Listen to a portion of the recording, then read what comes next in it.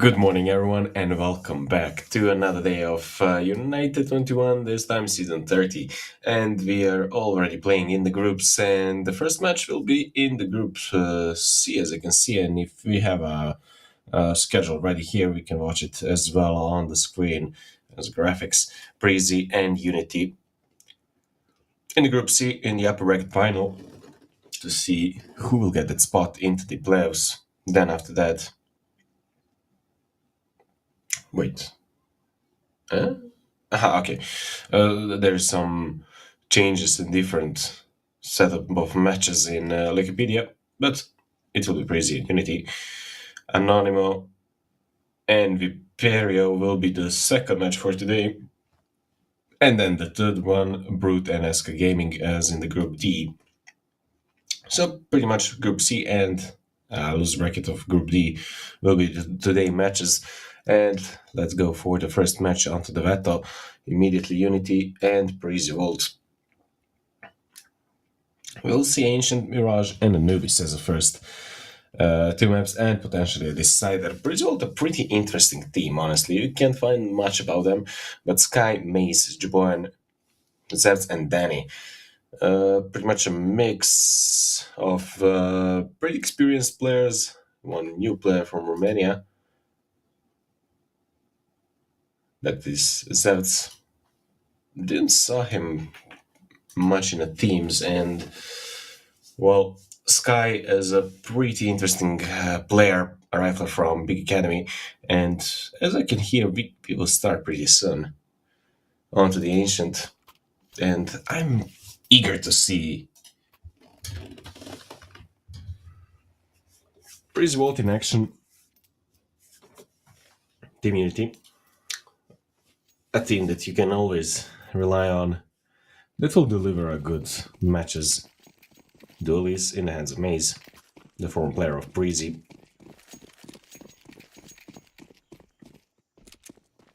And Unity with a little bit of a change. Purdy, Woozy as well, and Woozy will find a first shot. Maze will be out. K1 rushing towards the tunnel. Zevs with a duel is finding only one.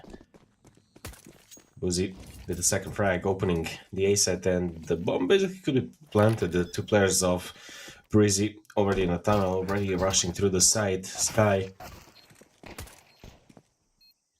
Very nasty shot, but Woozy finding his third one. Sky all alone, they know his position. And it will be pretty hard for Sky to actually do something, but he's going through the city immediately. But Darber will be faster. And the round number one on the side of Team Unity.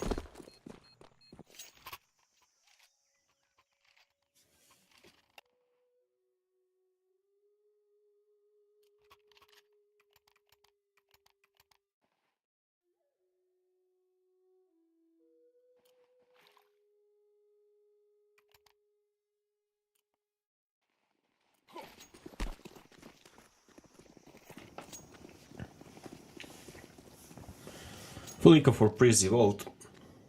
Team Unity will have a, as I like to say, a free round. They're eating in a smoke. On the mid, as I can see. And Neofrag just don't want to push. They know that they could be playing against Eco, and they don't want to push and to risk anything. They're going towards the B side. Danny, the experienced IGL, as I can remember, and Neofrag didn't find a single shot there. Zats will put down Neofrag, and the mid and one gun is in favor of Breezy. The bomb needs to be planted, but the bomb is deep down behind Purdy. With the Macton will have a serious job in front of him, in front of that smoke. That will also holding a cross, but if they decide to rush through the smoke, it will be a nasty one. Purdy through the smoke, what a timing, he's in the cave. What a timing there for Purdy. Woozy waiting in front of the ramp. Purdy finding one, spotted by the enemy. That will be a trade, but Woozy still finding shots, and K1 stopping the push with Woozy. It will be a Maze's save of the take A, but K1 already in front of this side. Maze was aware of him. It will be an easy shot. And he's second in this round. But the most important thing, he saved an AK.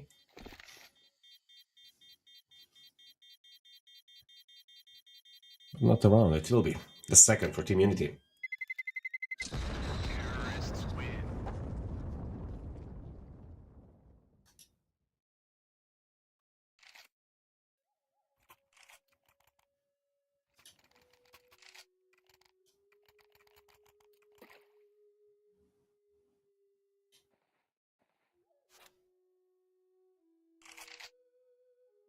What? The fool by now.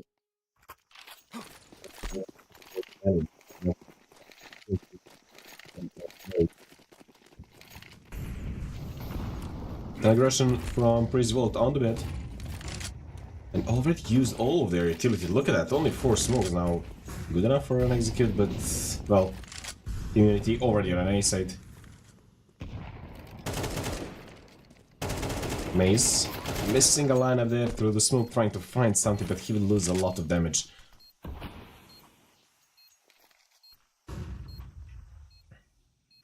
A good idea from Prezi Vault. They got the aggression mid, they got the possession of the mid, but yet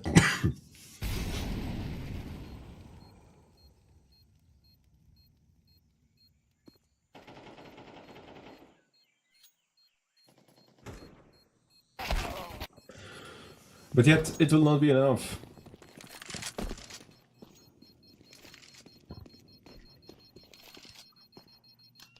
The bomb will explode only with one duel, only Neofrag will lose his life. And the round number 3 will be on the side of the immunity, but Prezi Vault said that 5 guns, I mean. The economy is boosted with this one.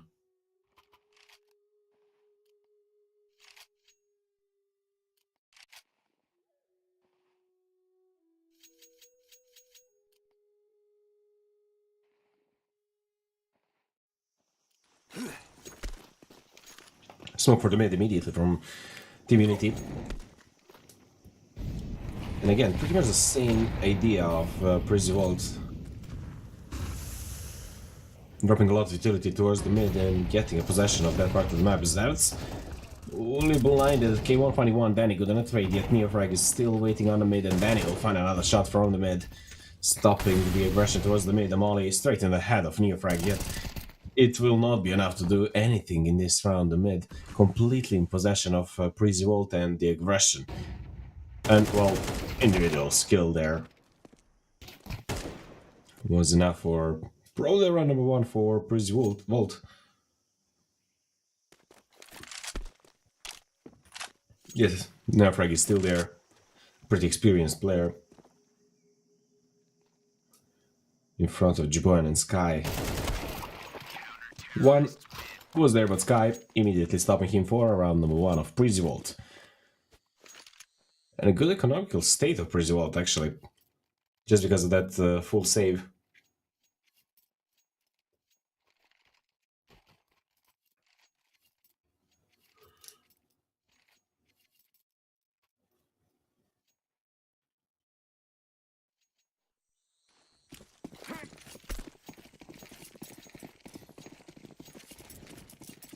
Smoke for a deep mid. And again, possession of the mid in a favor of Prezi. Yeah, the bomb. And +1 player is in front of the A side. And it will not be a great buy. 2 Galils, 2 AKs, and an AP. Maze. Aware of the attack through the mid. But it is not in a favor of Prezi anymore. Darber finding Sky for the first shot, and Neofrag already in a red room. The molly was too deep. 30, just in front, baiting for Neofrag. And that bait will need to work pretty soon, because that's already clearing this side, not checking the left side, and Neofrag will find one pretty good on a trade immediately to support his teammate. Mace waiting in a donut. He is in a nasty position, and Birdie will be out. Maze. Everything was on him, that was a crucial frag, and Darber will get it. Danny, a Macedonian last man standing, spotted by 2 players, but somehow survived.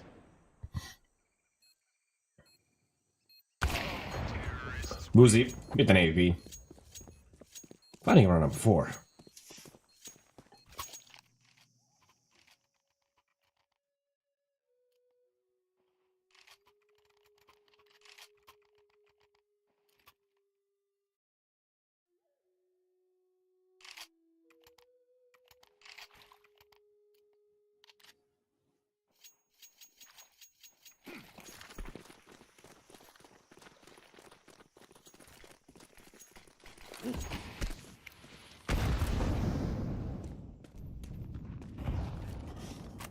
Maze, deep in control of A main. K1 need to find a shot. Shadow advantage for Maze, but somehow K1. 2 bullets straight to the head from Mac-10, and it will be enough to make a presence towards the A side. While Frizzy will rotate according to that frag K1 made. Yeah, frag already in the donut. But wasn't aware of Zerts and wasn't ready for that position. Jaban fully blinded revealed that AEP is there. A flash for a tunnel molly into the city. And donut could be the problem there. Jaban still waiting with an AEP and the push through the tunnel. Will be the problem. Ozzy finding an opportunity. And K1 for another shot. Danny and Zevs against 4 players of Unity that are feeling pretty well today. Woozy finding another one. A flash towards the A main. Zevs on alone. Turning around, but Darber with, what was that, 2 bullets. It was enough for round number 5 of Team Unity.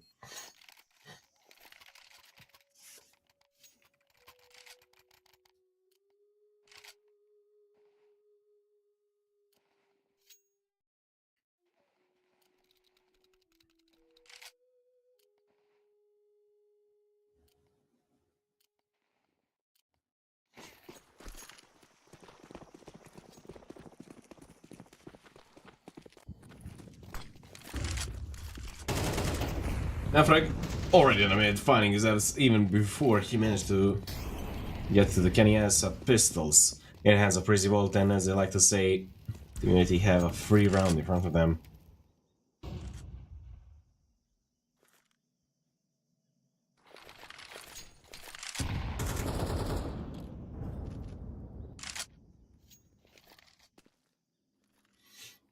Yeah, Frag?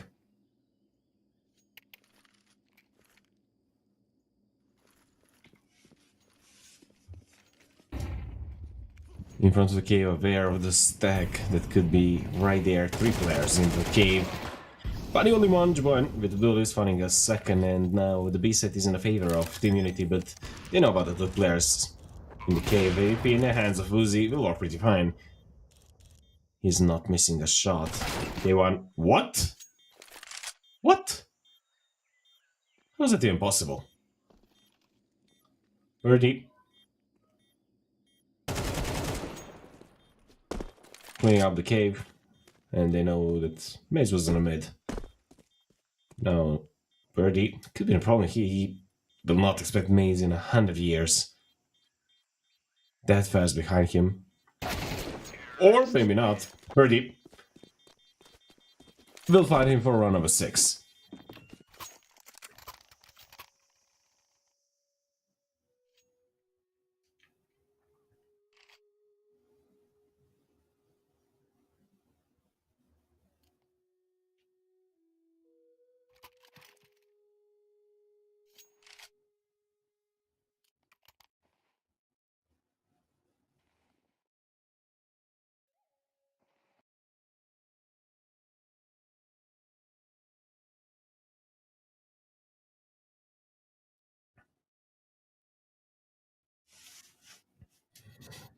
A tactical pause definitely needed. In the beginning, Prisovolt did a great thing with the possession of the mid, and suddenly they just stopped. In my opinion, on city side of Ancient, you definitely need to have a possession of mid. You need to put a smoke molly in front of that smoke on the mid to push deep down into the heaven and to have a control of mid and B side. Then you have basically all the information you need. Then you know that the enemy could be only on the A side. If they are not in front of the A side, you already had a duel with them on the other part of the maps. Then in front of the B side, 3 players just in front of his face. It was not possible to survive that, but Sky and Jaboyan finding 3 shots. Birdie stopping the push from the behind at 2v2 all of a sudden, and pretty fast pace of round. The Birdie with the bomb all alone, while Nifrag, well, he'll be all alone without the bomb now.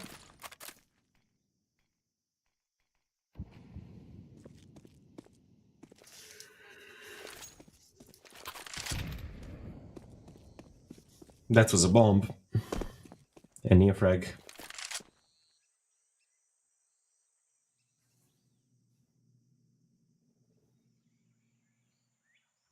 50 seconds to try to do something.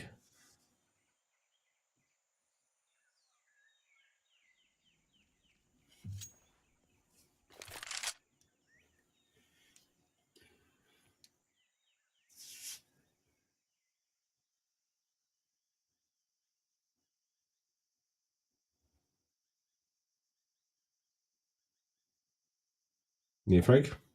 In front of Jabon, who is holding him with an AP, and if he managed to find a shot, it could be an interesting shot, but the smoke will help a lot as well. Ooh, near frag. Finding Sky through the smoke, trying to catch a shot. He will take the bomb and immediately go away. Jabon need to push, need to find him immediately, and need to fight with him because the bomb need to be planted. Jabon with the push and going over it with that. With the oldest trick in the book, throwing a flash and then peeking. For round number 7, Neofrag clashing it 1v2.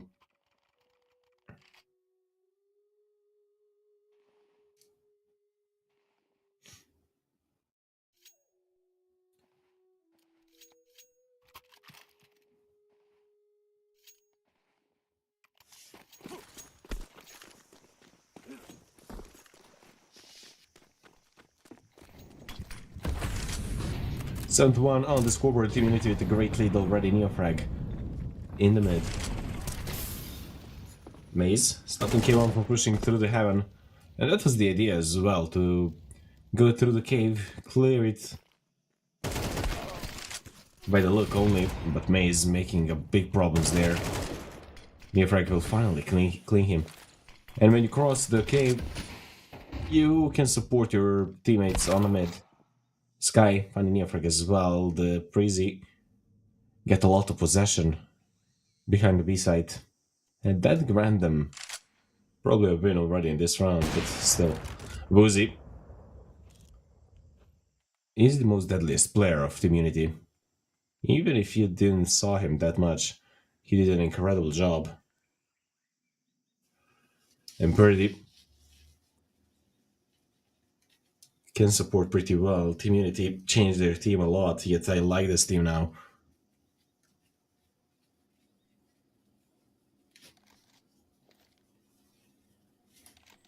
Danny spotted the bomb and don't need to rush for anything. That Molly will make a little bit space for Woozy. That's stopping Purdy from the other side, and Woozy can only say this AP, which is actually needed, even if it's 7-1 on the scoreboard. The money in the... Oh, wait, Woozy took the bomb, actually. And what a hit there, Woozy, with a flick.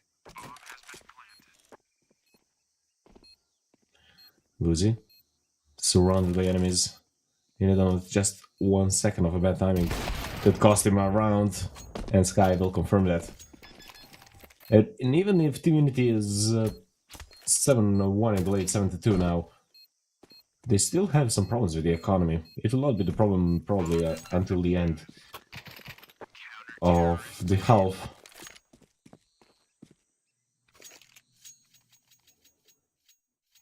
But they need to drop K1 now.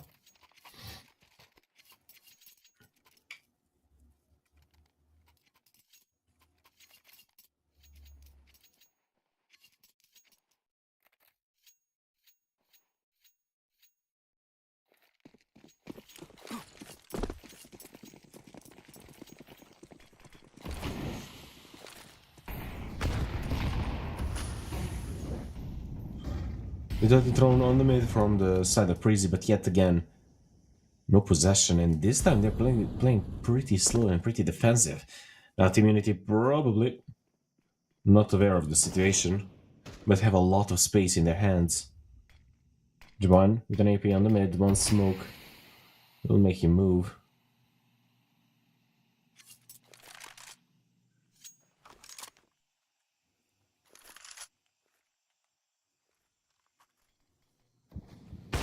Push through the red room. Juan finding one shot and going for the second, but the whole team of Team Unity is still waiting the idea.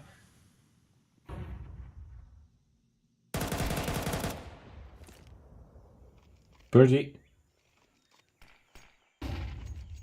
Finding AP player of the immunity and falling back. They got the clearance of the mid and they want to fall back and go towards the B side.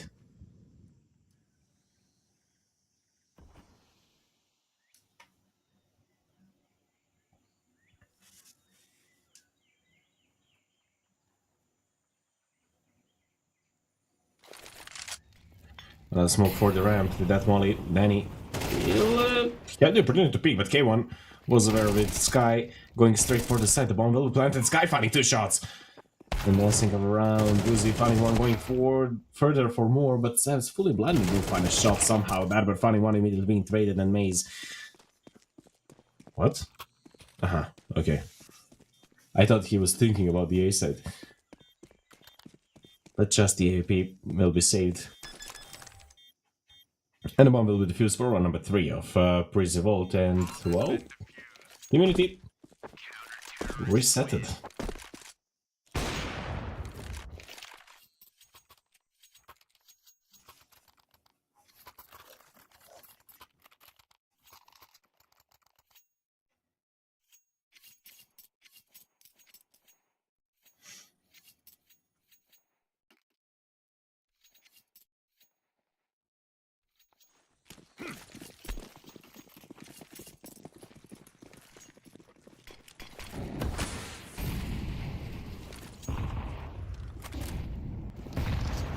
Whole team of Unity in front of the B side. It will be a Mac 10 Tech 9. 1 AK and 2 Galils with a little bit of utility and close to none. Attack towards the B side could start. Danny and Sky pretty close and together towards the ramp. K1 finding the first shot. Sky hitting only one and immediately being traded. The B side is completely in the favor of the immunity.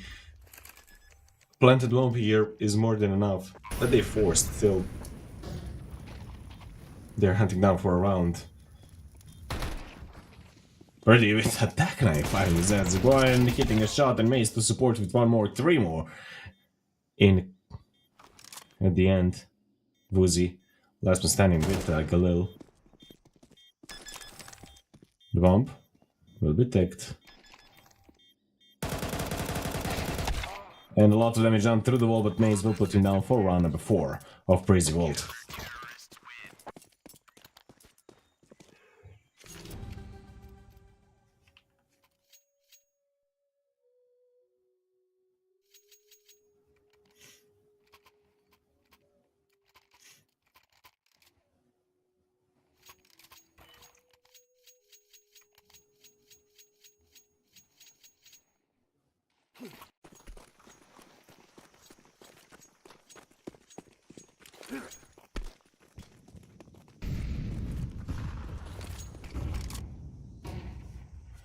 A flash and utility, a little bit of utility towards the A side, just to say hello.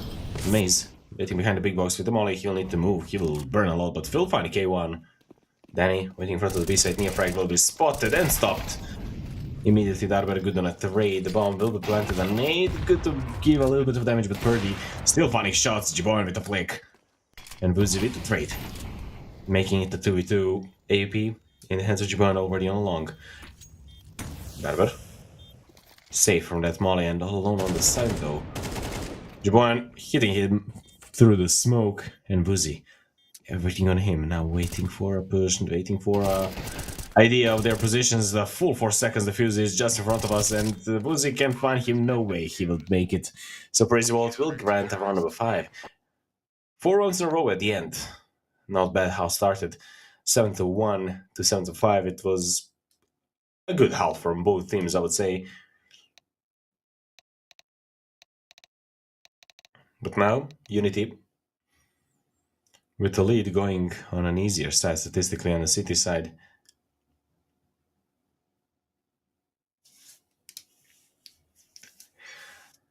And as I like to say, the most important round of the whole game, the second pistol round, will be live in a few seconds.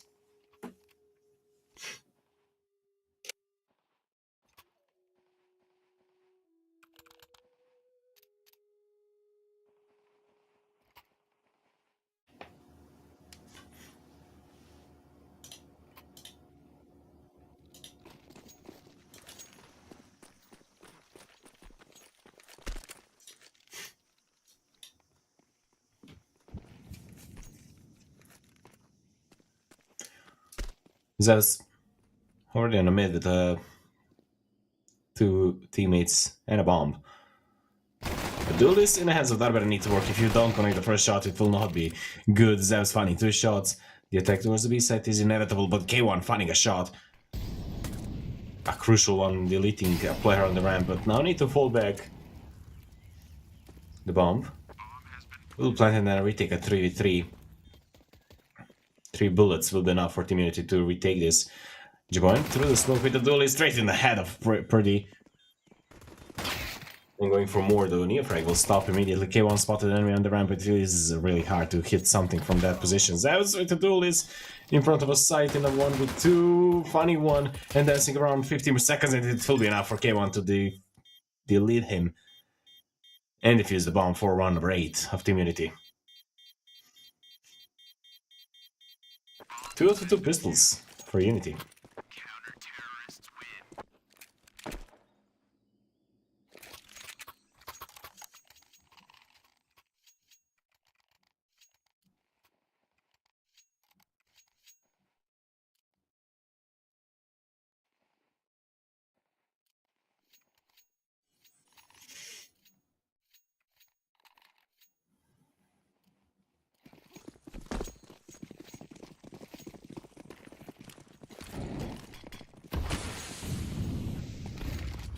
A fast push of Breezy towards the A site, and look at the positioning.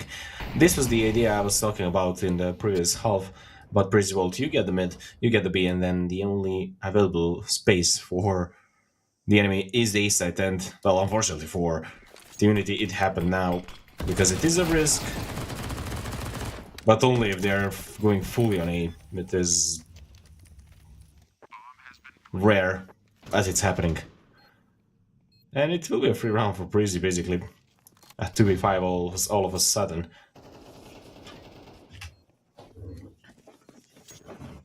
And Neofrag and Purdy will just need to save this, and this is pretty bad for City side. After winning a pistol round, immediately losing the second, Purdy, surrounded by enemies, it will be really hard for him to save anything from us. Will go into the hands of Breezy. Neofrag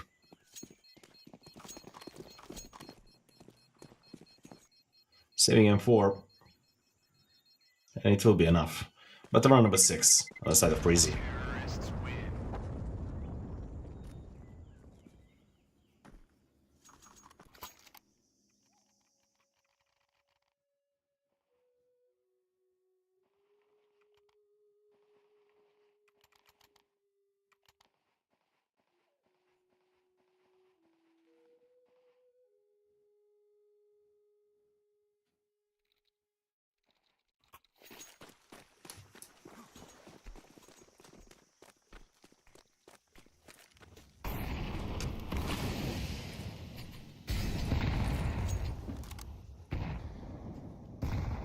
Idea of Breezy.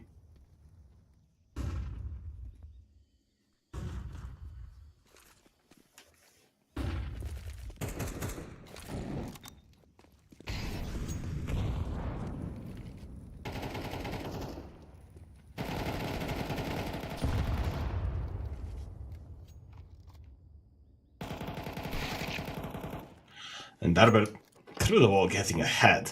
A pistols in the hands of Unity, and this should be a free round for Breezy. And with this round, probably they will spice up a game a little bit. Zeus finding Darber through the wall, and what a lineup, they're finding a little bit of damage more.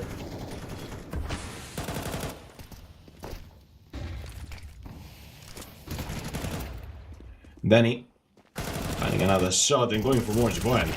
And Danny cleaning up Team Unity and granting round number 7 on the side of Breezy.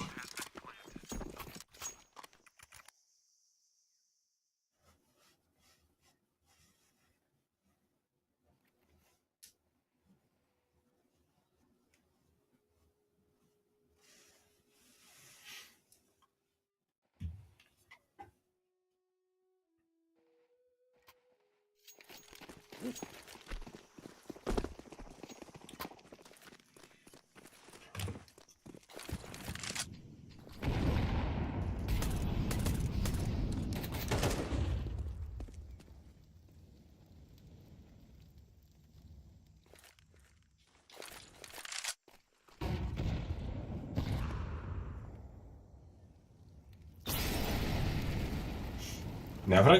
What? Somehow not burning.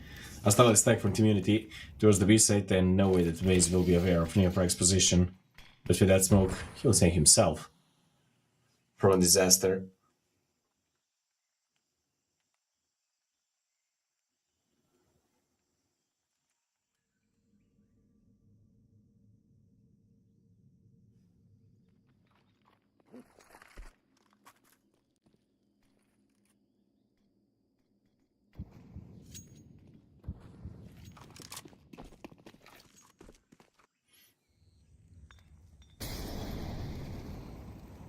Maze onto the mid,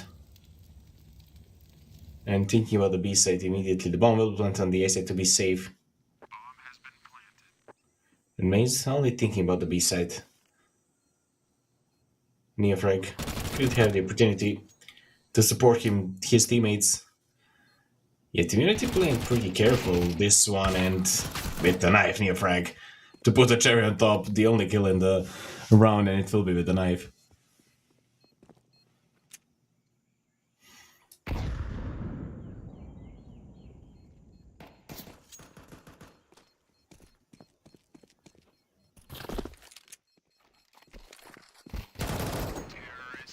Sky fighting a 1-4 on number 8 and an equalizer on the scoreboard first time.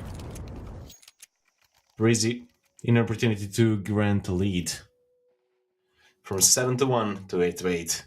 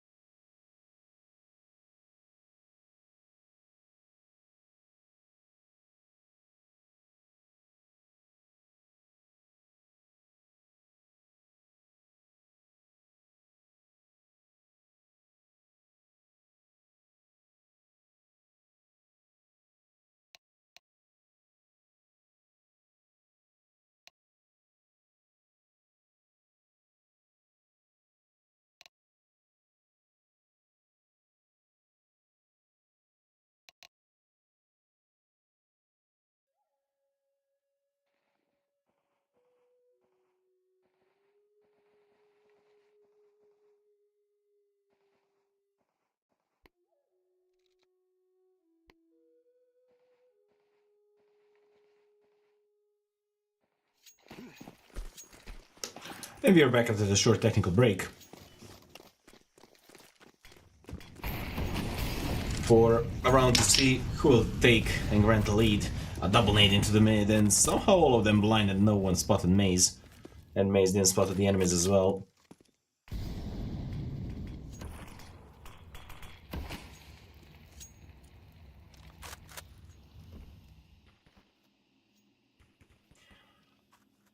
Mid is in favor of Breezy.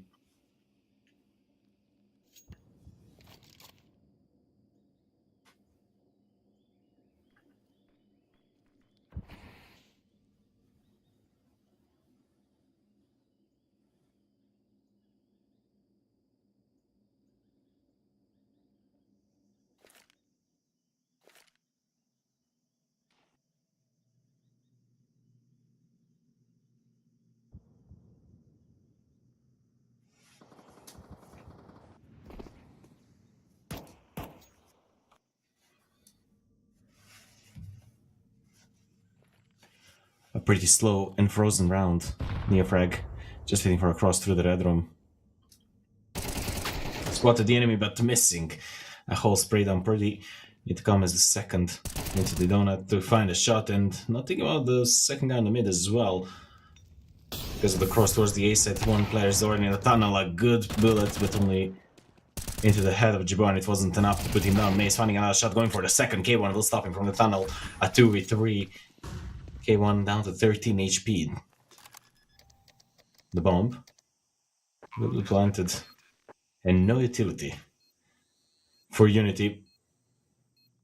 And they're even thinking about the save, which will be rewarding its fate in gold in the next rounds. AVP and M4s. Look at the money in the bank of Team Unity. Prizzy, first time on this Ancient. In the lead.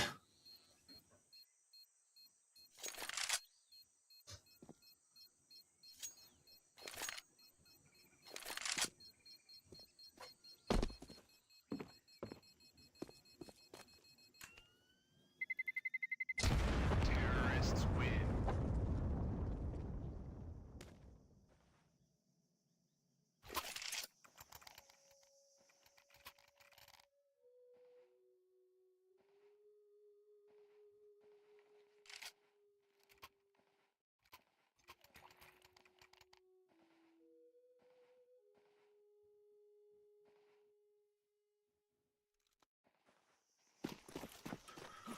Nine to 8 in favor of Prizzy.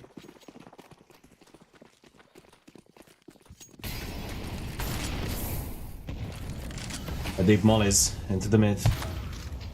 And Woozy with an AP finally. Darber to find two shots, though with the molly Sky will trade himself.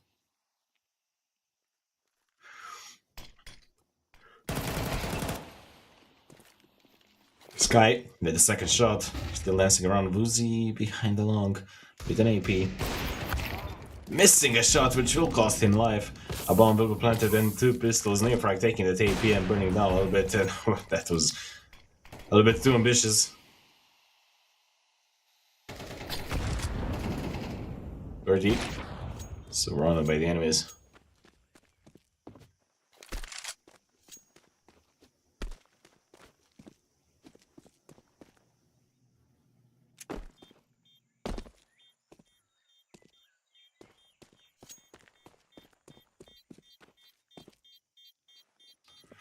Again, two safe guns, which will be worth its weight in gold in the next round.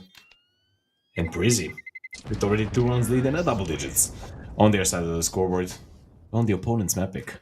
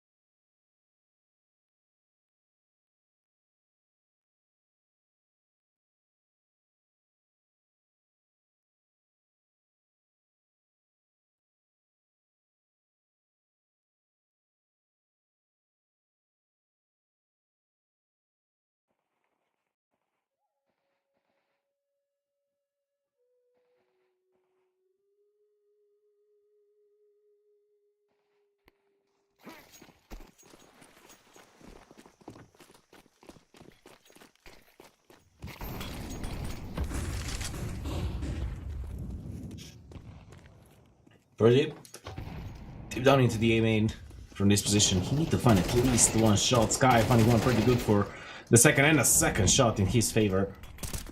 The Jabun, militating the former player of Parisi main team. And other Danish mixes.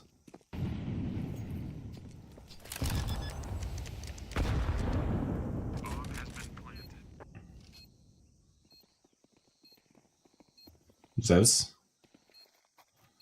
waiting behind the big box. Finding a shot and a second, going for the third one. Almost Zeus still finishing all the bomb. He's sticking down, and Darber, the only one who can defend it with 19 HP only. And Jibun holding a cross with an AP. It will be really hard for Darber to clean up both players from the donut. With the smoke he could try. Yet Jibun will hit him in a finger of the leg for round number 11 of Breezy.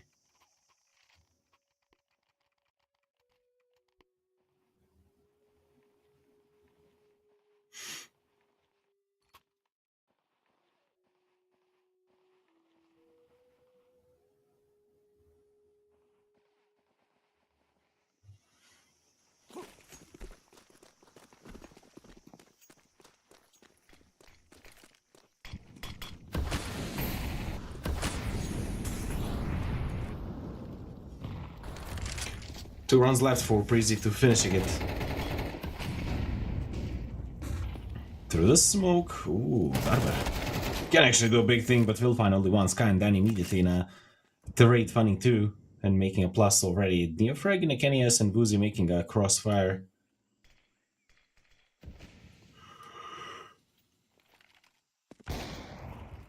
Boozy catching one. A Macedonian will be out. Neofrag spotting an enemy as well. They didn't expect him from Kenias to say hello that late. Okay, one. Ninjaman as well. Sky on the B side, but all alone in a 1v3, crossing all the way behind.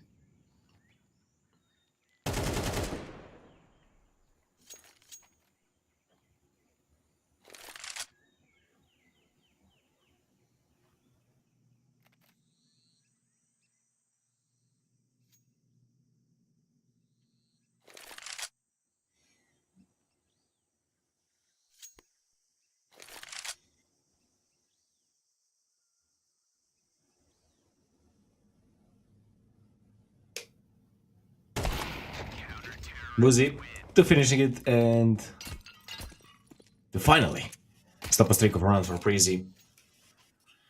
After what was that? 6 rounds in a row.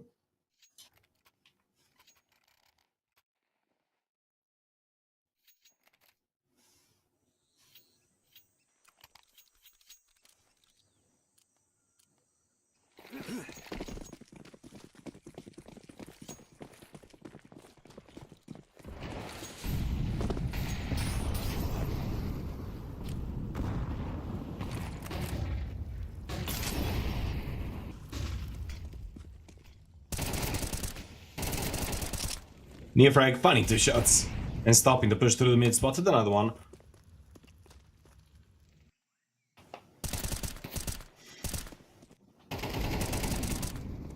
Darber only one and stopping the second straight for the headshots, leaving only Jiboyan and whoa, what was that headshot? Pretty spotted him.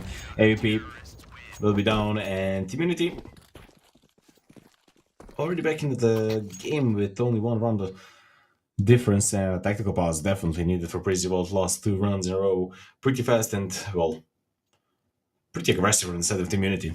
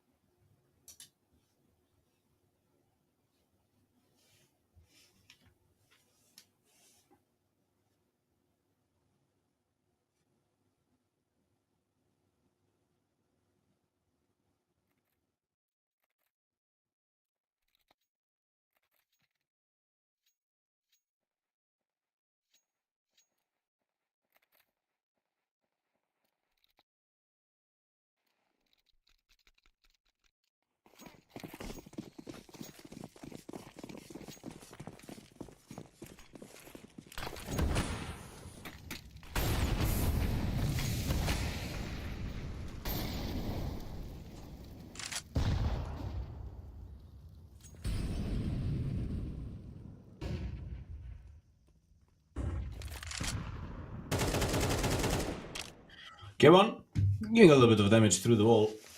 Danny will be down to 35. The idea of Parisi is probably B-side. It's just the question how to execute it. No one on the mid, except Purdy holding across through the donut.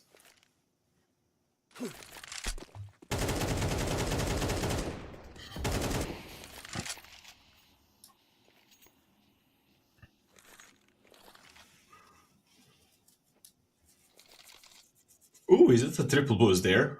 Yes, it is. Let's see that triple boost on the action. Everyone is hiding. They just need to wait. And it will be payoff definitely. Or will they have a misinformation that no one is on the B maybe? But this seems Giovanni is sliding actually. And they'll need to fall back. They heard that drop.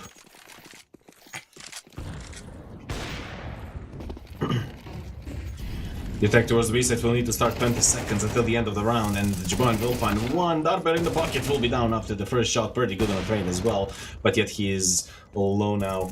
Freezy planting the bomb, and it will be a 3-3 retake for Team Unity. Boozy with an AP will be down from Zeus as well as Neofrag, and Zeus single-handedly with a 4K finishing this round and 12 rounds on the side of Freezy. Match points.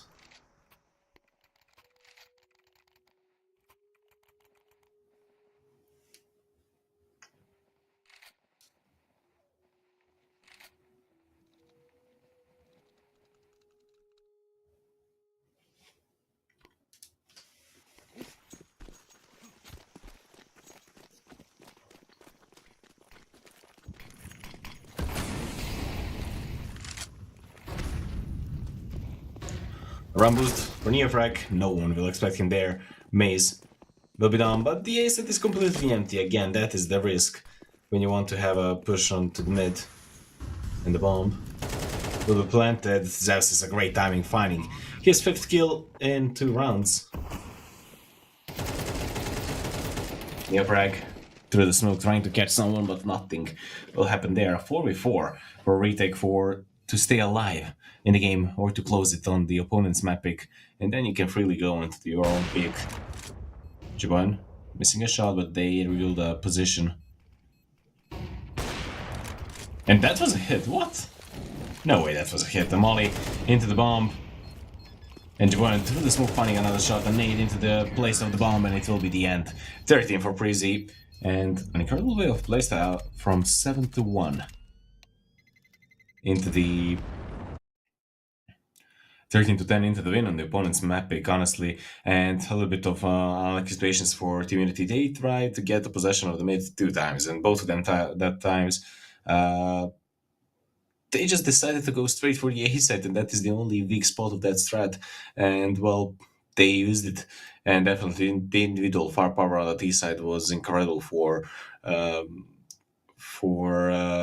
Breezy. And well, this is just confirming statistics from Blast, from PGL, from every single tier 1 tournament. The T side is much more dominant from every map. I mean, you can see it 7-1 on the side of T side on the first half, then the win of Breezy on their T side on the Ancient. It was pretty much city-sided map, the most city-sided map in the whole pool. And well, we'll see what will happen on the second map. Breezy in a win of in a lead of 1-0.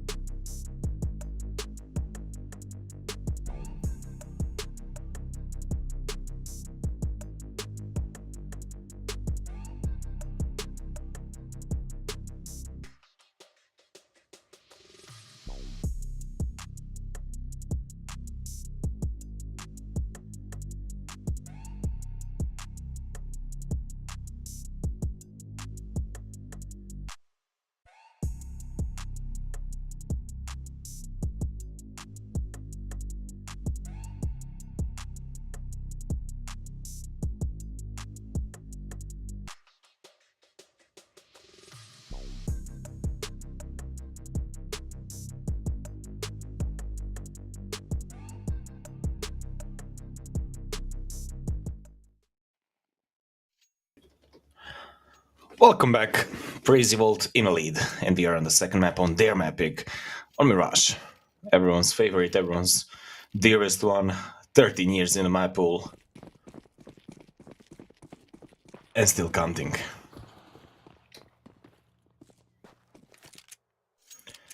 Best round. Crazy starting on the T side, as this is their map pick.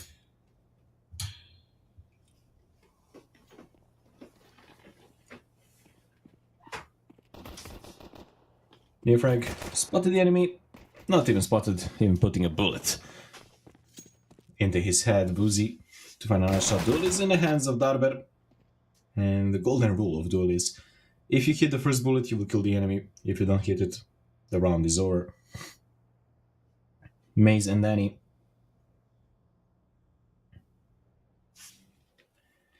Last two guys standing against the full team of Team Unity.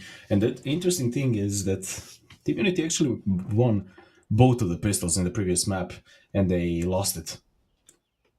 Which is, to be honest, pretty hard. Danny, in front of the connector, Neofrag, heard it and just wanted to peek for the info.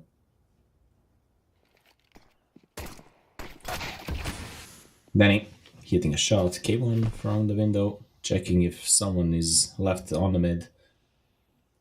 Danny into the smoke. Woozy will stop him, and last one standing is spotted. That will be Maze. Dabber with his second kill for round number 1 of Team Unity.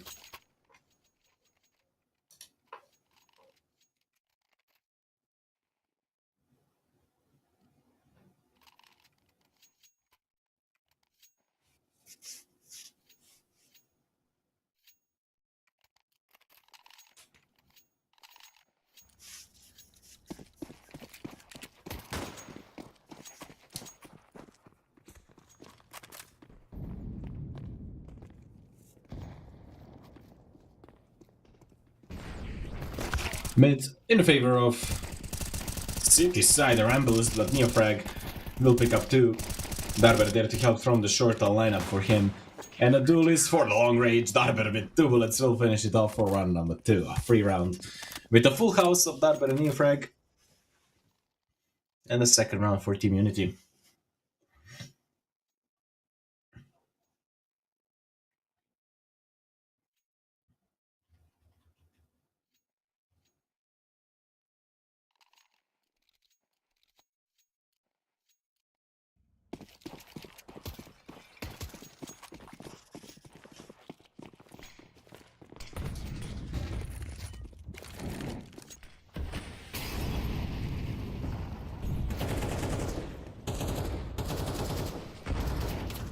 Woozy in a nasty position, yet managed to get off it. I didn't expect someone to push through the dead smoke onto the under Zeus. Tried to go into the under 3rd time, and the 3rd time was a charm.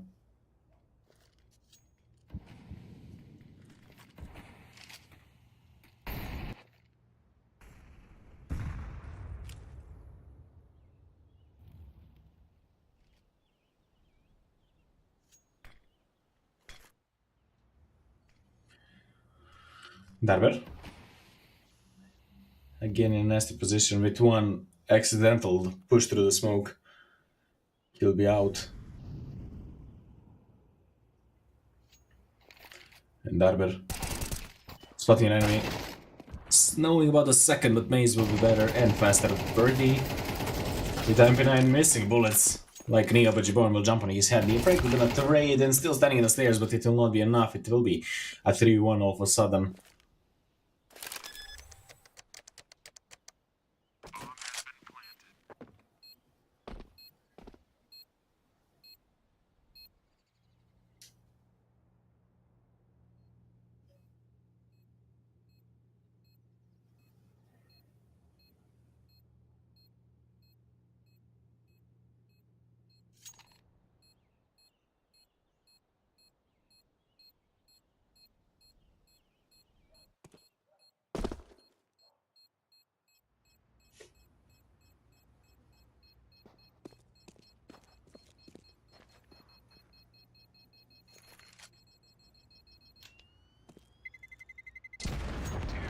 K1 We'll manage to save and even take another frag.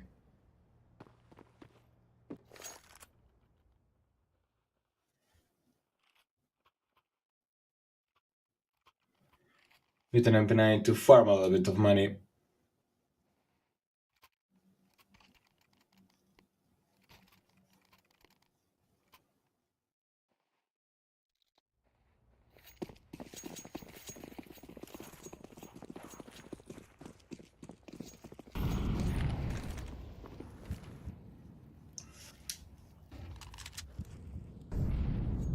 Birdie. A pretty young player for Team Unity.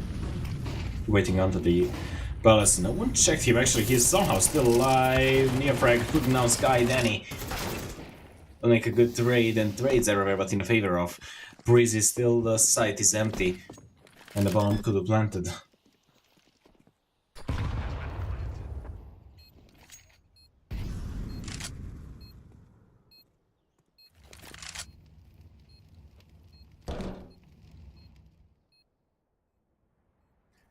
A good setup for Breezy Vault. Juban. Finding K1. And it will be a save from Woozy and Darber as it seems.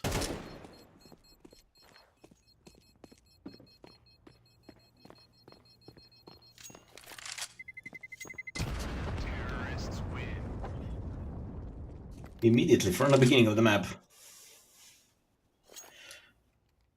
An equalizer and a tough score.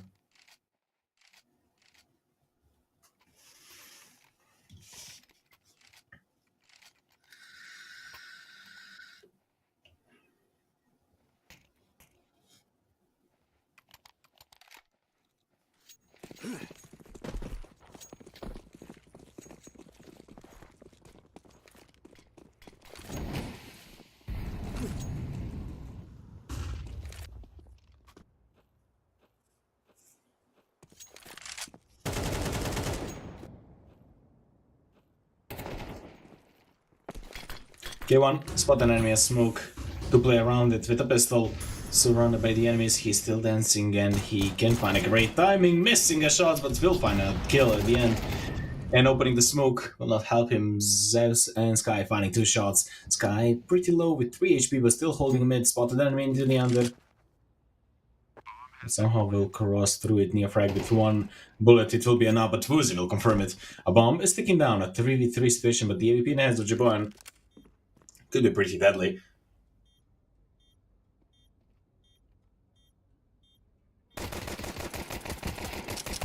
Glock will not work pretty fine, AWP will be down, but May's holding.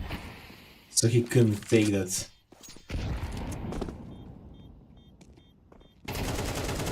Already, that was a nasty shot, but wasn't enough for a frag. And still seeking for more exit frags. The bomb will explode and it will be around number 3. For Crazy Vault immediately in the lead, Neofrag will stop Maze. The AWP will not be stayed from both sides.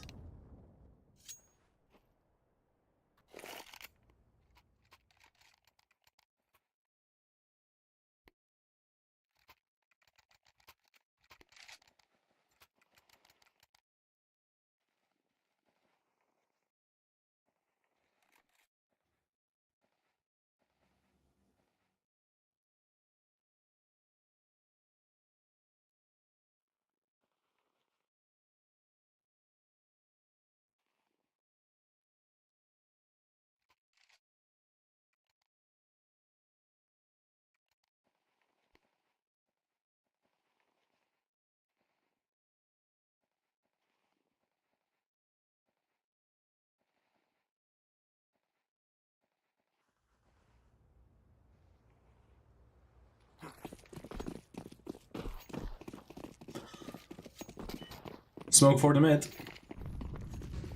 And a split for Crazy Vault from the beginning, from the setup.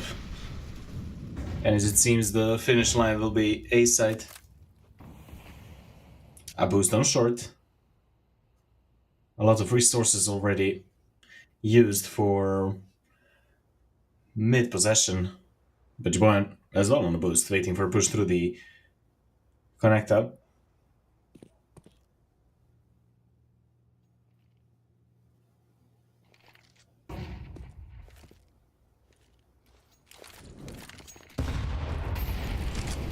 Nade directly to Maze. And now waiting for Neofrag to make a wrong step. A smoke for the window, and Molly deeper in it. Neofrag burning down from short, K1 and Arbor finding 2 shots, making it a +2 for Team Unity already.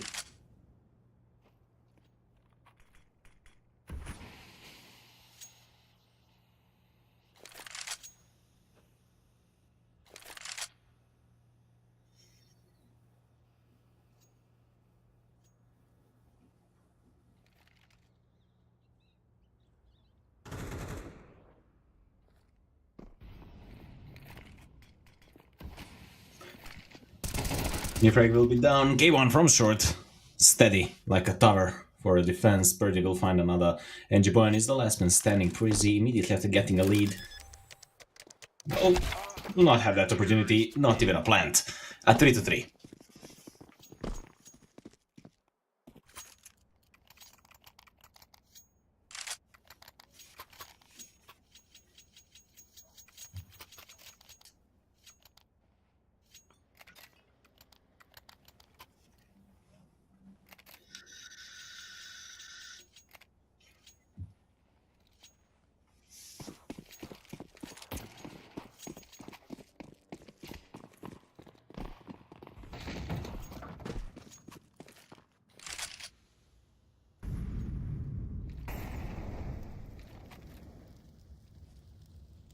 Zeus again in the under.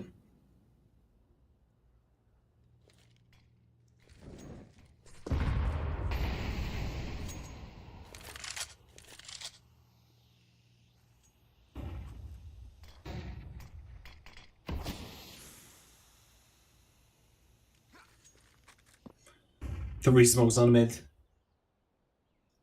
Prizzy trying to seek through it. Woozy finding one immediately being traded by Zaz, but Jiboyan to find another shot. Birdie didn't manage to find a single shot there. Jiboyan will survive with 5 HP, and the bomb will be planted. That was a defuse kit, as you can see. Not a enemy's head. K1 and Arbor going to the apartments, probably just aiming to save. Looking at the money of the community, it will be a smart decision. Arbor do have 4,500, but the rest is below 3,000. And those 2 guns, AK and M4, with the defuse kits and 2 flashes and an 8 with full armors will be worth saving. But Jiboyan took the AP. And the round. Prizzvolt back to back into the lead. Terrorists win.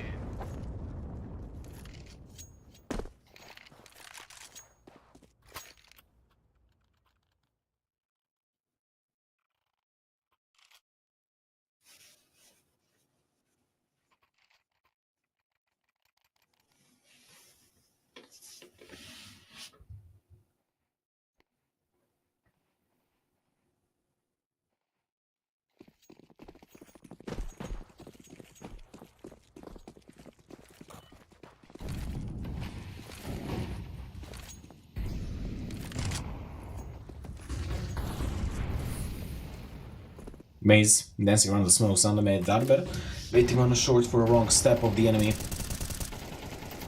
And through the smoke, I think he could spot the enemy.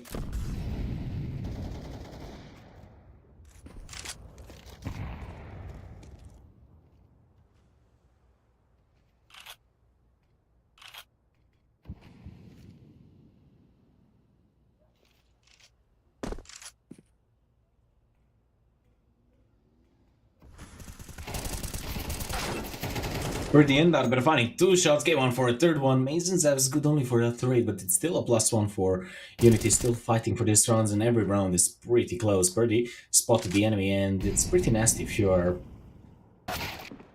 in a minus situation and in the palace, but Danny managed to find a 2v2 situation.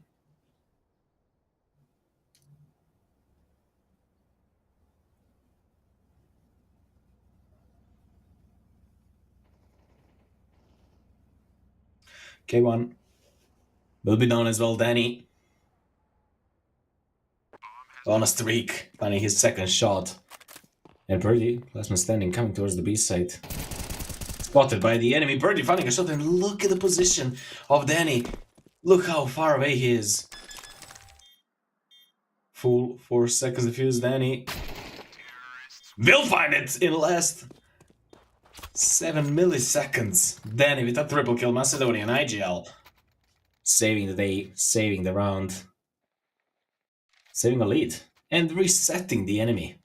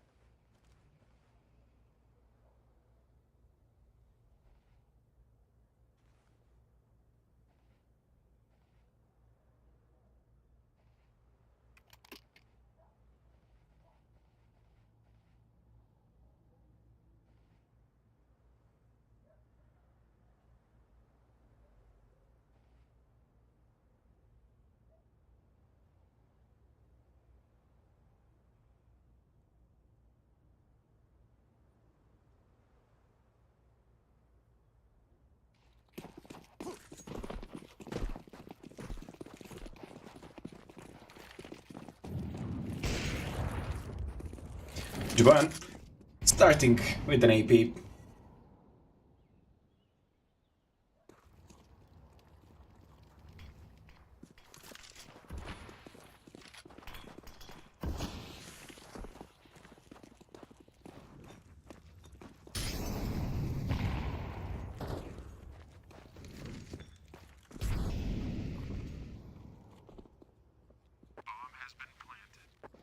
A bomb will plant Danny to find Purdy as well, leaving K1, Darber, and Boozy. Well, at this position, at this situation, you're waiting for the next dragon to take one gun to save it for the next round, and that's it. It's the question, how much is it possible?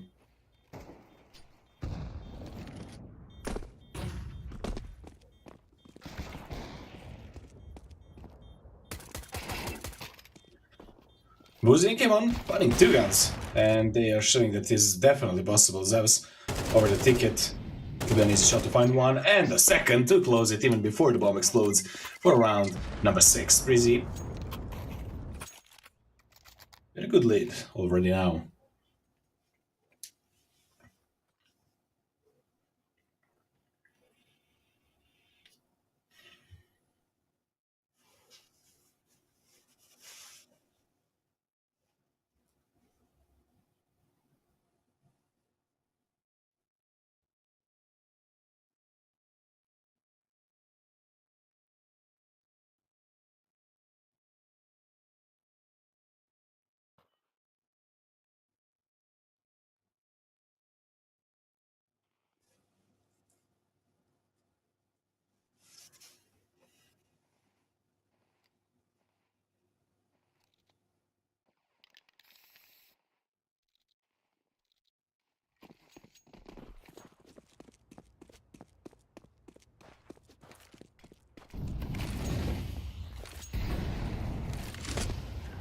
I push through the smoke and into the mid. I think Sky could spot both of them in the window.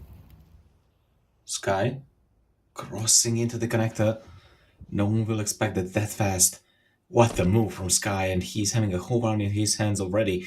The attack towards the A set is already on the menu, but oh, Neofrag spotting him. They have the information. Neofrag will find a shot.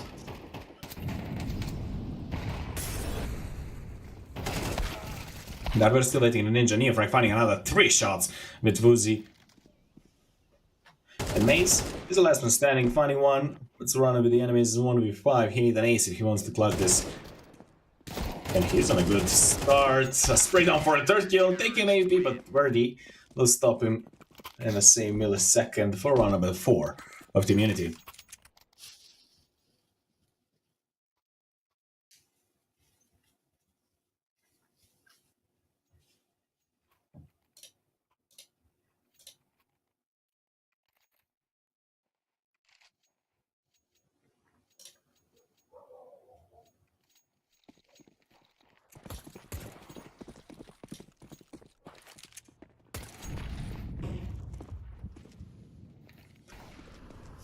Darber already in a ladder onto the short.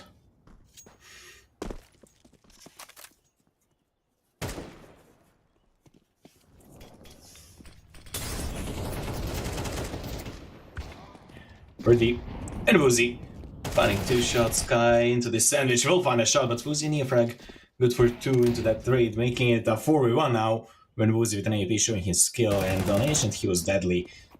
Now could be even deadlier. But Neofrag dancing around the stairs and finding another shot for round number 5. And, well, it could be the same scoreboard as on the previous map, or the toughest possible scoreboard.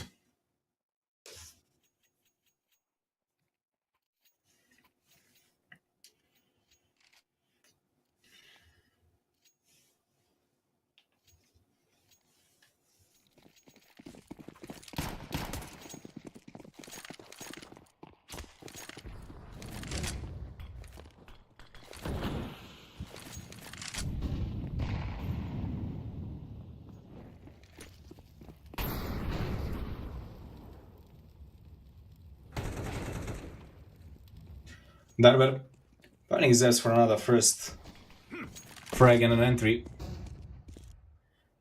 Mid is in a favor of Breezy, and they're crossing towards the shore. Jiboyan with a deagle finding Darber. Vuzi missing a shot. A rare situation where he actually misses. Vuzi fully blinded, didn't even spot him, but K1 dancing around the side. Danny with the deagle will put him down. Neofrag good on a trade and still dancing him in the backside. Jiboyan will make another shot and will be into the 2v2 situation. Maze from the behind. What a move! What a situation. Purdy is definitely dead. But oh, that was a close one. Vuzi, last one standing with an AP. They probably know that AVP is the last one, the bomb. Will plant at the A site actually, full rotation. Oh, Vuzi. A nasty deagle shot. 1 bullet will be enough to clutch this from both sides.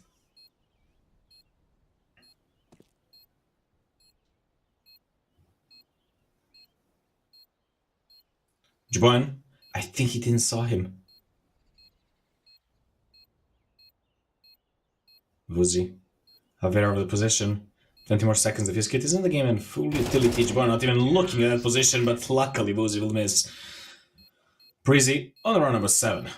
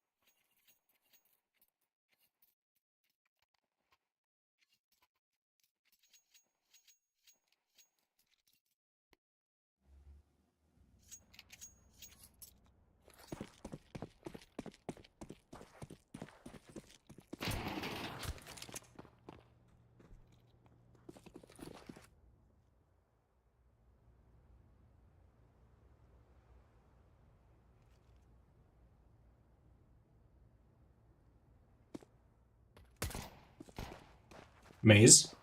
Spotted the enemy, deep down onto the mid, and will fall back immediately. Setup of two in the under.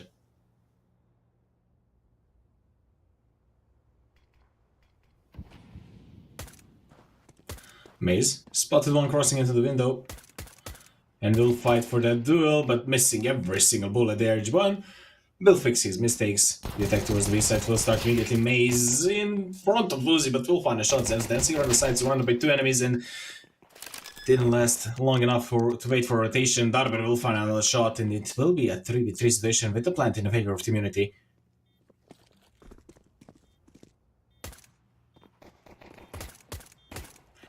J1 pretty low, but the first attack was on his move. Birdie will find Danny into the market, and this round going to the side of Unity, and Sky is the last one standing, finding two shots, spotted the third one.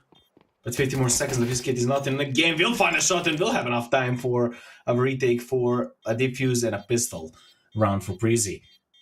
Though Team Unity will have enough money in the next round to make a force buy and to even have a better firepower than Breezy.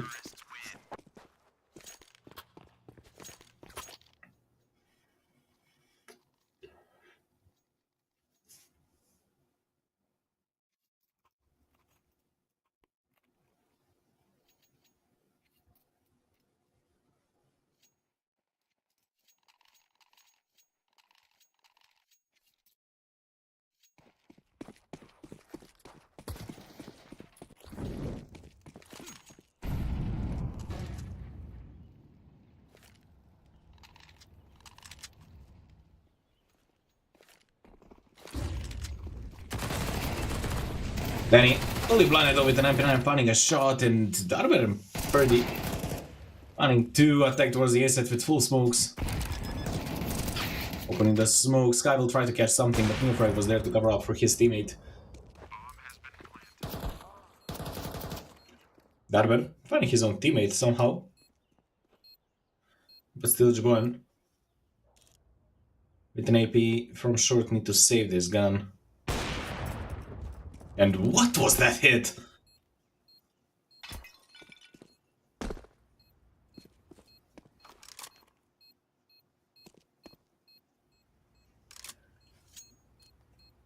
AP for the next round of Freezy, Darber and Woozy.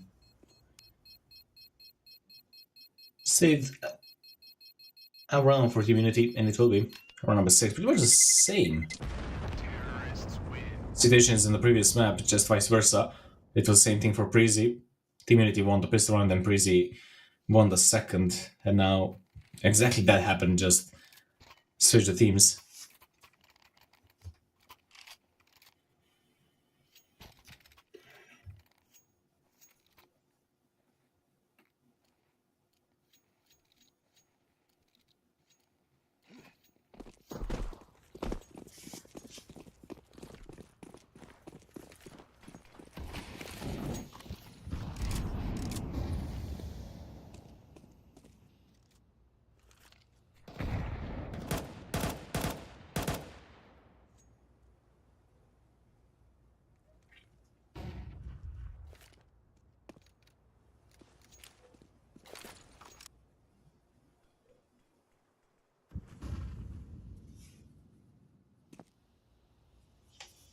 K1 crossing towards the short, smoke on the window and the connector.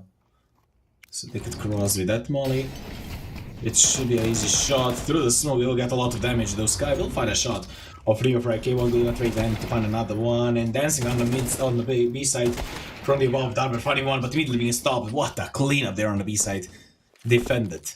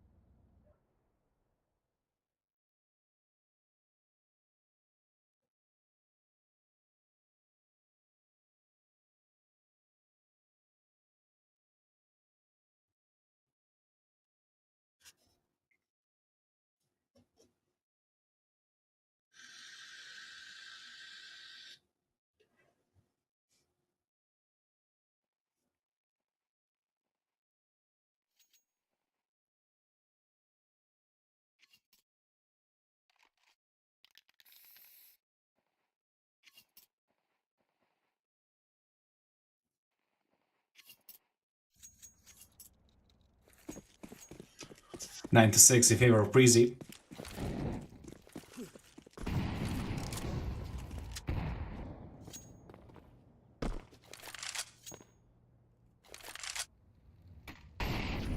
Darber in front of the B side.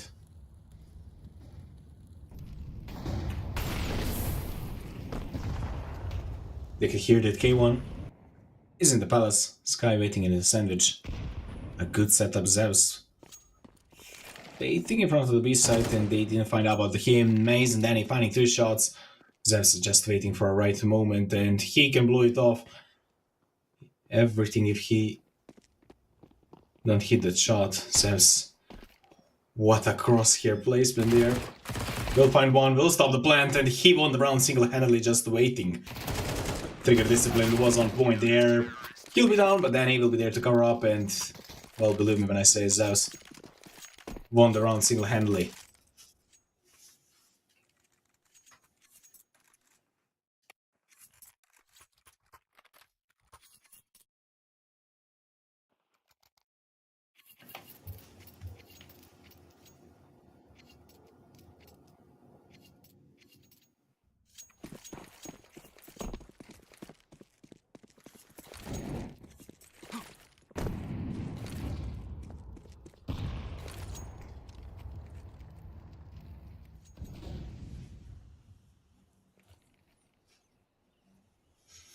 Danny, waiting for a rush through the palace. Jabon and Danny, as a symphony working together for around number 11 of Breezy. That was a free round for them.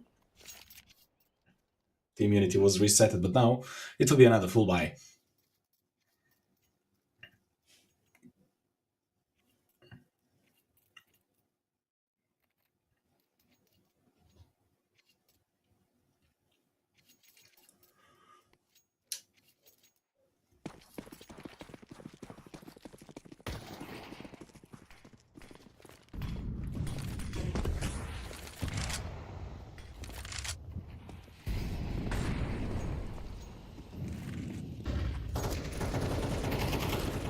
Maze, looking for the push through the under setup on the mid. From Breezy, pretty aggressive, and it will be hard to clean it up. K1 spotted both of them, will find one, but immediately being traded. And he actually killed the enemy after he died. Somehow, but he did it. +1 in favor of Breezy. The bomb will be picked up.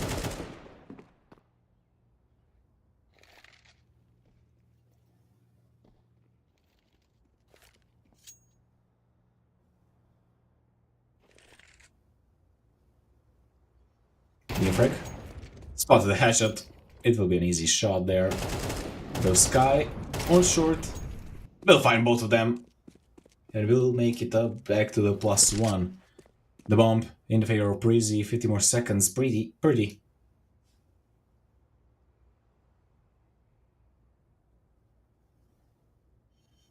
Have enough time to think about this round.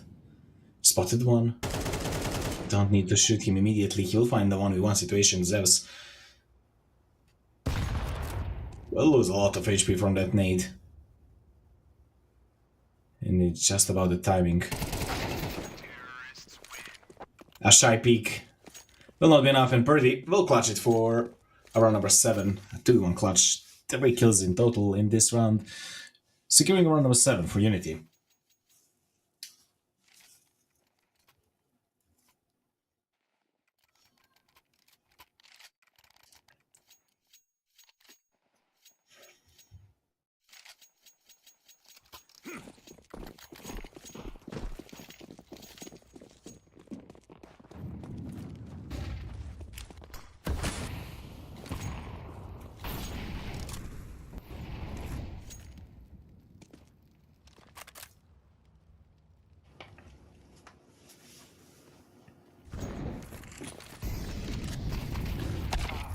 A1, spotted by Sky.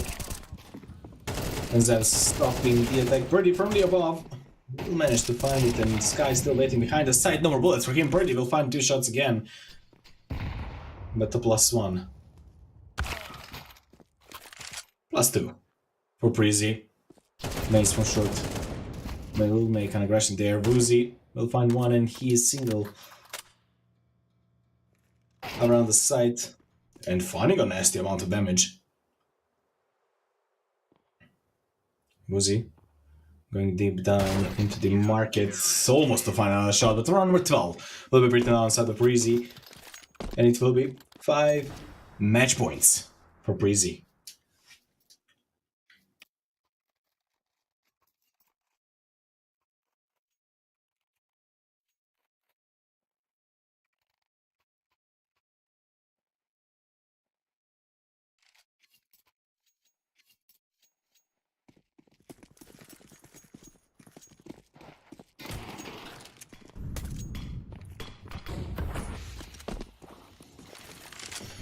Molly, deep onto the mid, the fast push of Unity towards the mid. Sky, finding one, going for the second. Pistols. Into the hands of Unity. If they make a mistake, if they don't shoot perfectly, they will lose a spot into the playoffs. Danny, funny one. It's still not a high stakes, it's not an elimination match.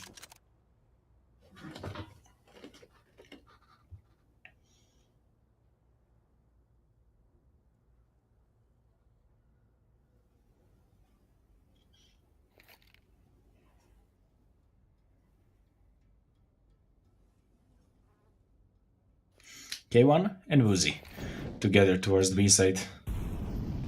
Utility thrown. Zeus spotted them both, missing a timing there for a shot. Jiboyan missing with an AP.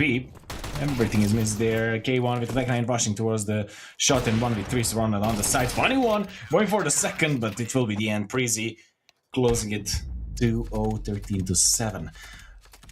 On Mirage, that was a good start for Unity, but it was manageable for Breezy to give it back, and an incredible way of playstyle for Breezy, the aggressive style, and they got the aggression on mids a few times. With 3 players there deep down on the mid, and there is nothing Unity can do in that situations. And well, those kind of rounds reset at Unity and give a lead to the enemy. And that was it for the first best of 3. The next match will be in somewhere around 30 minutes. Viperio against Anonimo.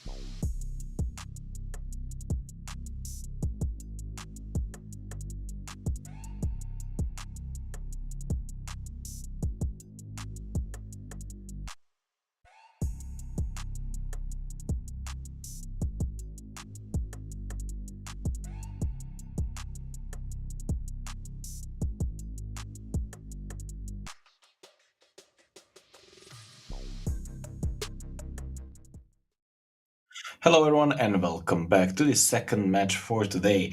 And we already watched Breezy winning against Unity and sending them to the lower bracket. Now we are watching Viperio and Anonymous fighting for that match against Unity actually.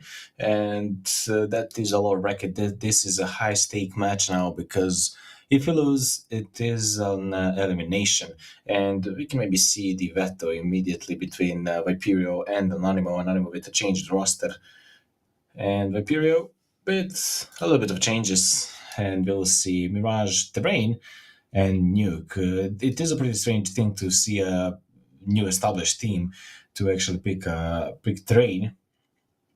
But again, it's not really a new established team just because there are Darshville, Nami, Judy, Adrian, and Malawi that played in some mixes, played in some teams together. They know each other pretty well.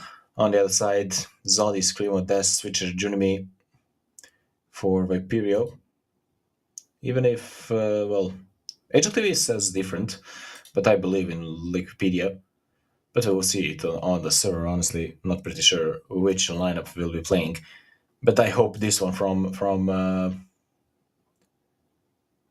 Wikipedia, just because I like to see Zodi in action, Dest in action, Switcher as well. Screamo is delivering high numbers. Junimi can deliver as well, and it will be really interesting to see again a Mirage on the map pool. Aha, okay. The pick of Train was actually from Viperio, which is a smart decision. Just to check their stats on that map. It's not the best, just because they have only two maps on HTV. Not much of situations to see those statistics on the action. But again, picking Terrain into the opponent that probably not having that much of experience and practice in the last few weeks. Is good. Okay.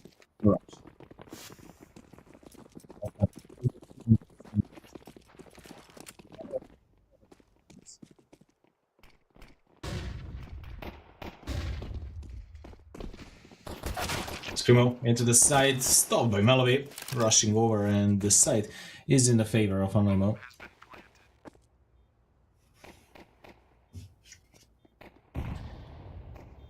+1 only for Anonymous, but the bomb is ticking down. The fuse kit is not in the game in Viperio. If they want to try this, they need to be a little bit faster. Adrian, finding one best, the youngest one in the roster with the duelies. Not good enough. Melvi and Nami finding two. Nami to find another shot for round number one.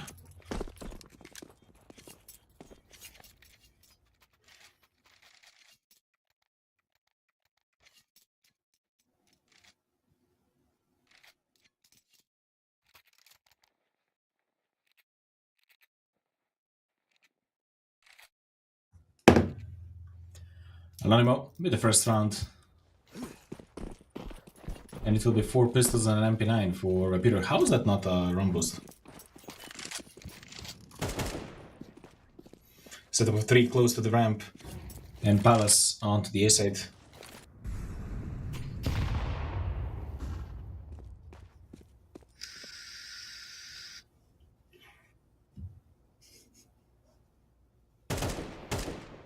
Elevate, spot that enemy onto the city, and probably they could find out that it is a stack towards one of the sides. Spotting the guy into the city could assume that it is an A stack, and the rush through the short could be the best option. Zodi waiting in the side, not showing himself. A rotation is coming in form of Screamo, though Zodi with a pistol finding a lot of damage and a frag. Judy with a trade and with a spray down will not be able to find a second shot.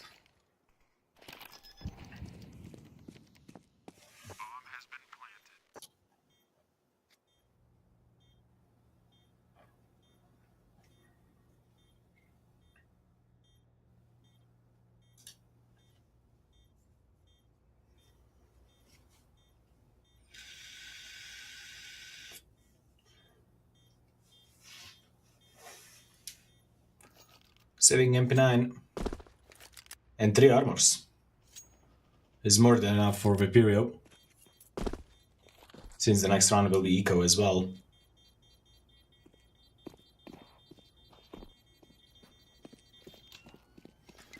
Round number 2.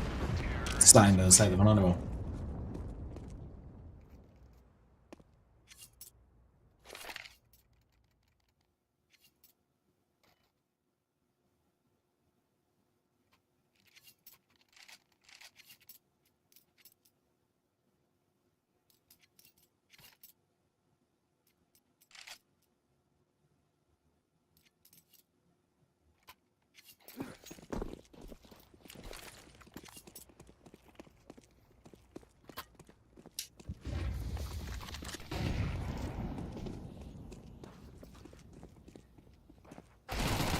Natural jumping into the connector, but not finding a single shot. Zolido with a deagle, finding the problems. And the push towards the mid. Silence will find a shot. Switcher good enough the raid and going for more. Nami jumping to the side, spotting an enemy Zodi. Still with the deagle dangerous. Malavi onto the Tetris, waiting for a cross. He just need to wait. The molly was bad actually from Nami, and molly into his head now. A spray down will be enough on the run. I think he spotted the second as well. Nami will cover him up. What is this? A show for a retake. Look at the HP. 11 for Nami. Nami down to 44, but Nami still fighting from the ninja. And Screamo is the last one standing, the Bulgarian. Finding one. And jumping towards the bomb, but smoke into it.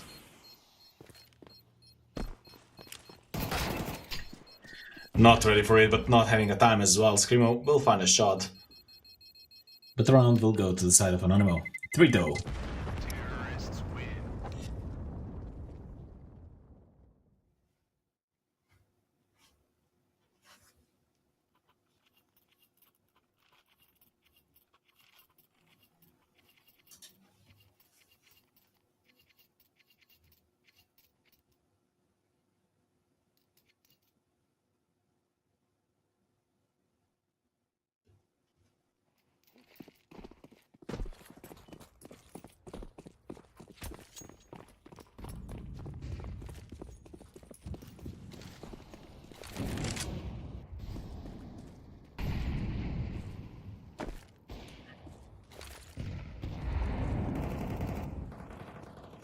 Silence, finding Chuti, the AWP in the hands of Vapirio, the former player of Young Ninjas.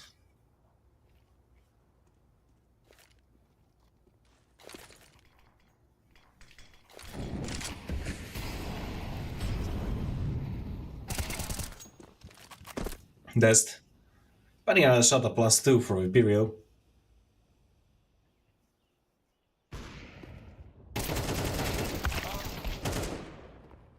Dest, finding one Nami good enough to raid. It's still a pretty difficult situation though. Melody finding another switcher good enough to raid.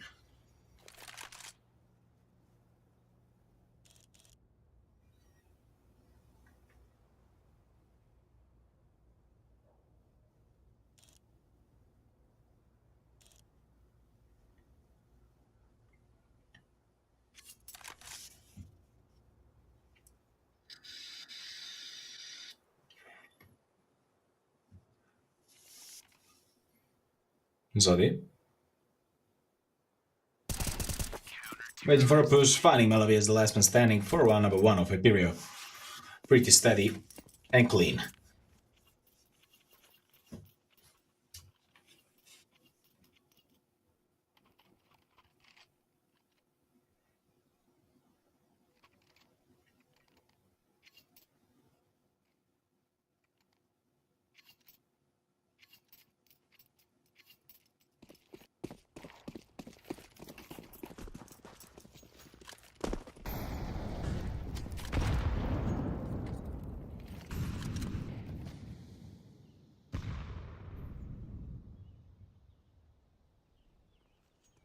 Silence.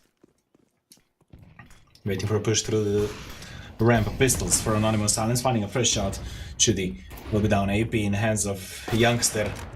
Working pretty well for a second shot as well. And still dancing around the triple. Dest is there to support him. Now maybe we'll find Switcher. Though Silence will miss that shot. Dest is there to cover up his mistake. And with the USP will find it. The last one standing is Nami. And he will be down as well. For round number 2 of Imperial. Only one round apart now.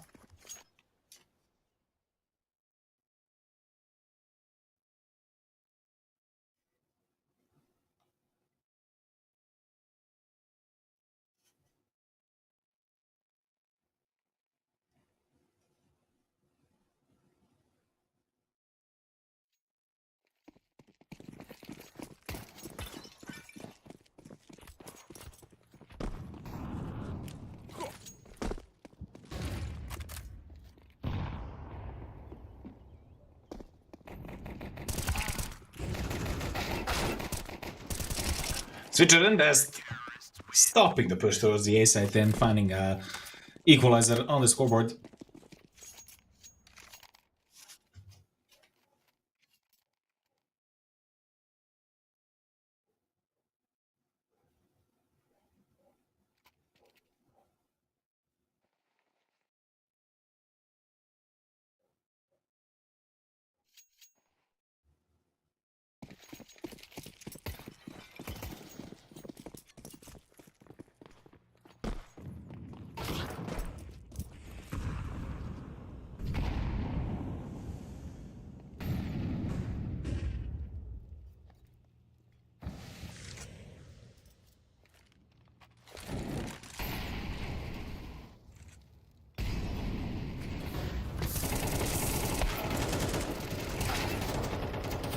Dest and Zodi finding two, but Melody and Shudi can make a trade as well, though Dartfell and Melody will make it a +1.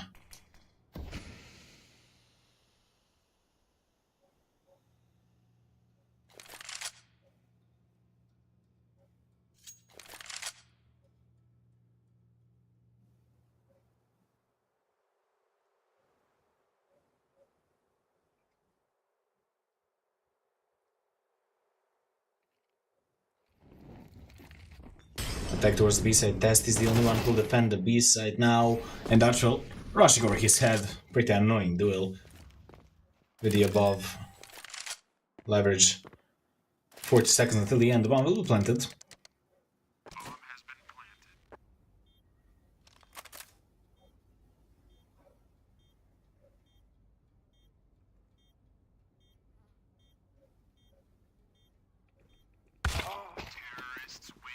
And okay. Switcher. Disconnected, as it seems. Other one number 4 for Anonymous is written down.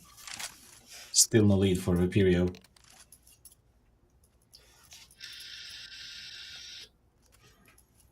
We'll need to wait for him to be back so we can continue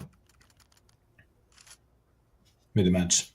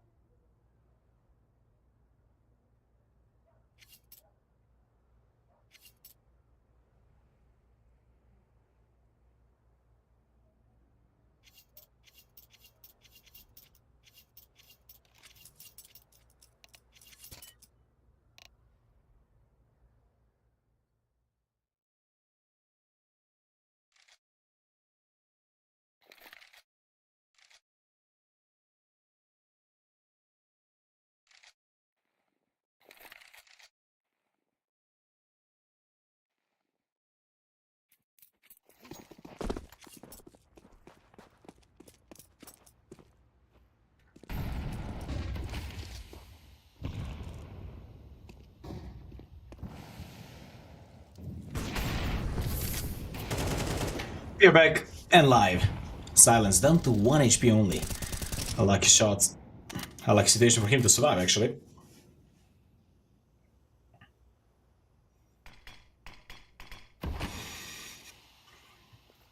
Another smoke for window.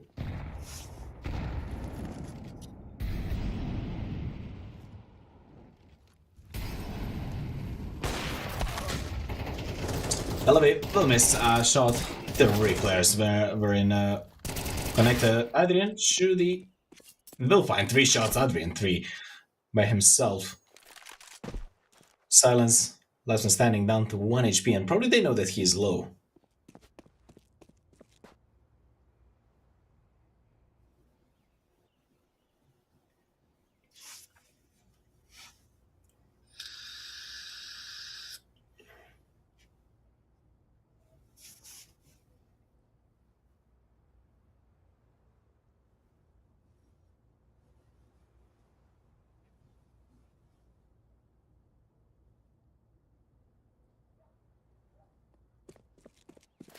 "25 more seconds, Adrian will plant a bomb."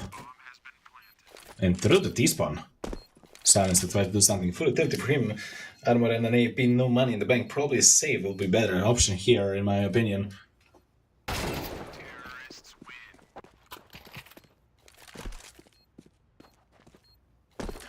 4 kills for Adrian, single-handedly leading Anonymous for round number 5.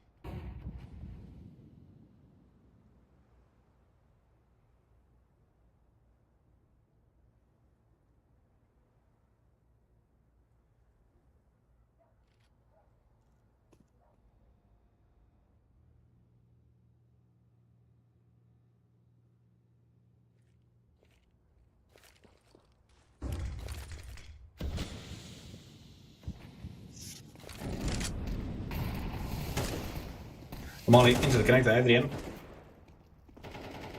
Made them push to the mid. He spotted all of them. Zodi and Scream and Silence with aggression to the mid with the pistols. Basically fighting around already.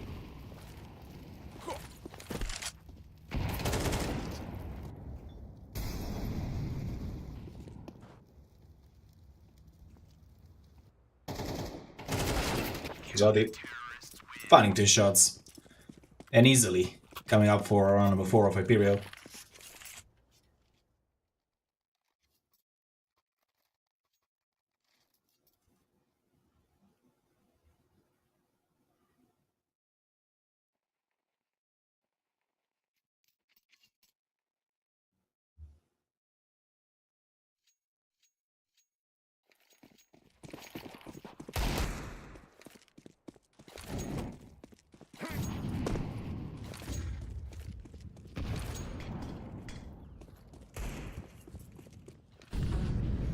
Melody finding Silence.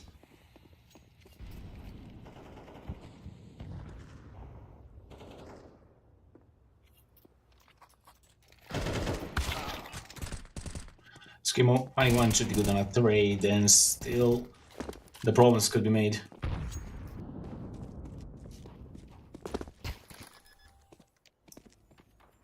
A bomb. Well planted, and a 3v2 retake need to be done. 2v3 retake, actually, to be precise.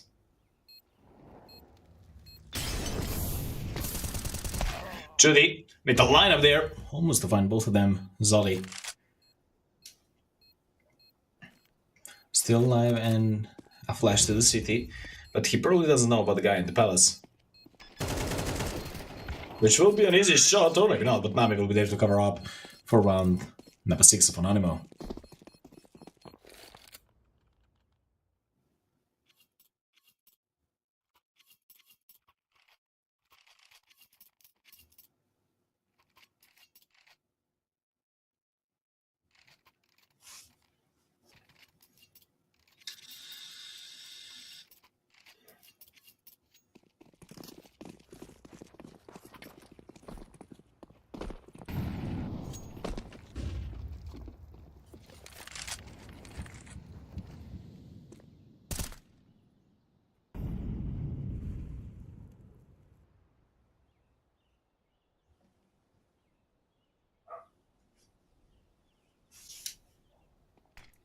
Round number 11, coming close to the end of the half, and yet Anonymous is in the lead and in the opportunity to find mathematical win there already into this site, smokes everywhere, and Vaperio not able to stop it. A 5-5 retake. This is always interesting to see, and always chaotic. A nade deep into the city, a lot of damage done. Adrian without the smoke. Need to be careful there. Switcher into the city. A push will be enough for one frag, and now a double pick there. Dest will pick up that frag. And will make a trade. It's really hard to retake A-side for these positions. Nami finding Switcher. Screamo not being able to find another shot before Nami will find another. Dutchwell. Good at trade and silence to save the tape. He will try to save it actually. Will get a lot of damage. He actually hit Melody. The bomb will explode and Melody will lose life somehow. But the round number 7 will be written down on the side of Anonymous, and mathematically they already won the first half.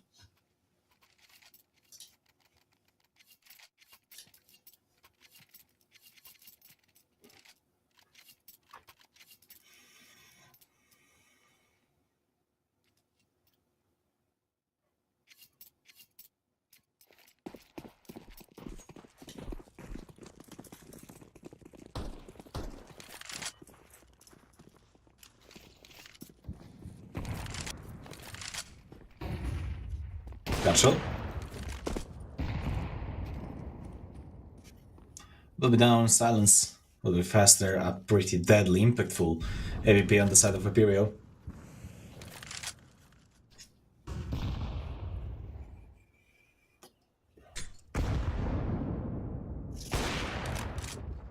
Silence finding another, going for the third shot. A triple kill was enough. He'll die from Nami, but it is already impactful and not that important anymore. Zodi will need to move. He'll burn down. Zodi will find one shot before being down from the fire. Adrian left standing, picking up the bomb.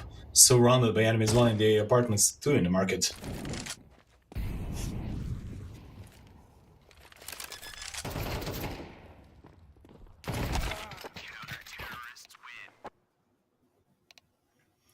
And it will be 7-5 at the end of the half.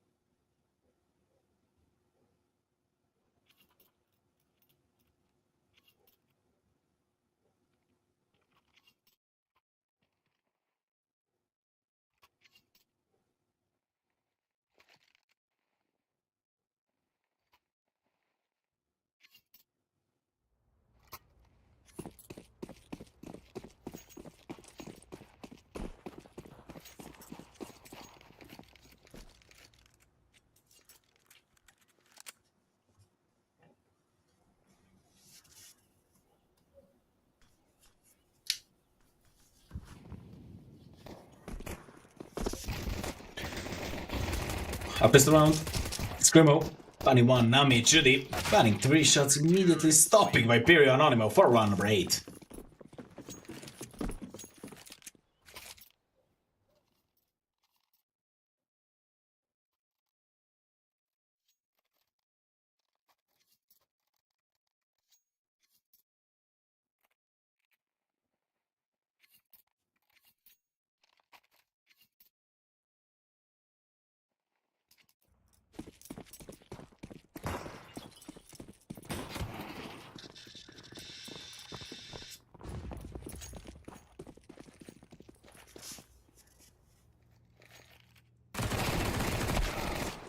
MP9 is never working somehow on these situations. Dest with a pistol will find a shot.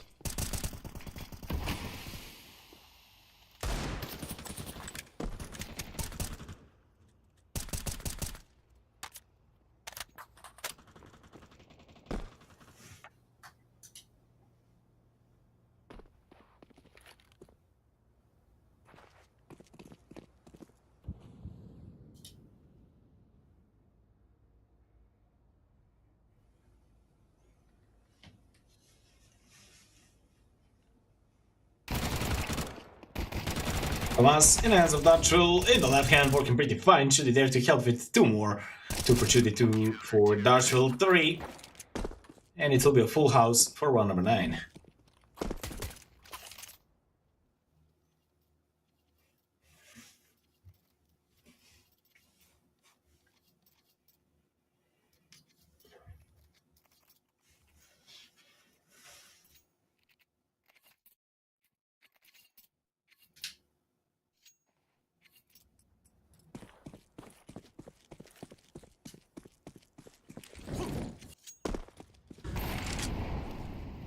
Switcher. In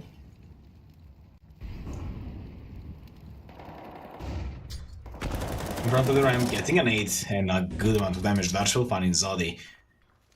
City side. Pretty good timings with the utility. And analysis obviously done.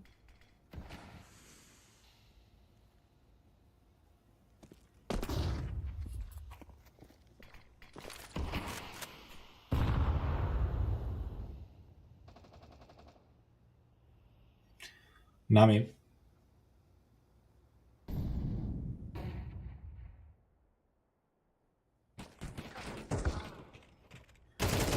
Funniest test and silence. Screamo good to stop him, and Dartrell through the smoke will put him down, leaving only Switcher back into the T-spawn.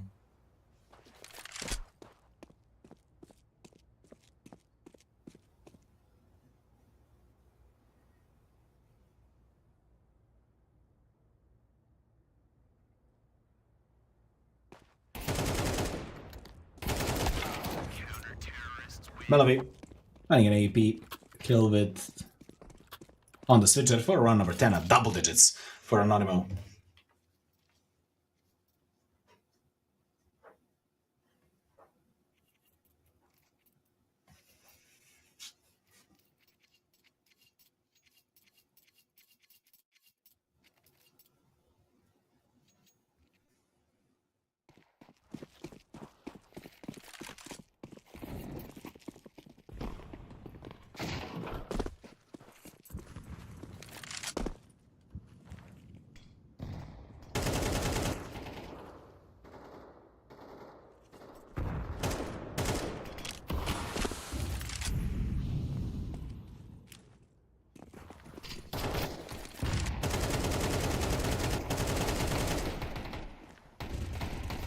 Adrian. Missing an opportunity there to stop the whole team. A full push of Imperial towards the B side. Pretty hard to stop, actually, especially when they come with a split through the mid. Anonymous missed an opportunity to stop them on the mid. Now they need to fight for a retake. Chudi, woo, that was a close one. He'll find it. Screamo with a trade. He took the gun and working pretty fine with it.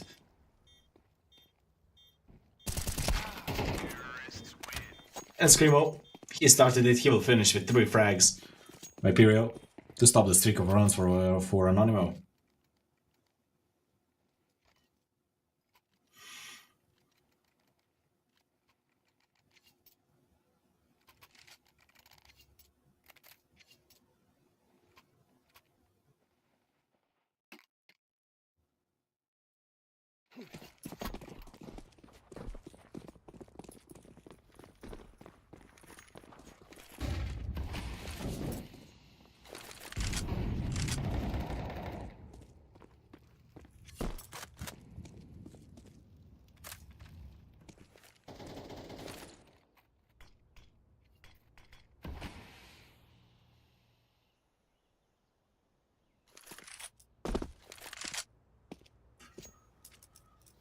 Zodi and Dest in control of mid.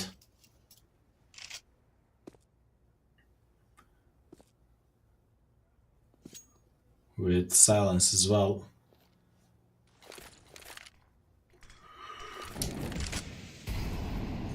Smoke pro connector and window. The idea will be a split towards the B side. Once again, only one player to defend it. It is Nami. A lot of damage done through the smoke, and Adrian will find Dest. Will make it a +1, a push through the short. What a bad timing for Zodi. And Silence not managing to catch up. Adrian waiting for Silence into the ladder, a good bait from Anonymous. Nami spotted the one crossing. Screamo was that one, and he's now all alone. He need an ace. He wants to win this, but Nami defending the B side. Dancing around the corners and finding round number 11 for Anonimo.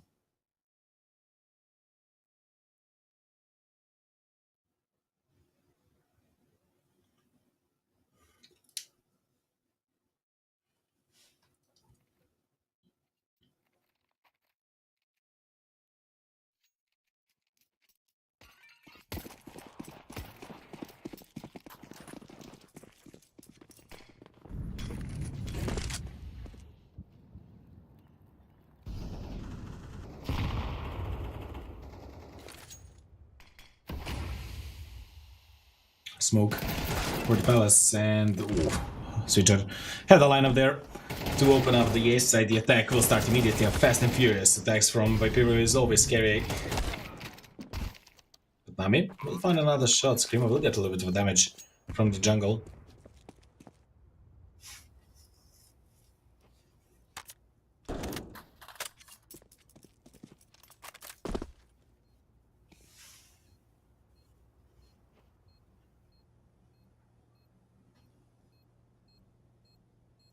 Adrian from the jungle, a bomb is ticking down. One defuse hit in the hands of Adrian, who will lose it.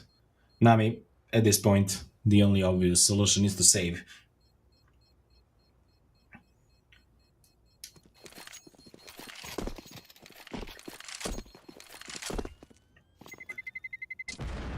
Round number 7 on the side of Imperio.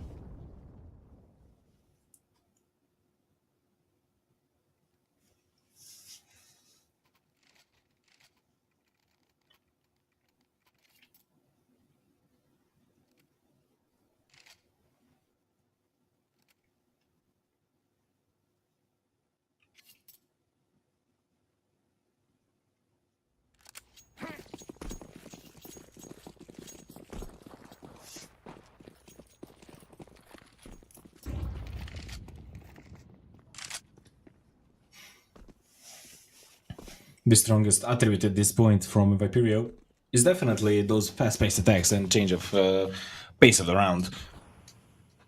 And as it seems, it is the same idea now. Execute will follow immediately. Molly into the palace. Screamer stopping the push from Trudy. And the attack will start immediately. Screamer will die by his own Molly. Though Dast finding a shot, Darshall standing in a ninja and still trying to survive. Melody will help him to do that. And both of them in the side dancing around and finding another shot, another round. 12 on the side of Anonimo. Just with the positioning, Anonimo managed to stop the push, which was a little bit slower from Viperio.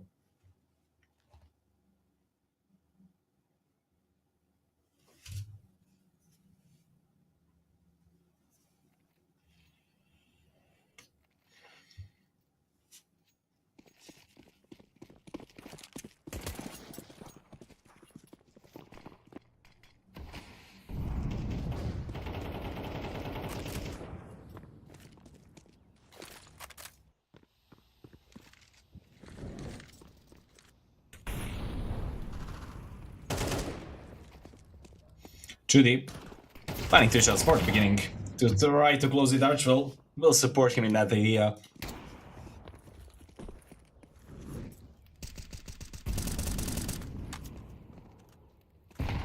Malloy in front of the ramp. Screamo didn't stand a chance, leaving only Switcher for the first map of Anonimo on their own map pick.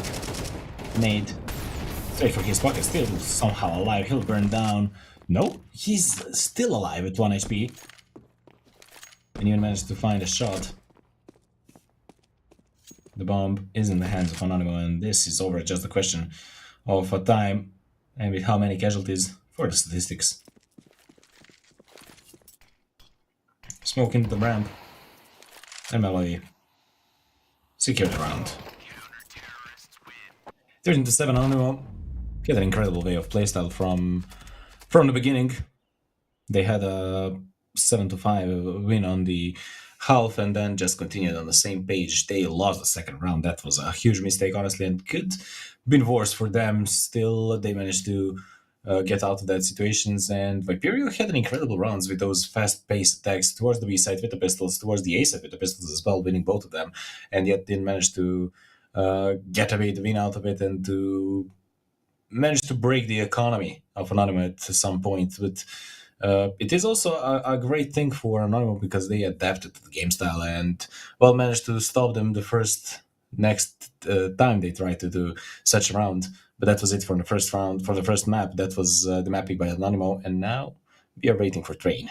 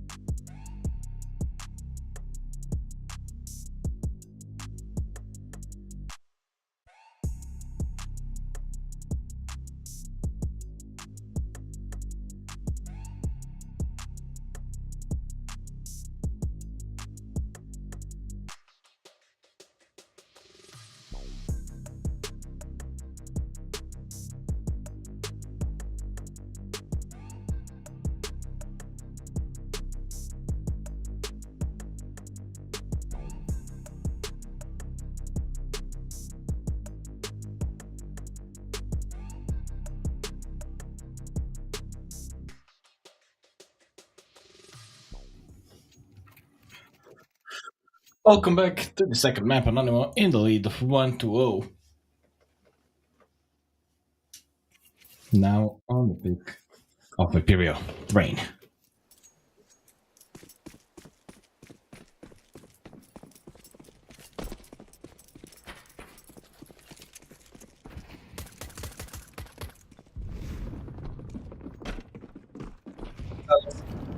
Towards the B side already. Actually, with a duel is hitting a fresh shot there and still trying to survive. But if you don't put the first bullet into the enemy, he will die immediately.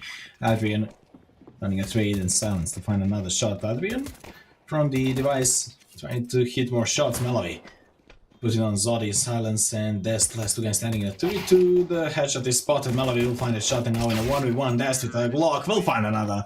And it will be a best run from Imperial.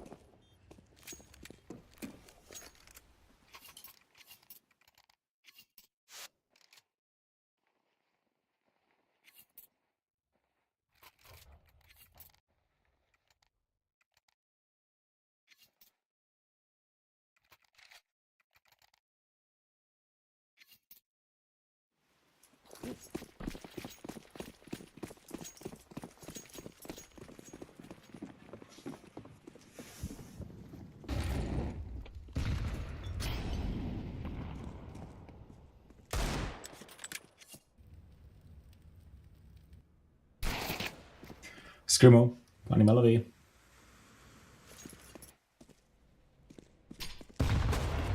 And Nami with a scout missing a shot there. 3 MP9s and a scout.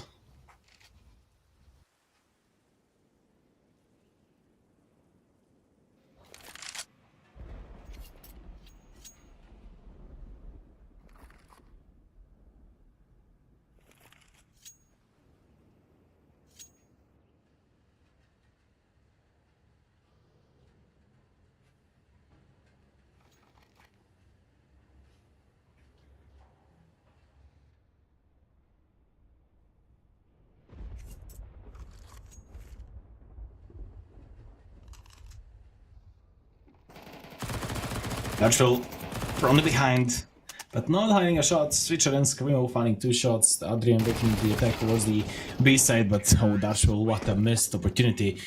Adrian will go down as well for round number 2 of Viperio. With only 1 gun down from the side of Viperio. A technical pause.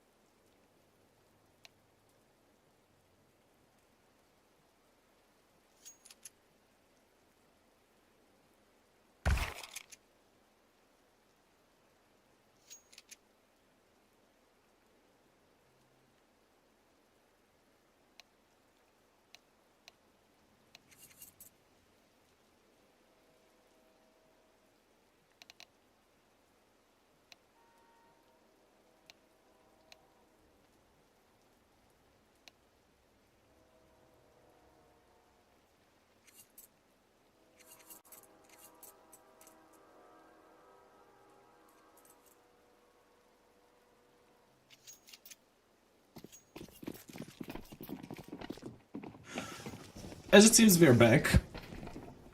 That's a little bit longer technical break.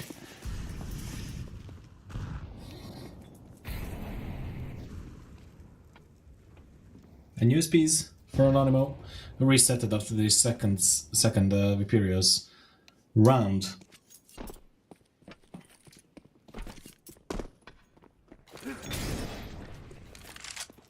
Silence already coming into the connector. Oh, Silence not being able to find Adrian. What?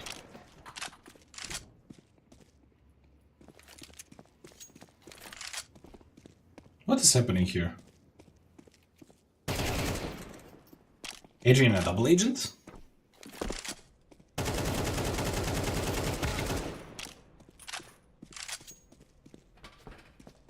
Or the round will be resetted.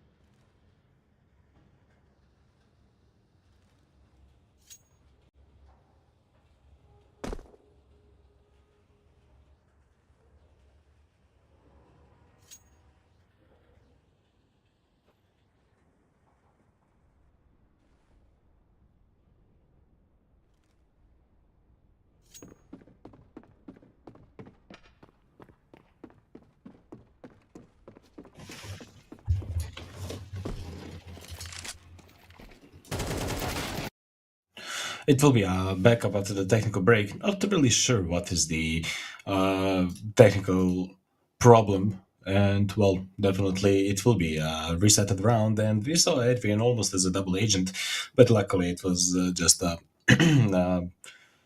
mistake in communication there, and a round will be restarted.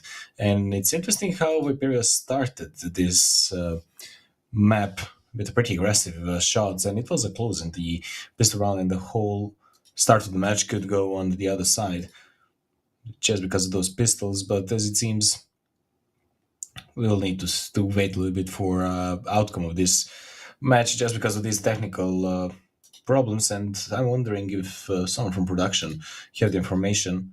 What is the problem? Just because I'm curious, I'm probably the viewers are as well,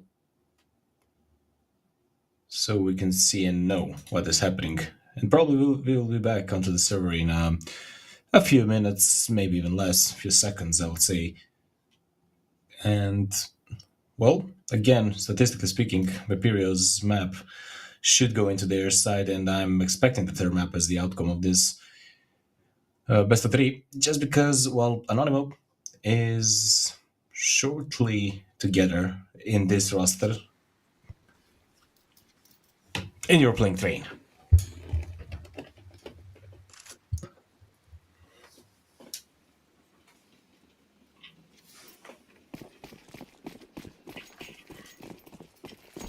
Welcome back into the round number 3.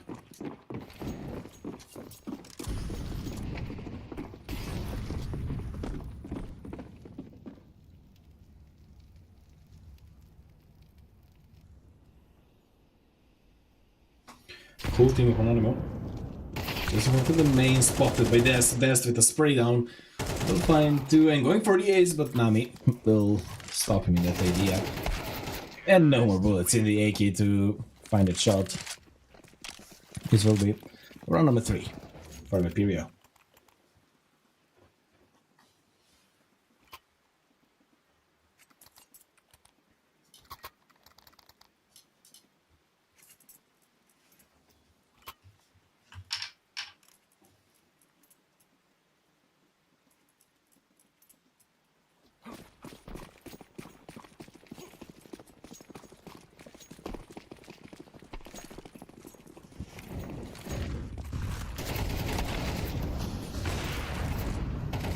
Screamo finding one, and Melody with an AVP from the Electric, finding all of them. Switcher will punish him for missing 4 shot into this round. Now dancing around the red train, but it will be done for round number 1 of Anonymous. What a furious round, what a excellent miniature from Malawi in front of the Evox.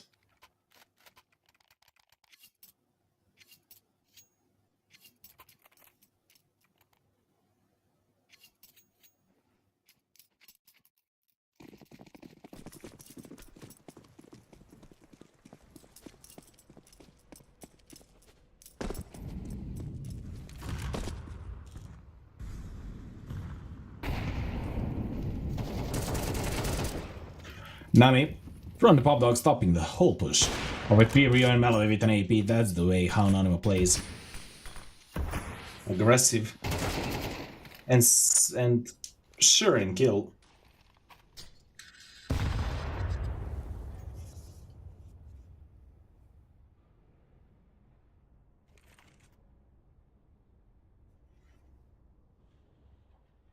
Trudy should have an easy shot and will go for another peek, but with the flash going straight for it, Best fully blinded but still found the shot.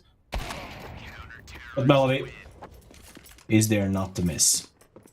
An aggressive picks, aggressive entries from an animal, bringing them around number 2 on the side of their team, and only one round apart of with Perio.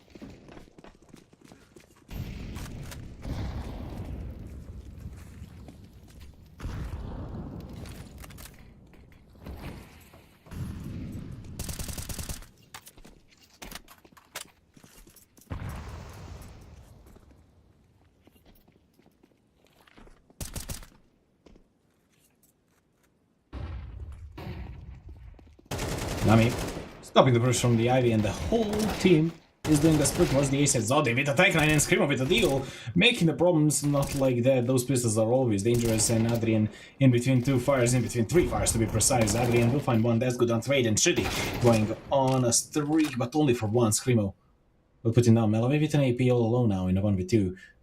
Probably a gun will be more suitable for this situation, but now there is nothing to be changed. Behind E-Box there is one. And Melody still couldn't find a single guy. It should be an easy shot.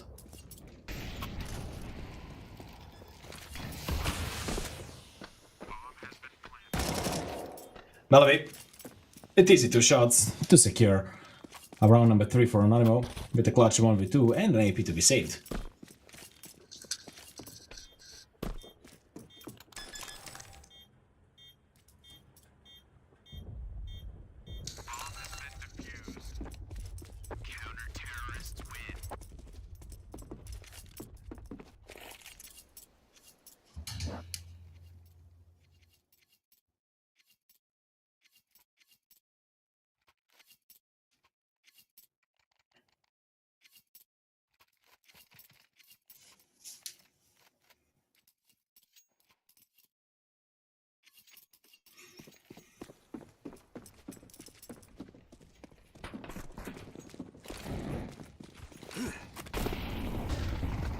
Adrian should hear a rush towards the B side. On Red Train, Darshville already trying to find something. I think he could discover an enemy behind him.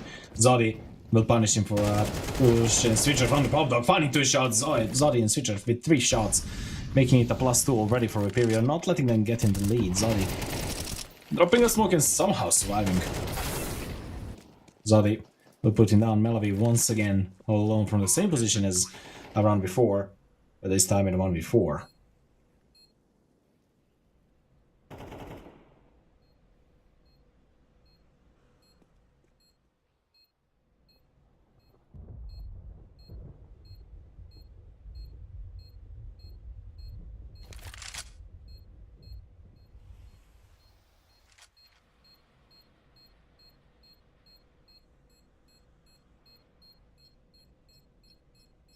Melody saving an AP, but getting some exit frags. Round number 4, breathing down for Viperio and another lead. As I said, not letting Anonymous grand and position.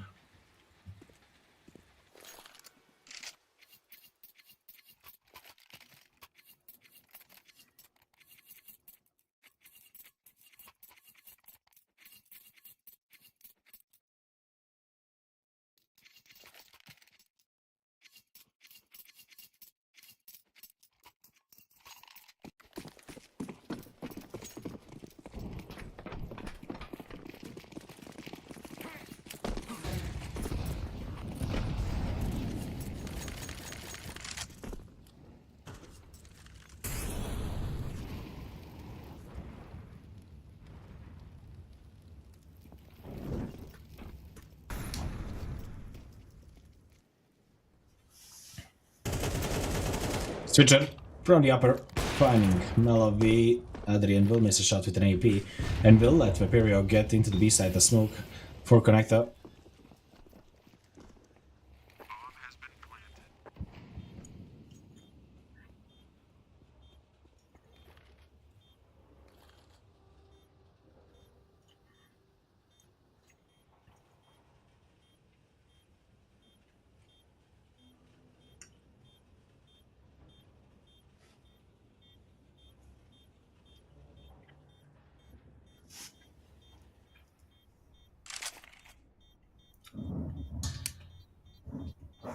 The bomb will explode and it will be a round number 5 for Vaperio with already a serious lead at the, well, I would say almost an end of the first half. Terrorists win.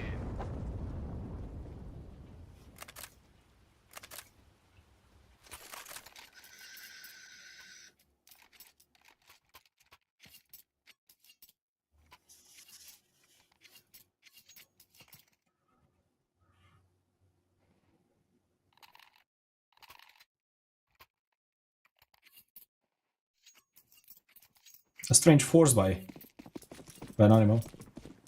With 2 MP9s, with 1 MP9, 2 M4s, and an AP.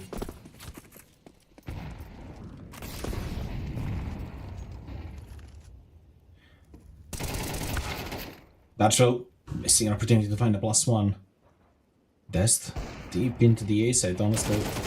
Or he can make such a problem. Smelly and Judy stopping the push.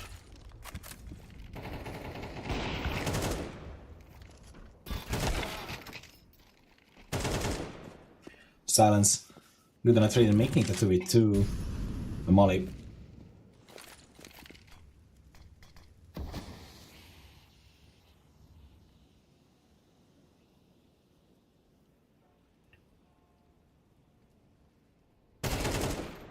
Screamo. Finding Adrian and leaving only Judy. They know his position. And it should be easy to stop him.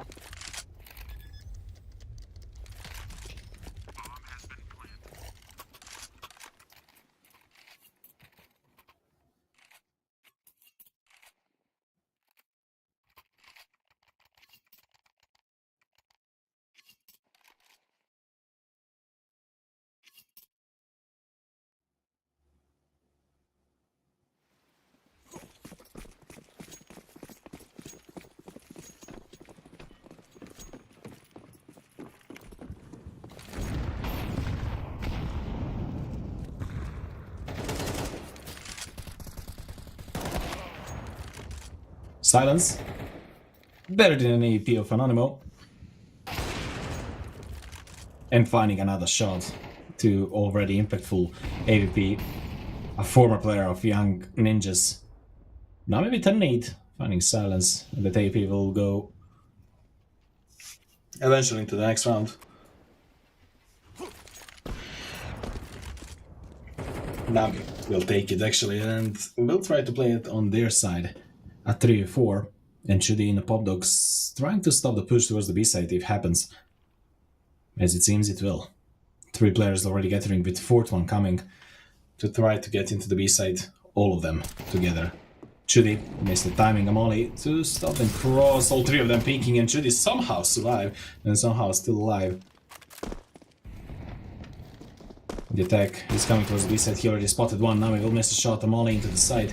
And an opportunity for him to still be alive and to try to get some frags. Judy will find one immediately being traded and a triple kill immediately like a symphony from that Screamo and Zodi.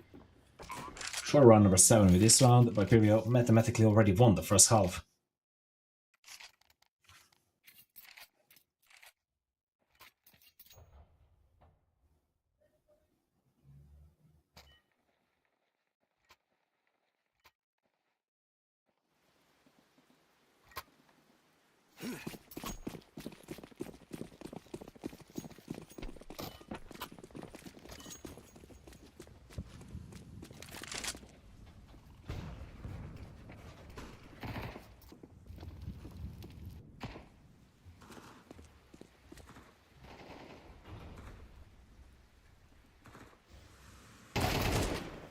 Screamo, finding Nami.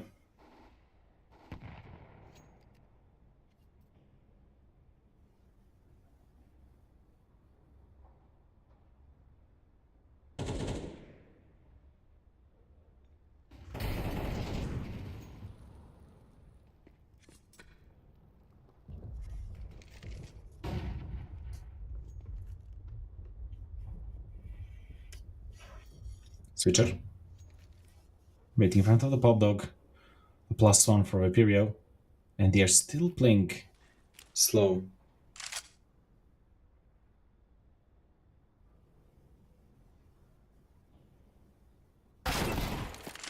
Adrian with the pistol, finding one, going for more. Silence is pretty low. That will be a trade in favor of Anonymous. A 3-3 equalizer in terms of manpower, but Zaldin Dest will put it out, and again, a triple kill furiously for another round of Imperio.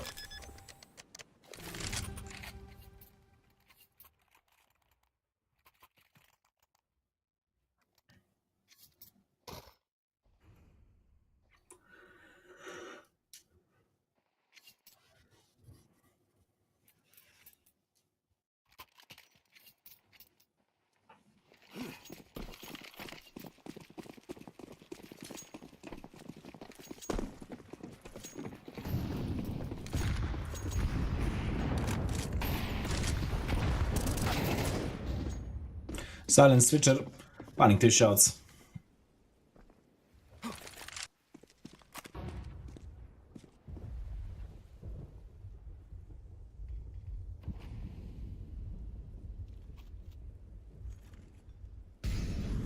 Melody. Dancing around the E-box again, 2 players of Imperio in the pop dog. Melody, finding one, a smoke into it immediately. Zodi will pick and will find a shot. Immediately fall back, thinking of the push, and will find another. Zodi with the game sense.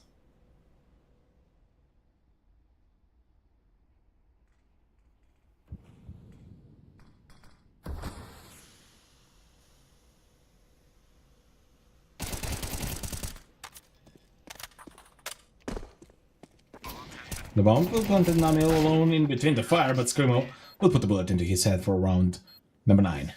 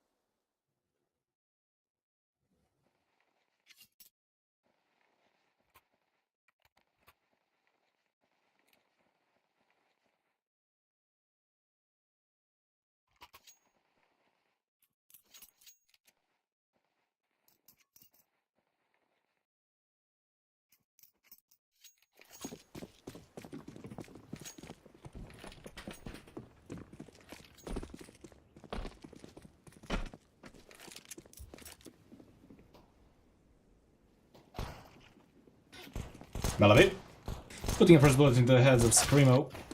First one going in, Switcher. Good for one, but Melody on the streak. 3 frags for him already, going for more. Dutch will find a shot. Bomb has been planted.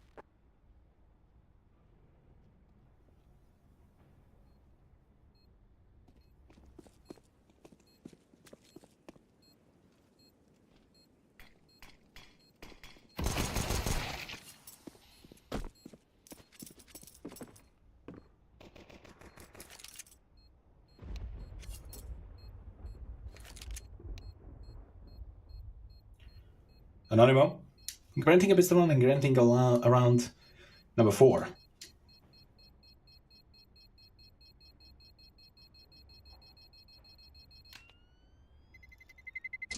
Terrorists win.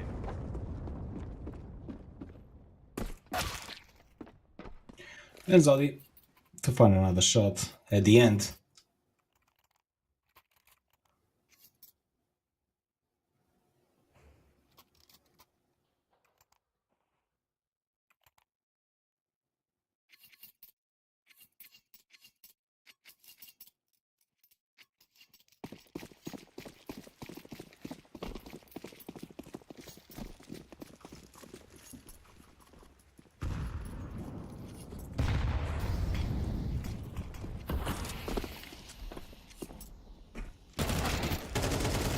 Zodi running for a shot at Ring, good on a trade.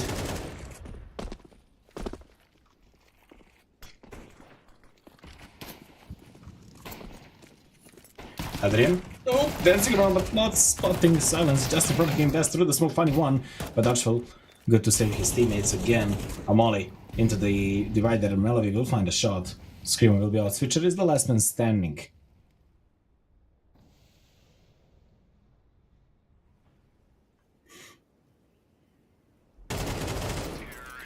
And Melavi to pick up another frag. 2 for him, 2 for Dutchville. It will then offer round number 5 of Anonymous. 18 frags from Melody. A really deadly player.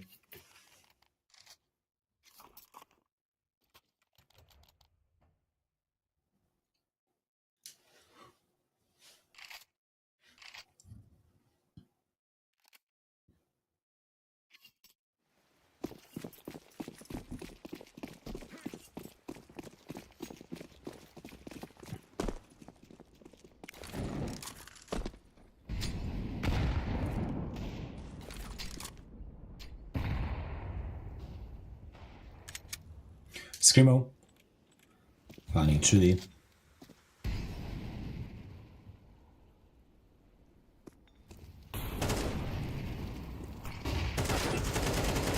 Switcher. Finding one, Melody good on a trade, and Dest with a pistol to find another shot to Viperia with the pistols. Pretty dangerous picking up the guns now. Adrian. In a pop dog. And actual threat is Dutchville, but he'll be down. Adrian, all of a sudden all alone with the pistols, Viperio making big problems and granting themselves around number 10 at double digits on the scoreboard.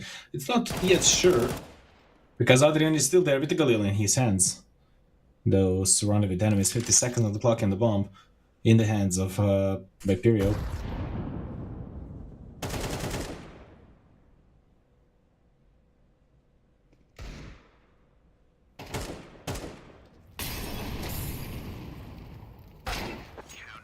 Switcher. With a nasty 1 dig. 4 double digits of Viperio.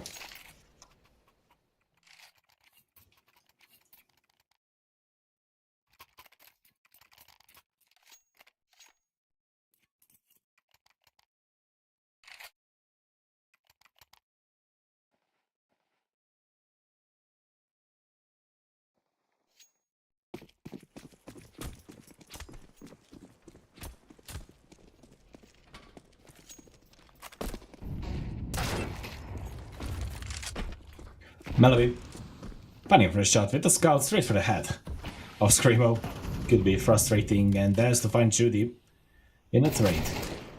Though Dest stopping the push through the pop dog.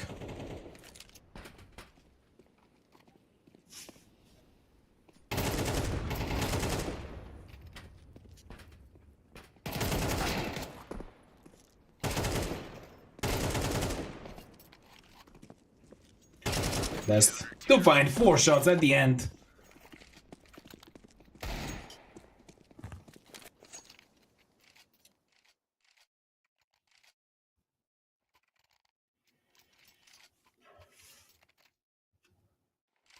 $11 on the side of Viperio.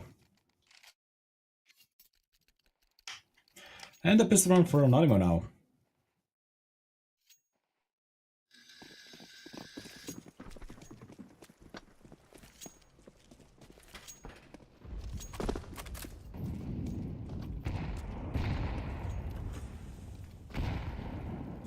A good nades from Vaperio. Probably reading that there could be an Eco Zodi. No more bullets for Kim McMillan. It will be enough to find 2-shot Screamo to help him after he died. Leaving only Darshel and Nami with Tech 9s behind the smoke. Amali to make them go further. Screamo finding one. I think he spotted one in the gap of the smoke. That is Darshel, who will be down from silence for round number 12 of Hyperio. 7 map points to lead us to best of 1, as I like to say.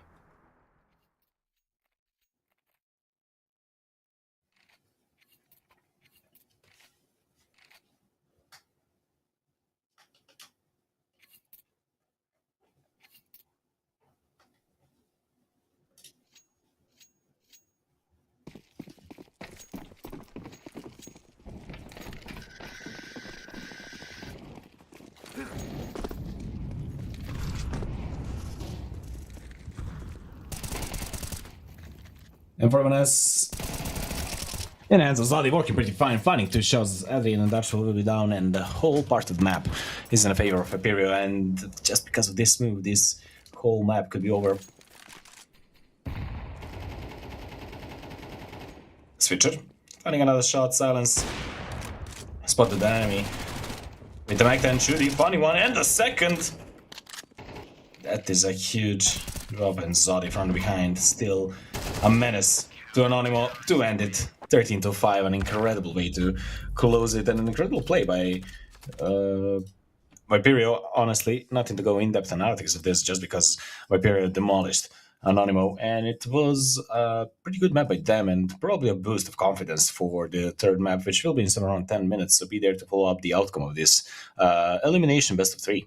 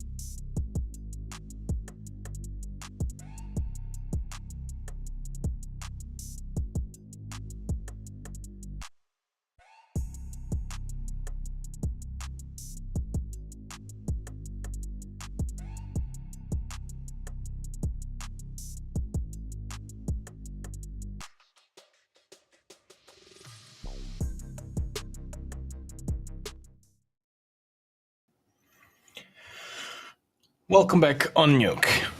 As the third map, as the outcome of this best of three, the C will be eliminated and who will proceed to have a match.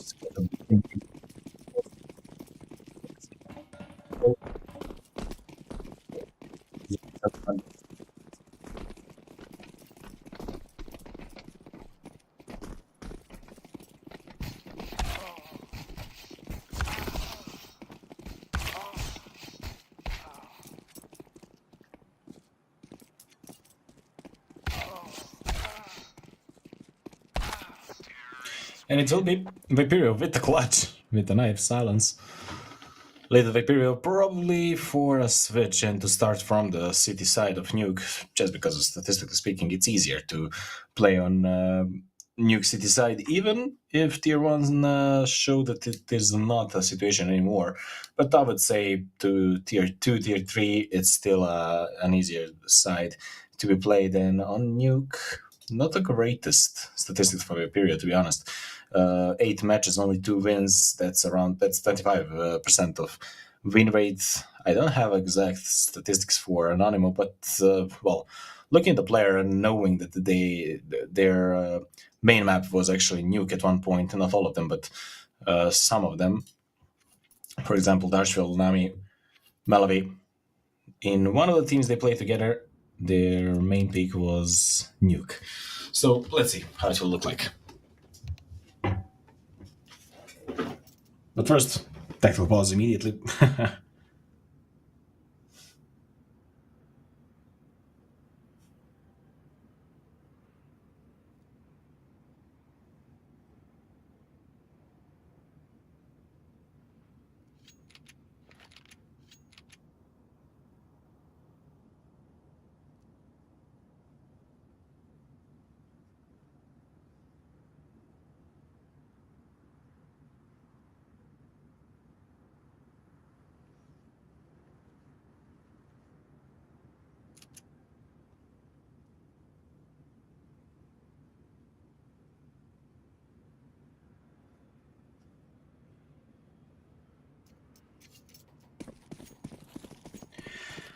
And we will start with the first round of the third map. Now both teams need to play best of one if they want to stay in this tournament. The fast attack towards the A-side switcher, accidentally putting down a bullet into the head of Edvi, and Malawi good on a trade. And Destin Screamo already pushing down to the lobby. But Screamo, a nasty shot to Bulgarian, delivering numbers there throughout the whole best of three, but now Malawi will put him down. That's good on a trade, and Judy with the Glock. Finding a lot of damage, the bomb is ticking down. Dast will get a name punch immediately from the first bullet.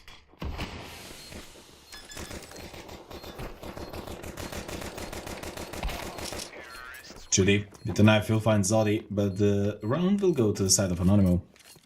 Even with a knife kill, now it will be maybe even an AUP from the beginning.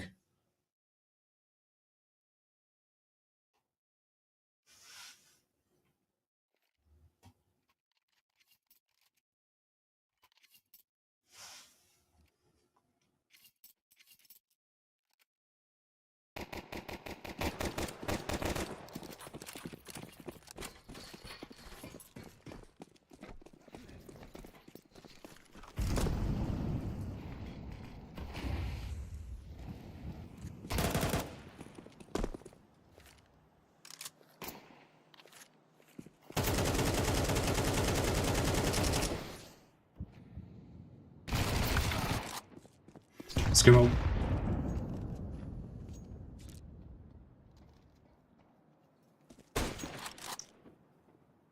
Finding the first shot, now it will be out, and the push of Anonymous already crossed through the lower Malawi and Darshal finding 2 shots.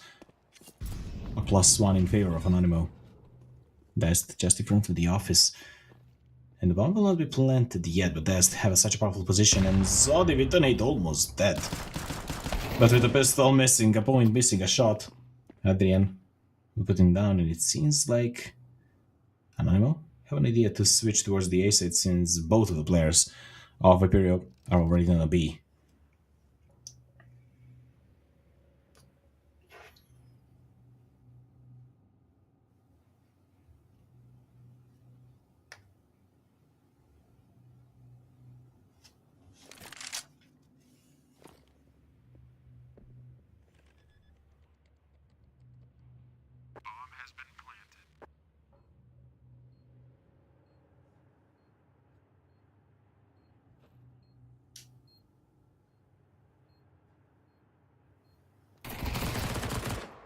Switcher.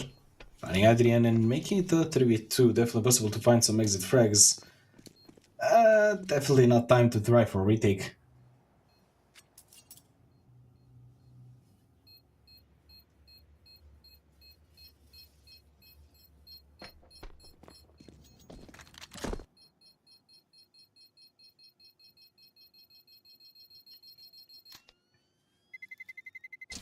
Terrorists win. Round number 2 on the side of Anonymous.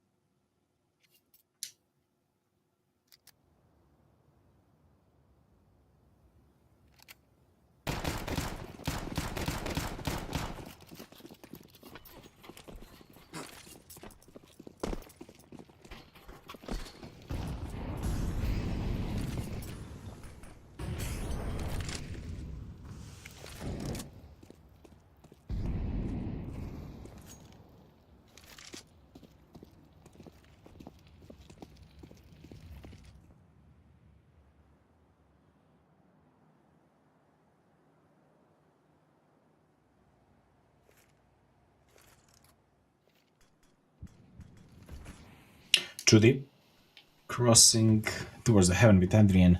Already a lot of possession granted. Switcher. Aware of the problem, but silence will put down Judy. Adrian good on a trade and finding another shot, but he is surrounded by enemies. Still Darshville jumping into the main, but Screamo better in this situation, and I don't know how is it even possible that the pistols are making such problems. Nami going into the site, not checking the silo. Nami finding that one and leaving only Switcher and Dest. Both of them already towards the B side. Well, the bomb could be planted and should be planted pretty soon. 35 seconds until the end of the round.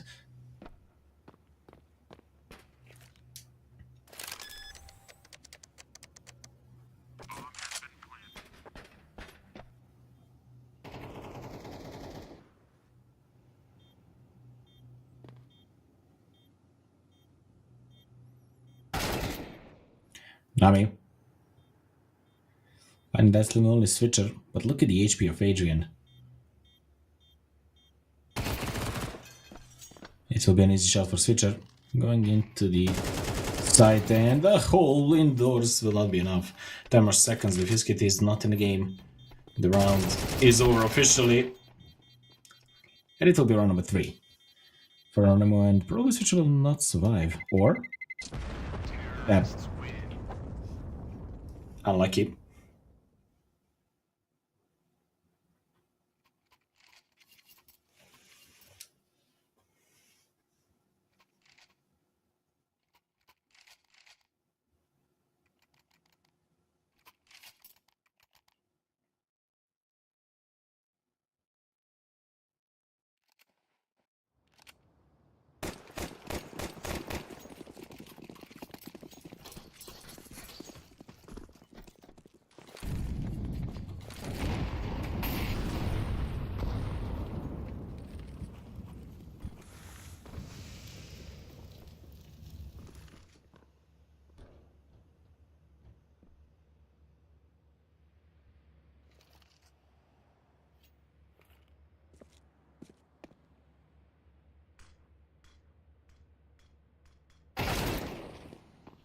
Malawi finding a fresh shot and waiting into the default position, but that was a triple kill, even the 4 kill from Malawi, but it was a team kill though. Never mind, just shoot, kill everybody. You see Adrian. Another shot leaving only Zodi. One of the young Danish prospects. Well, he's not even that young, honestly. Let me just check.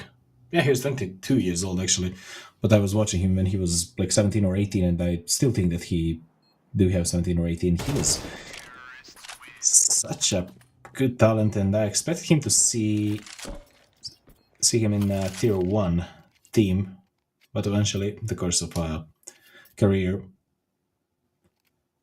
granted him some other opportunities. 4-0 for Anonymous.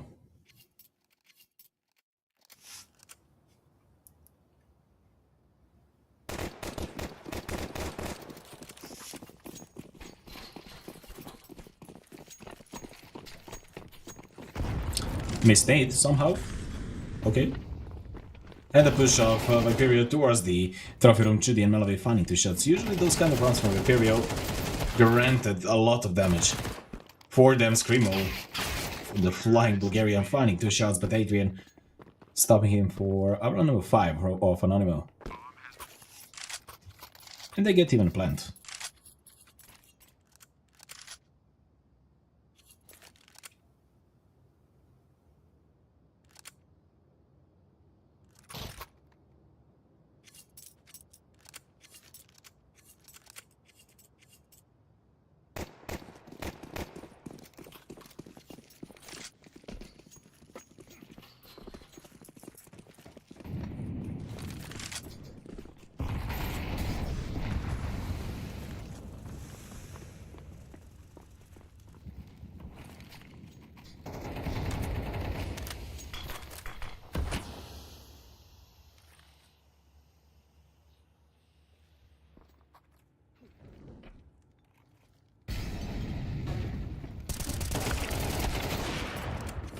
Switcher finding Adrian and Nami good on a trade.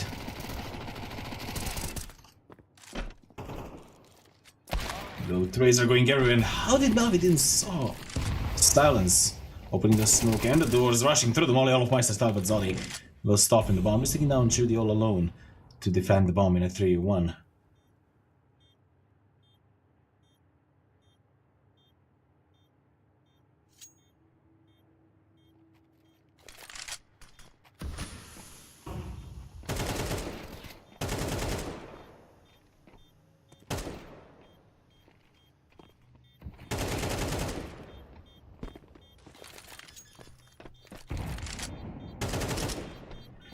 The bomb will be defused or not. Trudy clutching it 1v3, finding all 3 of them. And the round number 6 for Anonymous.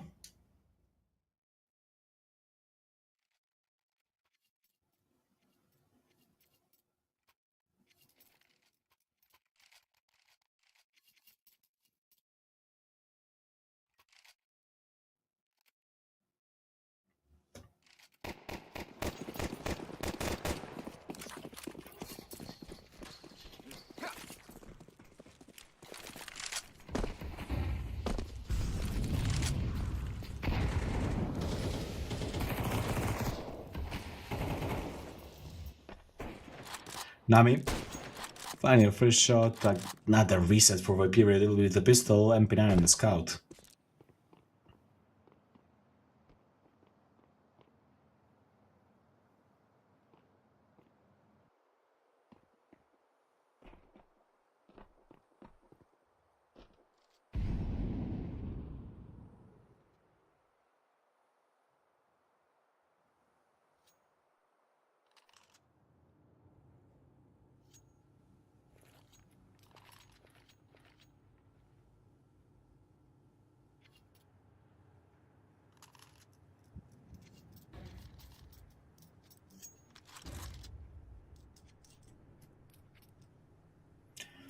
Slow approach of Viperio towards the B-side, stacking the ramp and that part of the map, while Anonymous has like something other in mind, spotted that no one is in the garage, probably knowing that something is stacked now, and now just fact-checking what is it.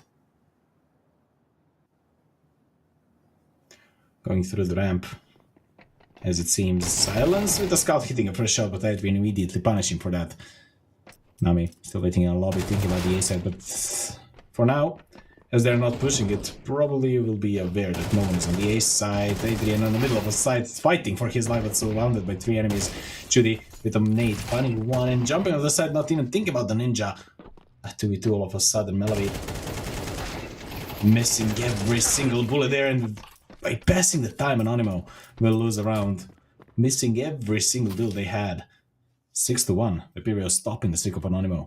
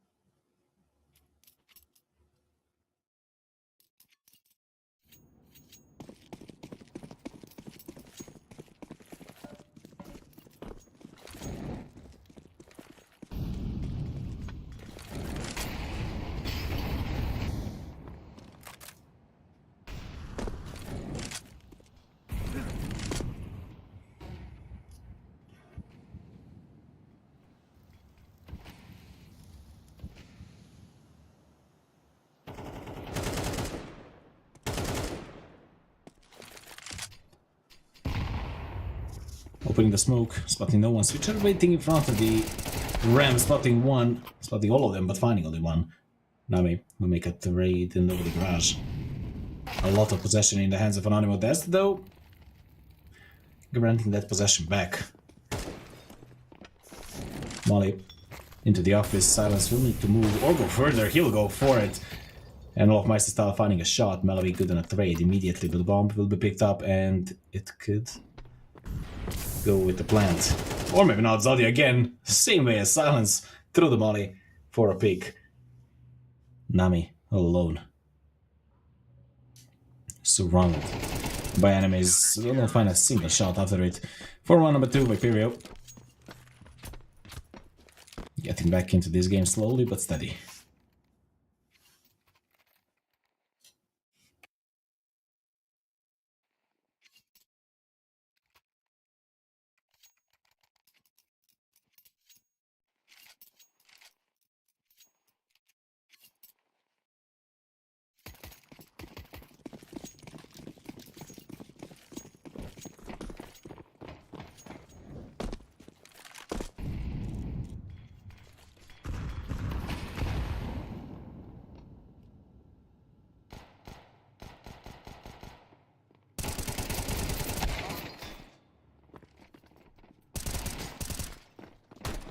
Nami finding a shot.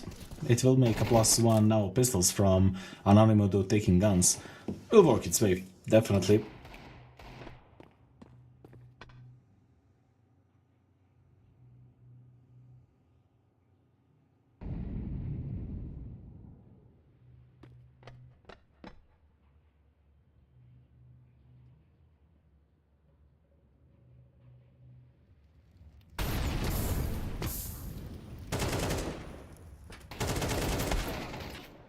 Zodi finding one truly good on a trade, and yet this site is in favor of Anonymous, and a retaking to be done in a 3-4 maneuver.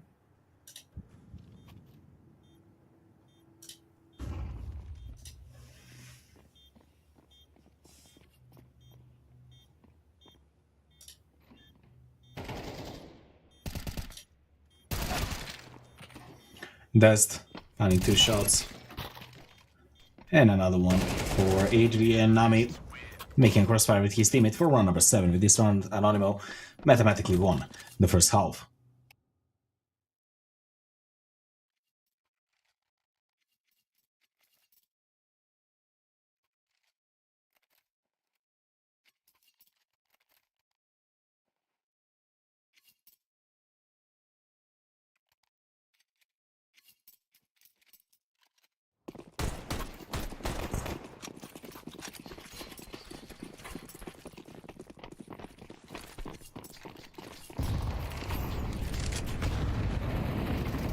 A fast push towards the A side from Anonymous. Zodi will find 2 shots from the hut, and Dest is there to trade with FAMAS. Somehow, his FAMAS is working better than mine. But probably it's because he's a professional player and I'm not. Dest finding Melody for round number 3 of Imperio.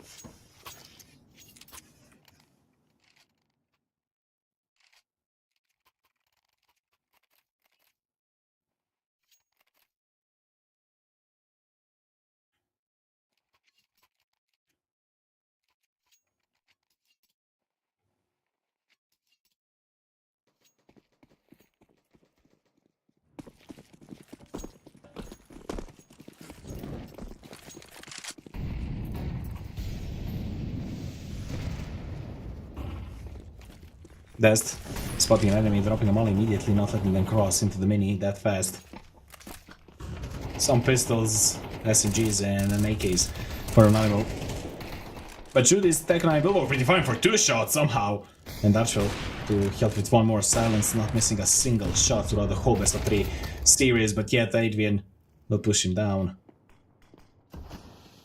Switcher, as a last man standing, probably will not expect him that fast through the smoke, through the hut. He will have an opportunity for 1 shot easily. And he's just waiting to find out about the second. He'll find one, but already Adrian grant his position and he's thinking about the smoke and he'll be better. Switcher will find another shot, another round for Viperio.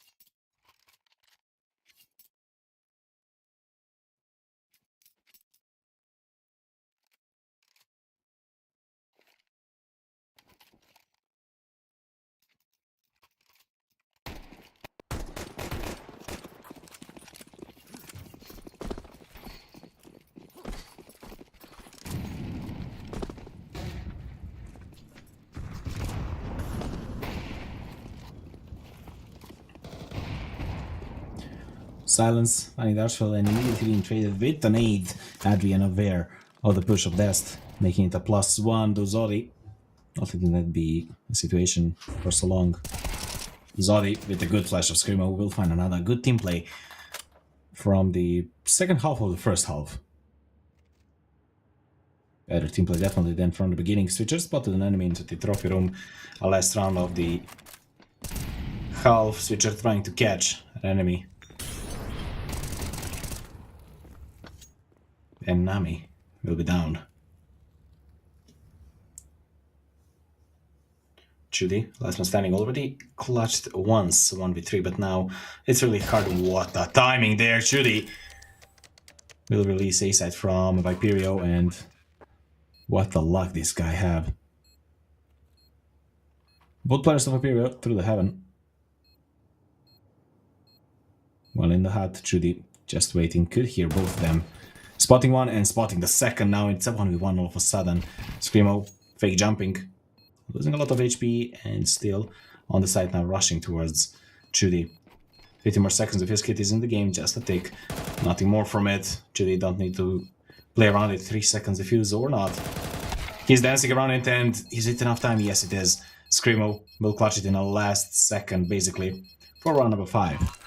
And a pretty decent half if you ask me.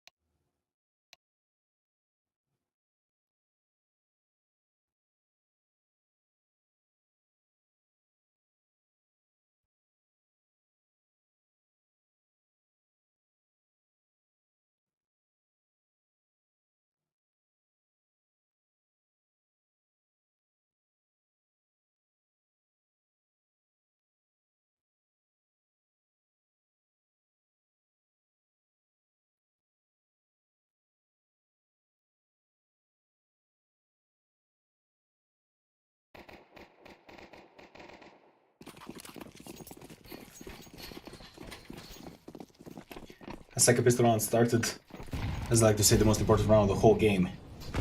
Now on the third map. Judy. Not burning somehow with the duelist in front of a hut. Need to find at least one, but Switcher will put him out. Melody. Finding one with an ESP, rushing towards the side, and the planter will survive. Though no more bullets for Nami, he is in a problem. Dancing around the silo, surrounded by enemies, the enemy meanwhile finding Dest. Adrian still on the mini, finding another one. It's a 2v1 all of a sudden. Adrian taking a Glock and going for the action. 20 more seconds. He will take the bomb and still go further.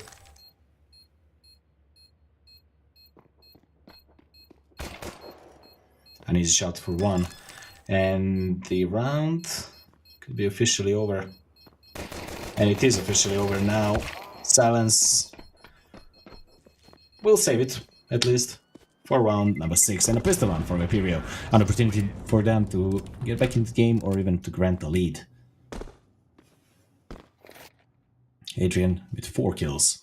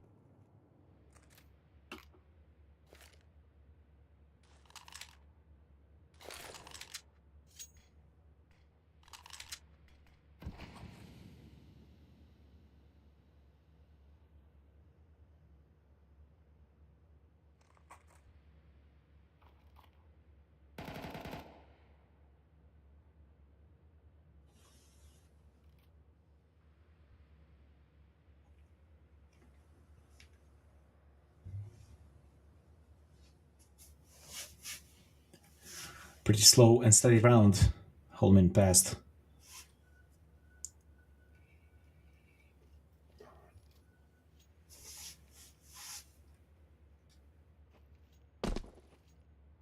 Adrian made a step.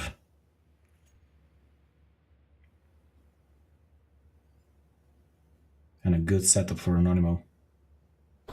It's just the question. Will Viperio go towards that part of the map? As it seems, they will. They're just entering through the mini. Spotting no one. Only one on the heaven, he'll be down. They will probably not even look at the heaven anymore. Usually, you will not expect two players over there. Adrian, finding one, Melovy, with a nasty shot. Going for another. And now, it's a 2v1 Melovy, what was that? Even with a flick after it. 4-1 on the rate. Of Anonymous stealing around from Viperio just because of the positioning. And, well, Melovy, of course.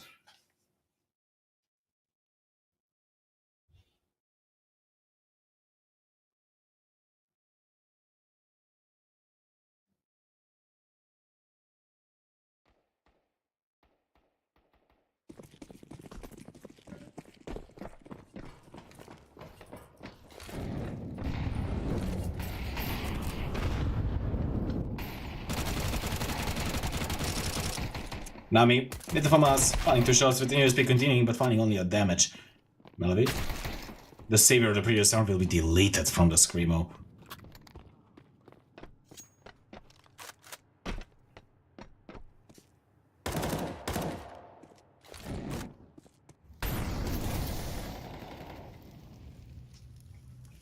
Playing around the smokes, MP9 in the hands of Judy will be enough to find round number 9 for Anonymous.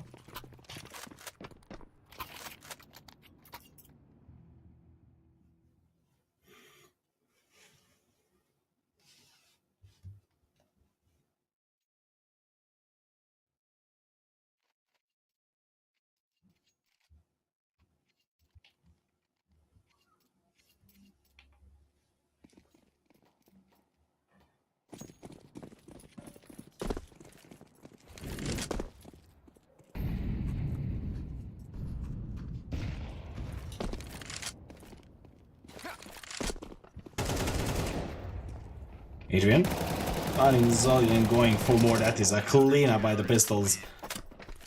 3 round for Anonymous and a double digits.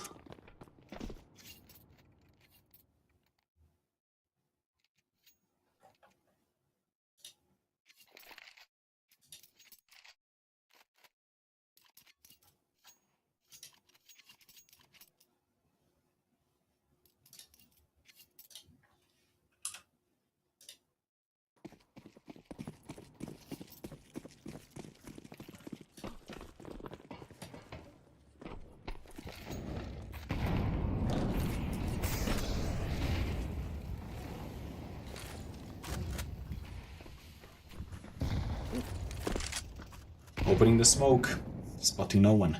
Nami in a great position there. And the possession of the outside is still in the hands of Anonymous. Melovy finding her first shot. A boost over the orange box and Nami just waiting for a perfect timing. Probably they will not expect him that close. Melovy finding another shot. And this is a timing for Nami to peek. He will find Zodi and it will be a cleanup on the outside. Switcher is the last man standing, falling back from the lobby.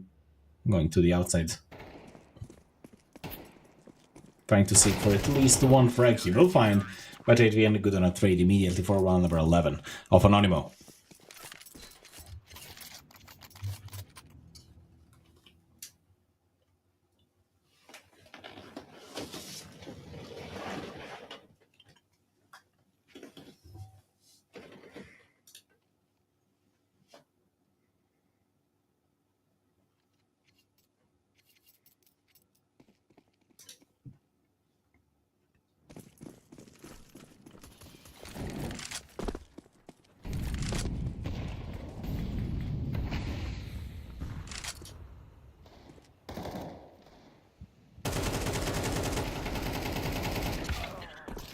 Dest with a pistol will find Adrian a flash over the side, over the outside.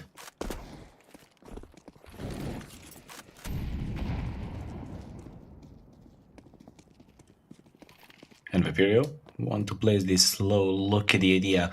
Viperio They have a great read going towards the ramp, and there is no one to defend it. Darshville, aware of it, will need to rotate, but it seems like a switch of idea. Back to the outside.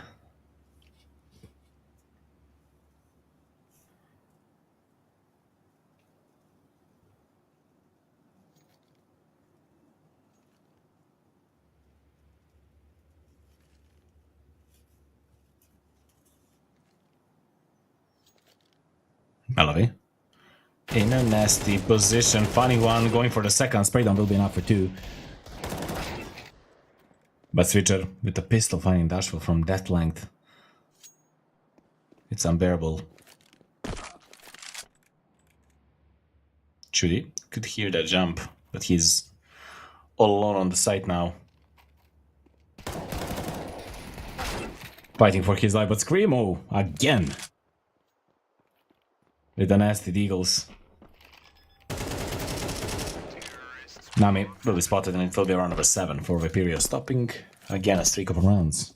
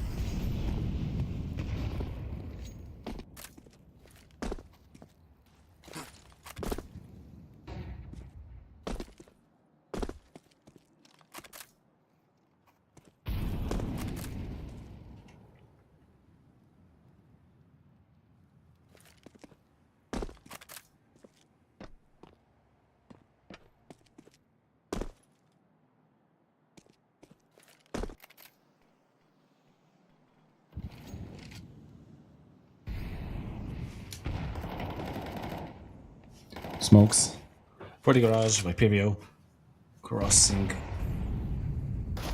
into it and lining up Natural, finding a first shot, and the attack needs to start from Viperio across through the B side. It's possible Natural all alone to defend it. M4A4 will not work pretty fine for the second shot, but for the first one, it will be Dest. Judy. Still standing in the same position, still alive. While the attack will go towards the B side, and Screamo deleting Adrian. Screamo playing with a pretty nasty Judy through the smoke, fighting Screamo. How is that even possible in silence? Probably not aware of the push through the smoke. Judy will grant another one. The bomb will be out, and where's the last one in the vent? Now through the single, which is closed.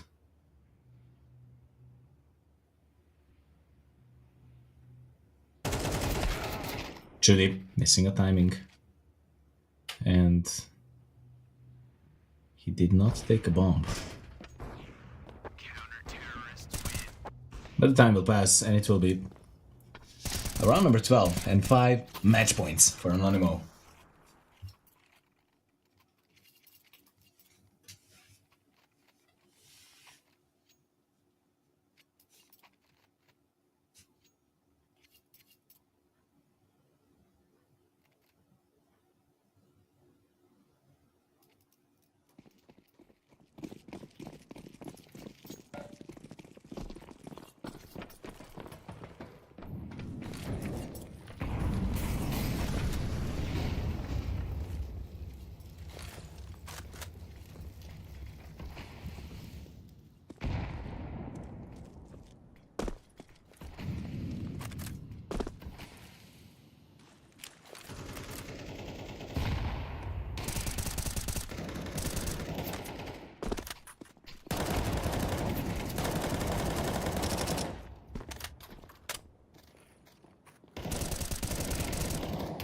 Adrian finding a shot, a +2 in favor of Anonimo. Silence. For another. And Screamo crossing down to the B side. A 4v3. No one on the B side from the city side.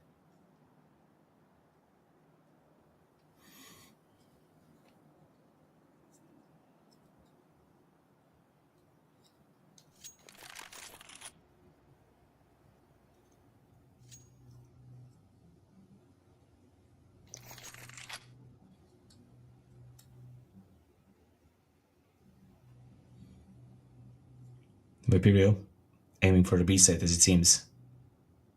In the single door there is Judy. Silence. Going for it. Will miss a shot. Judy will punish him for that immediately, and they will know the idea now. Dashwell from the behind. They will never expect him that fast. But the smoke into the double door.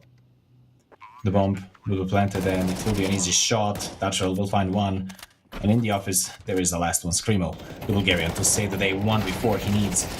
Screamo will find one, but Judy will put him out for round number 13 of Anonymous. And the win. Viperio will be eliminated from the United21 through the lower bracket, and Anonymous scheduled their match against the Unity in probably a few days. And that was an incredible nuke once again from Anonymous. As I said, that was their main map once in some previous teams. They played as the same roster with a few different players, and just an incredible way of playstyle, always having a possession of the outside, always aware of the game plan of Anonymous, of the opponents, and well, have a great read, even a clutch from 2D1v3 for another round of the first half. It was just inevitable to have this kind of result at the end. And well, that was it from me and today's two best of threes, but there is another one, and that will be my colleague Redu on microphone. So be there to follow up the last match for today.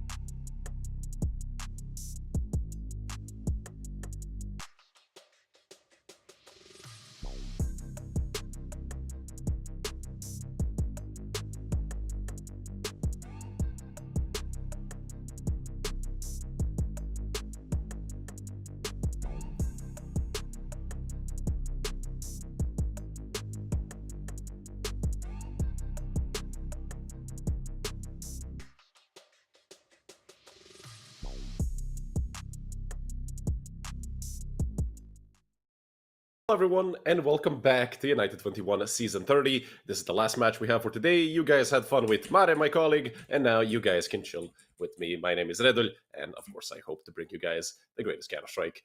You can see today, it's going to be ESC versus Team Brute. Team Brute, we saw them last season. They weren't the best, but they did. Actually, no, they didn't. They didn't play or they didn't make the playoffs. I'm not 100% sure, but from what we saw this season, it's a bit iffy, but obviously they have a high ceiling, but also their floor sometimes falls pretty low. And if I'm not mistaken, we should get the veto here any minute now. And Mirage map 1, Anubis map 2, and Dust 2's Decider. And the teams here still continuing to use that, continuing to imply the trend of it doesn't matter which map it is, just pick the CT side to start on, which, well, could be great, could be horrible. I'm sitting here looking at this, and I'm surprised that teams actually start CT on Anubis. Like, obviously, they can. But should they? It's more up to the team. More than anything. ESC, I haven't had the pleasure of casting in a long time. I think it's been 2 years since I last actually casted a match that ESC played, and I'm certain that they switched like 5 different rosters in that time.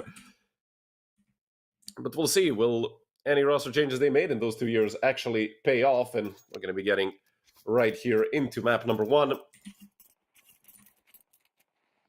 For the side of Team Brute, obviously, we already saw these guys. Nikolai, Real Zen, Warden, Vano, and Seiko. On the other side, we have Olymp, Grasshog, Baimi, Reiko, and Sami.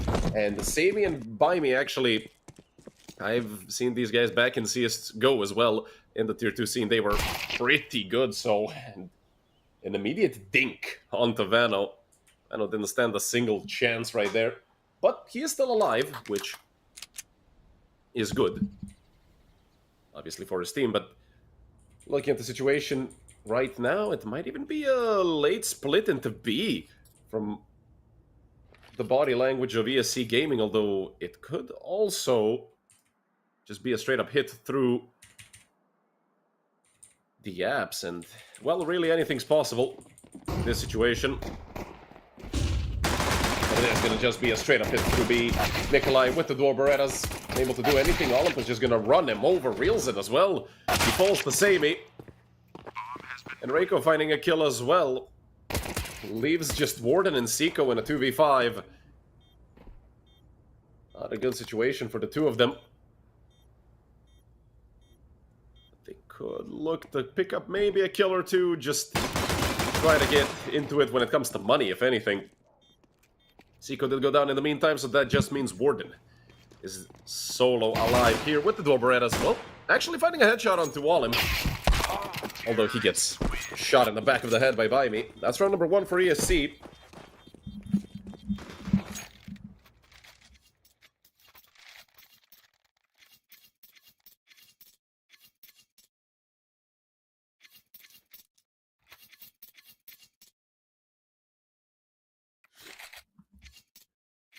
Although it seems like Team Brute actually do want to force this. There's a FAMAS in the hands of Reelzen, Nikolai with an MP9, we do see Kevlars all the way around with Vano and Seiko also having helmets.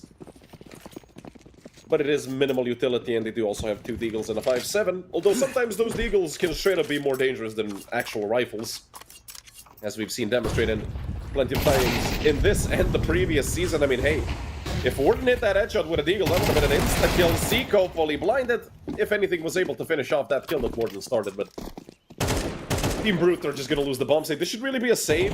Even though it's a 3v4, it seems kind of doable. Sami through the smoke. They really should have gotten that kill. But somebody else, Reelzen, should be a dead man anytime now, but it's actually Vano sacrificing himself, maybe for the greater good. Reelzen knows where both of these players are. He has an AK, has Kevlar, but only 50 HP, no kit, no utility. He gets swung on, and it's a 180-degree crossfire. It's very difficult to break up. Reelzen is going to have to play this to perfection. Even then, it might not be enough. He has to turn back around. Always has to worry about that default swing, but it's actually the player towards Ninja. He might even be able to get the wall bang. Reelzen, 13 seconds on the bomb. Unfortunately, his time has ran out, and Baimi knows it. Hell, even if Reelzen is on the bomb, Baimi can swing late and get the kill.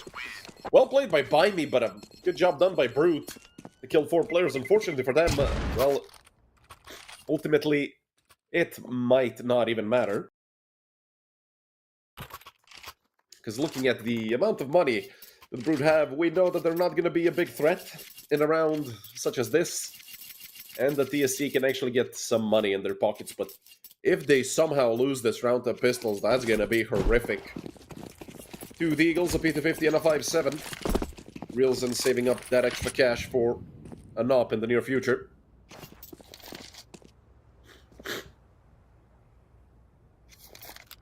And the stack towards Short and Khan, looking to sandwich these mid players. There is a player already on stairs. Who's gonna go down on him? He wants to be very aggressive. It's a 2 for 3. Now made a 2 for 4. Seiko just misses getting naded. And he goes down to Grasshog. 2 for Grasshog, 2 for Buy Me. And round number 3 for ESC. But even then, with 2 players lost, it's not horrible for their economy, but still not perfect. So I would say the Team Brood did a decent job at doing as much damage as they could with these few rounds. As much as is realistically something that you can expect. Off in the hands of Vano, which his lovely teammate Reelson saved up for. Let's see if that was a worthwhile investment. Vano's yet to find a kill, actually. The only player on the server who still has a big old 0 next to his name. Molly gonna push him back. At least for the time being. He could still be aggressive window. Oh, that's a horrific view model. Oh, Vano just misses the timing of that peek. That's gonna be Reiko here under window. Might even get boosted up. A decent grenade onto Olymp. Some damage exchanged early, and mostly it's actually the ESC players who have lost chunks of their HP. Reelson would be in a lot of trouble here. Seiko goes down. Vanna was able to get one, but Reiko quick on the trade.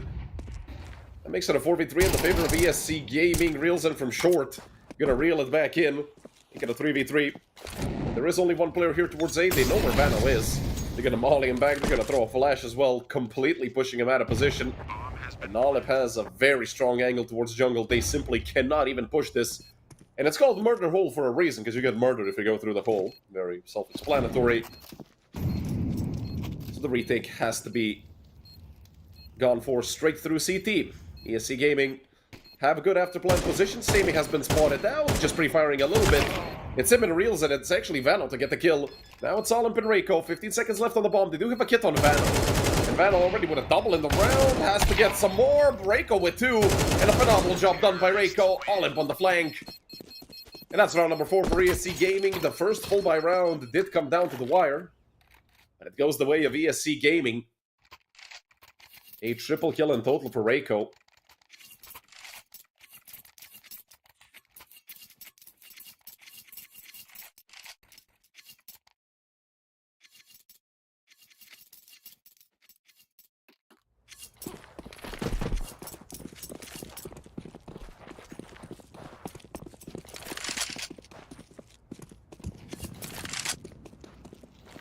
Once again, Team Brute completely split up, nobody towards mid, but it makes sense. I mean, their weaponry is mostly for close quarter combat. Warden, good flash, but I think it was more for the right side of ramp, if somebody was holding the right angle, not Samy's off. 1-for-1 trade towards B. Still with the man advantage as ESC Gaming. Seiko took it away for just a moment. Leaving Nikolai and Reelson. It's not completely impossible, but ESC have 9 grenades remaining in total, although 5 of them are flashbangs. Even then, they don't even need them. Nikolai and Reelson both gonna go down relatively quickly. A double for Buy Me. And round number 5 for ESC Gaming. This is the moment where I would expect to see Team Brute call a timeout.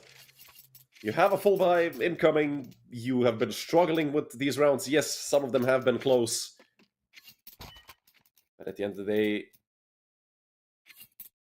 it's a big 5-0 in the favor of ESC, and will they maybe call it in the last second? No. Team Brute opting out of calling a timeout, surprisingly. You guys know I love yapping on about timeouts. I mean, hell, they have 4 of them. Of course, if they win the round straight up, if they raw dog it, then, yeah, well, props to them. Grasshog looking to come out behind the boxes on top mid. There is a player right next to him in the smoke. Peeking out, they'll see Reels in towards short. Good trade by Seiko. Now remember Seiko is, he needs some help from Khan. He's gonna get it. Vano with the great rotation. And Team Brute making a difference, even without the timeout I also cried for. It's the man advantage for the side of Team Brute. Olymp will be given enough space to get out from apps. Trying to tap away, knows that there's two players here. It's good information for ESC Gaming.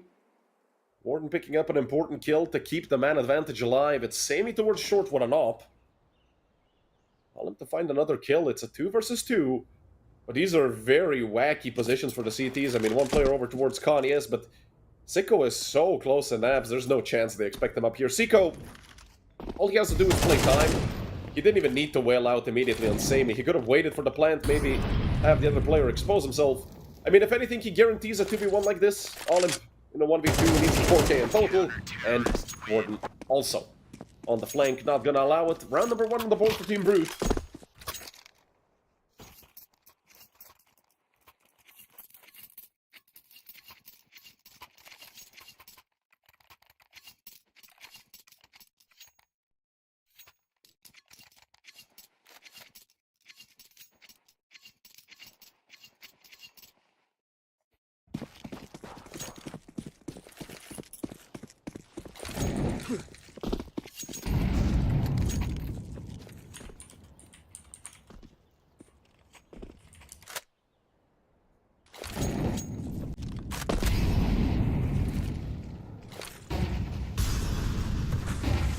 It's gonna be a quick execute towards A by ESC. Olymp, edge of the smoke peek by Warden. They did roll back Reels in a little bit, but I don't think they're 100% ready for him. They killed 2 players on A.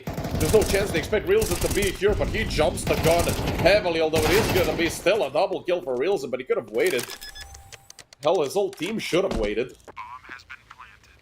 Once those first 2 players go down, there's no real reason for you to be re-peeking, but hey. You know, they might have felt the play in the moment, Vano, with the sniper from TF2 view model. At least the default one.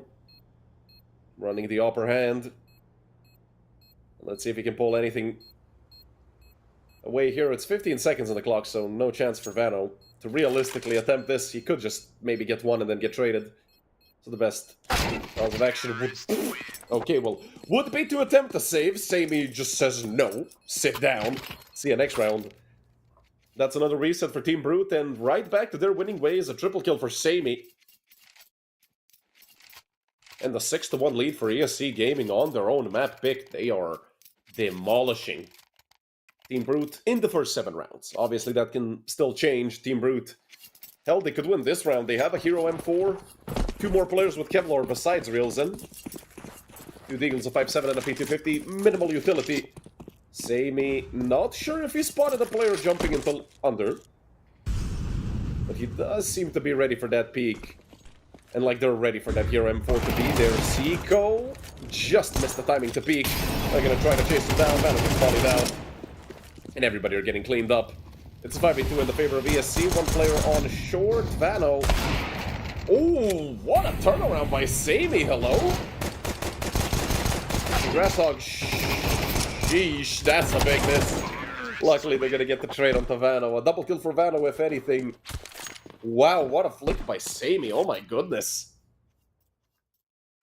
He just turned right around. I mean, there's a player that was shooting him from window. He turns around to window, loses like half his HP. Then there's a player behind him on short. And he just head on a swivel, turns back around. And yeah, when a rifler does it, it's, you know, okay. But when an op does it and hits the shot, it wasn't even a no-scope. I'm pretty sure he scoped in and linked while he was scoping, which just makes it that much more impressive.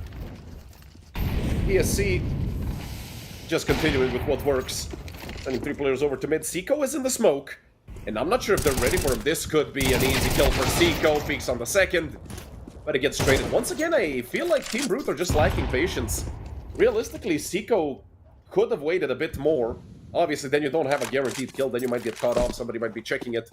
But if this is a player already up short, not really sure why he'd be jumping the gun so early.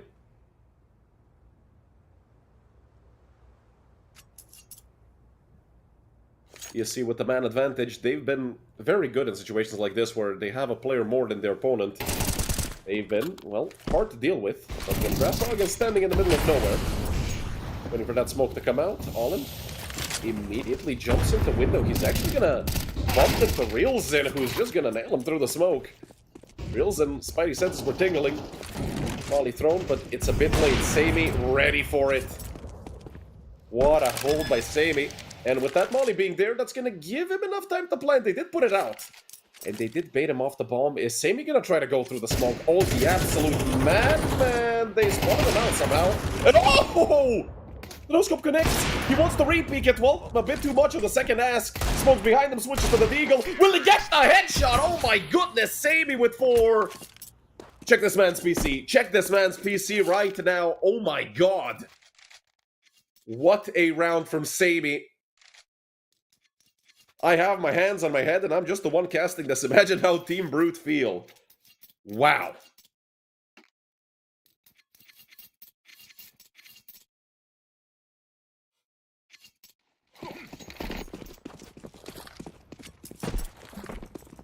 The man who makes all the difference, 14 and 4, Sammy. I still can't believe it. If anything, Grasshog should be dead. Sammy with the Deagle just continues to ruin everyone, but it's a 2 for 1. So ESC, now a player down, Reiko. Well, not anymore. They might even be a player up if Reiko finds this, and he will. Nikolai alone on mid, but it's Sammy!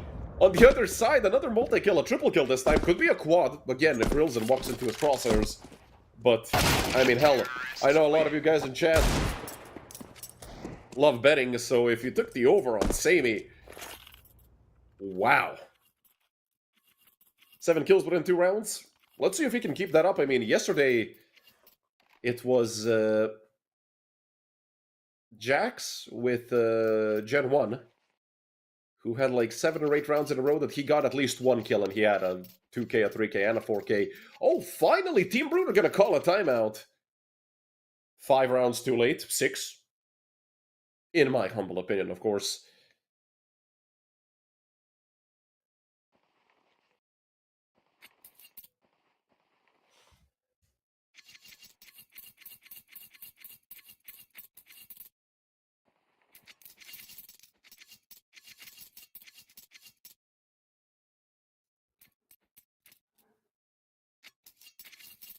A 9-1 lead, very difficult to come back from. If the stats are true, well, let's compare it to a maybe 8-0 lead, and an 8-0 lead guarantees a win in about 94% of the time. A 9-1 lead might even be worse, because your opponent has just more rounds in total. Team Brute, whether they're on 0, whether they're on 1, I don't really think it makes that big of a difference right now. Obviously, if they can get these last 2 rounds of the half, then yes, it could make a difference. A 9-3 half is doable if you win pistol. But no matter what happens, I mean, they're gonna have to win pistol if they want to stay alive here on Mirage. 9-3, 11-1, it won't matter. 1 player dead from under. Palace, although they might not expect a second. That could be the element of surprise that they need.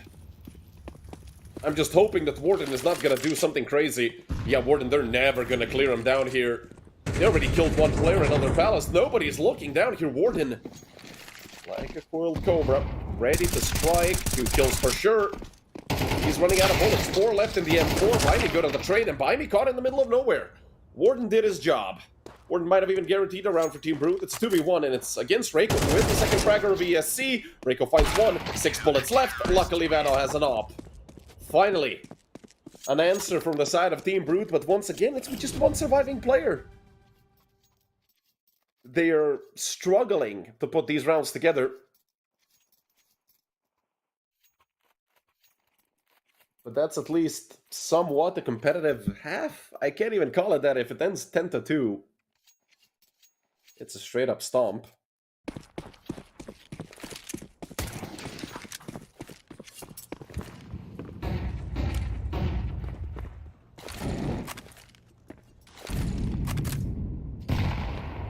Utility dump on top mid by Seiko, but nobody there to receive it. Actually, it's a big ol' 3-0-2 setup from ESC. I'm not not used to seeing teams on the T side completely neglect mid like this, and they're just going out together once again. Warden, it's a jumping Grasshog. With the Mac 10, even though he was fully blinded, still got the kill by me. Oh, on the edge of the smoke. You know, Smoke Palace by me actually got out. I'm not sure if they're ready for it. He had just the good timing so he can actually cross the site. Without being spotted from jungle, by me is going to sit here and lurk forever. And hope to catch somebody off guard. He can wait, I'd say, comfortably for 30 seconds. And Vano can just chill on Ticket. Get the wrong info about A being completely clear. And then flank them. And I do see the setup already being made for that connection from under to connector. Then grouping up on the A bomb side, getting the bomb down. Molly thrown over towards bench, but nobody over, or rather towards Forest. By me did go down in the meantime to Vano. Okay, well, with By me falling down, he was like the one straw holding the entire house up, and yeah, now the round has fallen apart. The best round so far by Team Brute, and they won the last 2 in a row, so maybe a bit of a artificial confidence booster, but hey, better something than nothing.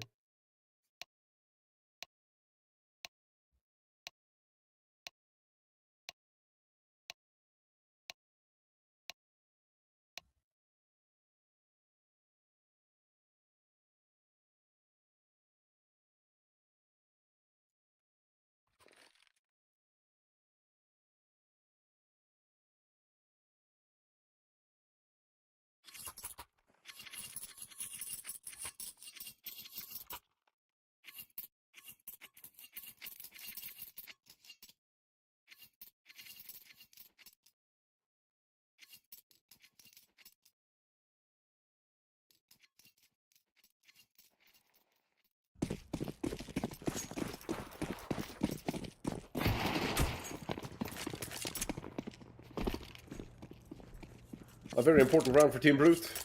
You win this, you have a chance to come back. You lose, the map is over. Although if they get the plant, then lose the round, then win the second. Yeah, but that's... Let's just put all the importance here on the pistol round. Because if ESC win it, they're going to be on a high horse, and Team Brute are going to have a hell of a tough time trying to get them off it.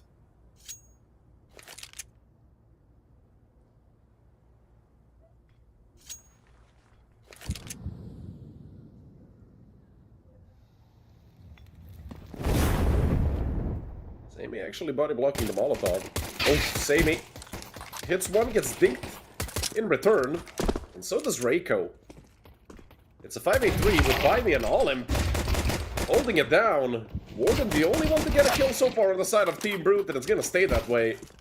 Unless Vano can pull something off. 2 players are still low, and he's hitting headshots. Vano from a 1-on-4 to a 1-on-2, where Sammy is essentially a bullet and a half away from going down. I'm not gonna say it's a favorable situation for Vano, but considering that the ESC have set up both players on B... Oh, he's gonna hear Sammy coming up through apps. Sammy is gonna go right back. This could be the way that Vano wins this round. Back onto the bomb side, but Sammy is staying on short. Sound cue gonna be heard. Sammy turning back around. He is periodically checking it, which is always bad. Because you can always get caught on timing, but now that you know where Vano is, they can rotate the second player back. A Grasshog coming out through Market. It's a 2v1. All they have to do is play it together. Sammy, he cannot peek early. He has to still peek before his teammate does, because he is 1 shot, rather 2 shot to the body. Vano, what a peek by Grasshog. For a second I was starting to believe in Vano, but Grasshog didn't. It's a 10-3 lead for ESC, but the bomb has been planted. Counter-terrorists win. Or rather, was planted by Team Brute, so that gives them a round bonus that they can actually attempt once again, but if they do lose this one, they're fully reset with 2400 loss bonus. Yeah, it's going to be horrific for the side of Team Brute, and the ESC know it. They have 4 M4s on the round right after pistol. They know that Team Brute are going to have to force up. A Tech 9 at Eagle and 3 Galeals. Mediocre utility at best. Although ESC has even less grenades, but their weaponry is much better. Look at Grasshog. Flash is thrown into the smoke. Grasshog, fully blinded, was able to get one. And that's a lot of information here for ESC. A player spotted out towards Palace. Baimi stuck on the wall. Somehow Baimi is still alive, and look at the help from Reiko and Sami. A 3-for-0 trade leaves just Seiko completely alone. He needs the 4K in an essentially impossible situation. A minute 15 on the clock, yes, but time isn't the biggest issue here. Even if there was 50 seconds less, it still wouldn't be the same. Sami with the double. Reiko picking up 2 as well. Round number 11 for ESC. And that was the last ticket that Team Brute could have gotten. So that comeback train gone. And now it's, well, be sad with Glocks. Give your opponent... No, are they actually going to force again? And there's the second tac pause used.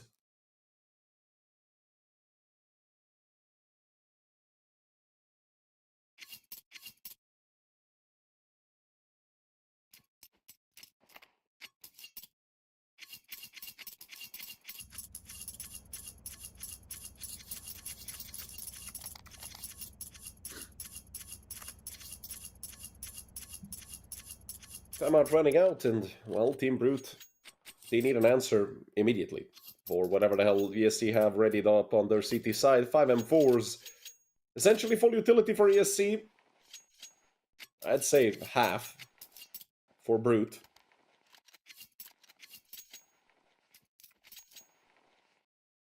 Is that going to be enough for Team Brute to maybe give themselves a fighting chance on this map? Because 2 Deagles attack in the Galil. Rather, 2 Deagles, 2 techs in the Galil. I'm not sure if Team Brute have what it takes to pull this back. They had their chances, although they were during a brutal streak of rounds from ESC. Utility coming out over towards aim. Grasshog is completely cut off. If anything, Team Brute got to the bomb site itself, and it doesn't matter. Sami. Oh my god, this man is just merciless. There's a player in under. Grasshog gonna take him. Another panel is being cleared out. Olin finding a kill as well. Real Zen just gets the dink. That's unfortunate. Well, Vano, good luck. It's a 1v5 with a tech. Hello, Olin. Olin bunny hopping around. I mean, it won't make a difference. But it's still funny that it happened. This is a beautiful view of the roof of the palace area. Sami defusing the bomb. Even when they do everything right, Sami is just gonna kill him through a smoke. And, you know, this man does not care. 12-3. 9 map rounds in a row. 1 AK, 2, actually 3 AKs picked up by the side of Team Brute.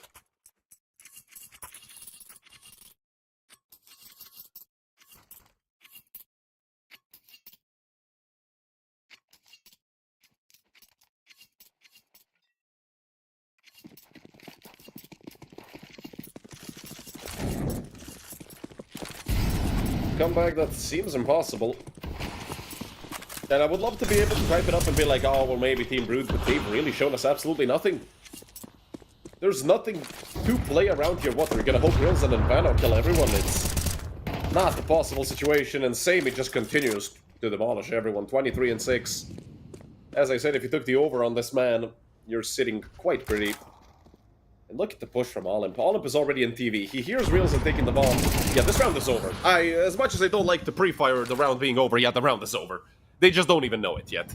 Unless Reels and Warden pull something out of their you-know-what, this is done, man. 13-3 is looming over our heads, and, well, Warden just lost his.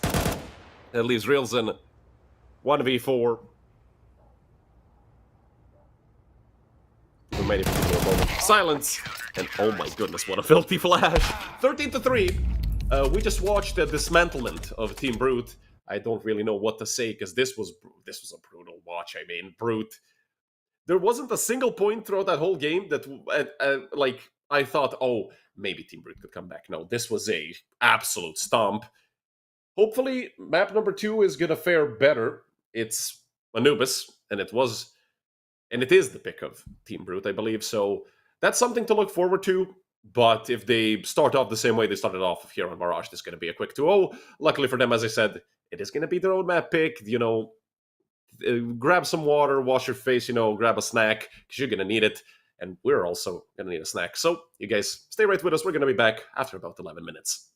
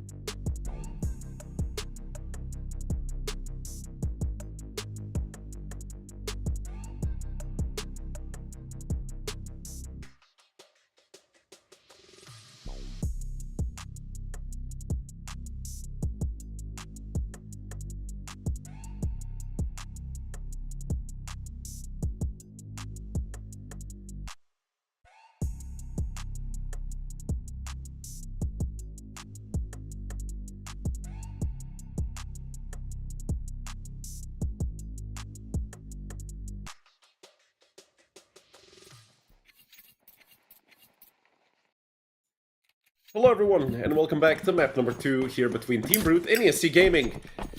From what we've seen on map number 1, oh boy have Brute gotten off on the wrong foot today, but hey, it's their own map pick and they have a chance to claw it back if I'm not mistaken.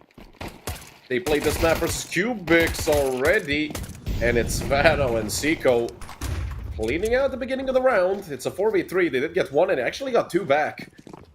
The player's going to be pushing out from A main, and look at all... oh no. Never mind on that. Could have had one or two at least. As 0.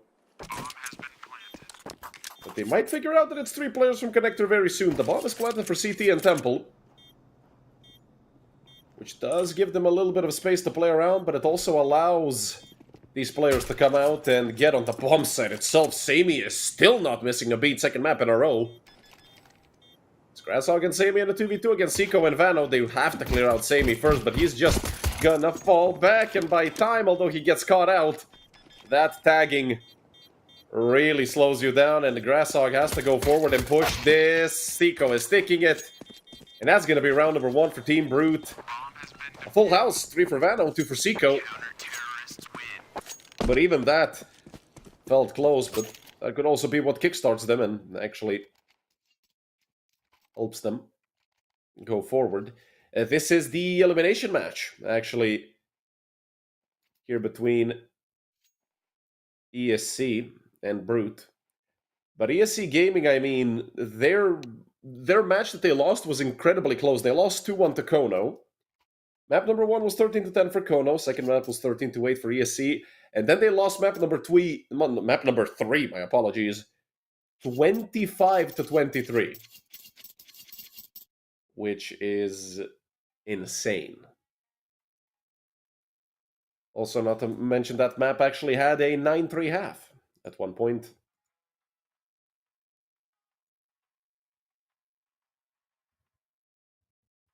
Still, we only have 2 teams eliminated so far. It's Skinvolt Gaming and Wildcard Academy. Wildcard Academy actually forfeited their elimination match here in the group stage up against the Luminar. And from Group B, we actually already have 1 team qualified. It's Gen 1 with a 2-0 score, and also Parisi, if I'm not mistaken, are already qualified with a 2-0 score as well. Or rather, Parisi x Volt. Oh, what? Oh, the site is... oh, okay, it's bugged. Scratch that, but Gen 1 are qualified. No other teams are so far. Tomorrow it's going to be another qualification bout between Kono and Cubics. And in the meantime, ESC, they forced up and they want to go into the A bomb site heavily by me. Out towards Pillar, and it's a 2-for-0. Warden doing a great job, but look at Reiko with the Tech 9. Running all over them on the bomb site. It's a 3v3, it's going to be a post plant as well. And another re-smoke into the camera area. That's 20 seconds, well 14. The Team Brute don't really have to spare. You might even see Seiko just fly through that smoke, and it's another one by Reiko, but this time towards Brokey. He actually gives himself a lot of space, although he gets fully blinded. A 3v2 now, a 2v2. Grasshog fought as hard as he could. That just leaves Olymp. 1v2, they don't have a kit to defuse the bomb. Olymp, he just has to play time, and I think he's done it. Nikolai doesn't have time, and what a job by ESC Gaming. As I said, the ESC didn't, or rather, Team Brute didn't have time to spare, and that's what comes to bite him at the end. Terrorists win. And we're all equaled up already in the second round. But that's going to put both teams' economies into a weird spot. And we might even see the Force Buy Wars unfold right in front of us. Which means whichever team wins 2 rounds in a row first, well, they're going to be sitting pretty. The other team, not so much. 2 Deagles and 2 5.7s alongside that 1 save them 4 for Team Brute. Definitely the buy looking a lot better on the side of ESC Gaming. Smoke thrown for the cross, and they're just going to be playing a slow round of Counter-Strike. At least from what they're set up like. I mean, it's a 3-1-1. It's the default here for Anubis. Hell, maybe even a 2-1-2. Is more common. But I don't think they really care about that. It's by me to get tested. The player's in front of him, the flash is not good. It's a 1-for-1. Seiko gonna get a Galil in hand. Now they know it's 2 players towards B, for sure. But they don't know where the other 2 are. And with Grasshog being this deep in mid, that's gonna warrant a rotation over from ESC Gaming, straight towards B. It's only Seiko over there. He does have a helmet, almost full HP. And the Galil also has a smoke to buy himself time if needed. Grasshog in the meantime got a kill onto Nikolai on mid. Olymp. He doesn't know how close he is to going down, but Seiko's not ready for con. Seiko has a smoke in his hand and he's checking main. Turns around in time, but wasn't ready for it. Wow, Seiko. I thought he at least had his gun out. Did not expect that push out from Connector at all, but he didn't have water control. I'm not sure why Seiko was so comfortable over towards B main. But I think no matter how you cut it, he still was essentially a dead man on that bomb site.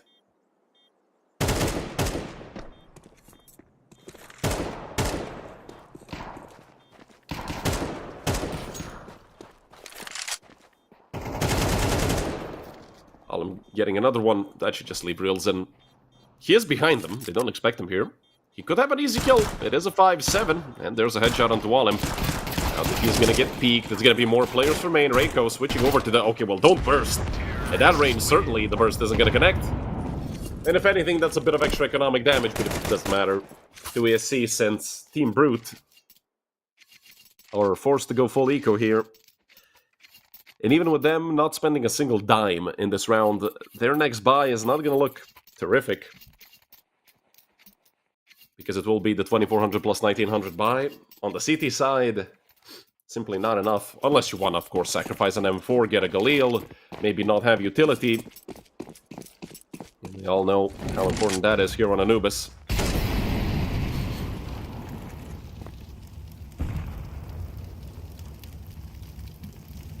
Reiko. Essentially 5 players on mid. Reiko hears all of this. He has Grasshog there with a Mac 10 to help him out. There's Grasshog to pick up 3 on the SMG. Reiko with 1. Great job done by Grasshog. $1,800 in the bank. Let's see what Warden can do. I suppose not much. Samey is ready for it.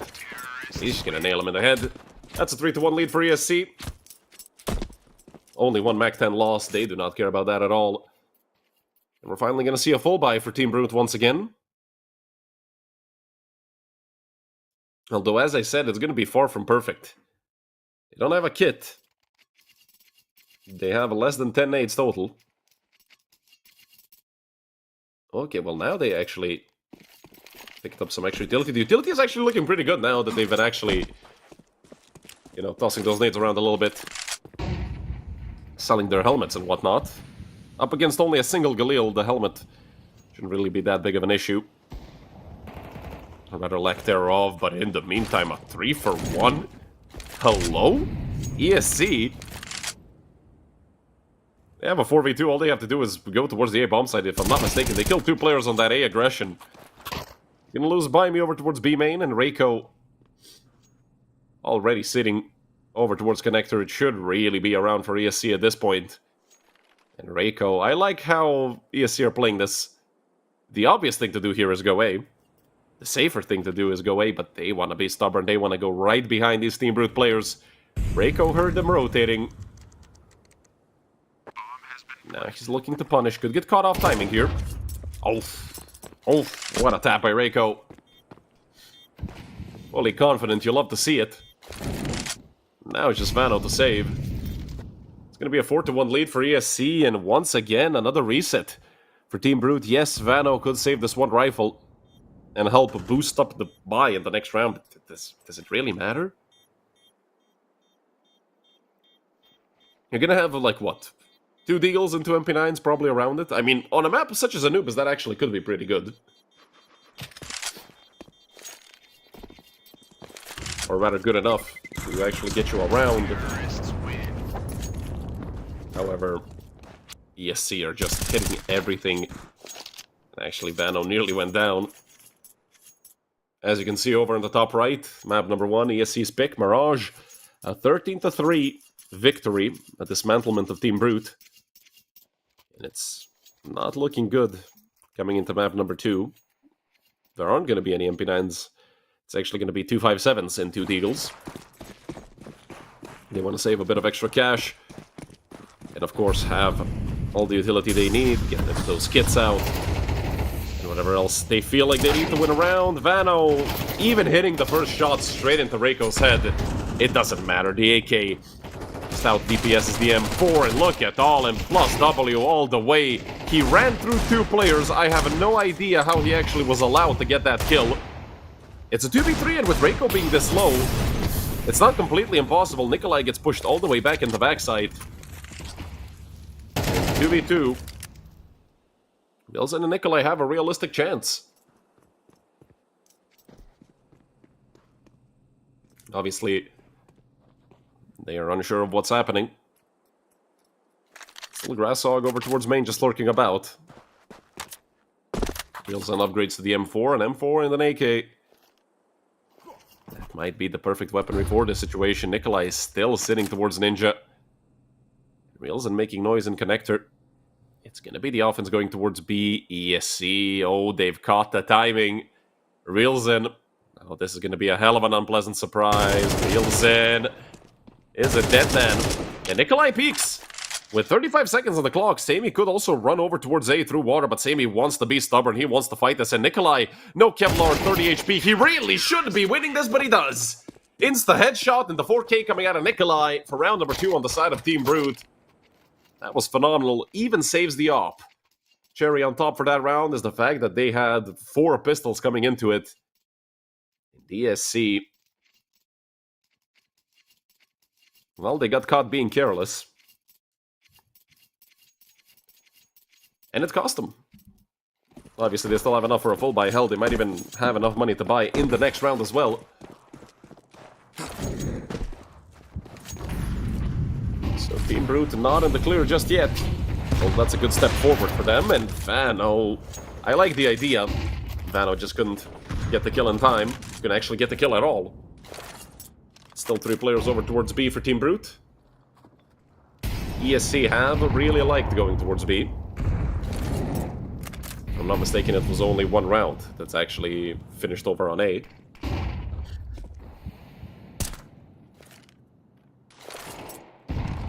This time a bit more mid-pressure. Reiko with comp control as well. And we're playing it perfectly to dodge the nade. And 3 members of ESC gonna be climbing up mid. Slowly creeping up. I like the reaction from Team Brute. They have to clear out one part of the map, and they're gonna choose A main. It's Warden and Wilson deep in A main, duel with Olim. In the meantime, they lose Vano. Olim going forward. What a headshot. Olim knows there's one more up close, and he's gonna find another. I can't believe it. A 4v2 once again for ESC Gaming. But this time, I don't think Seiko and Nikolai can really do a single thing. They have to save. Once again, even when Team Brute get a round, they get a crazy round with those pistols, it immediately gets turned back against them. A really difficult situation to be in. It is a T-sided map, but don't forget, Team Brute picked the CT side. This was ESC's map pick, and, well, Team Brute, they chose to have this happen to them.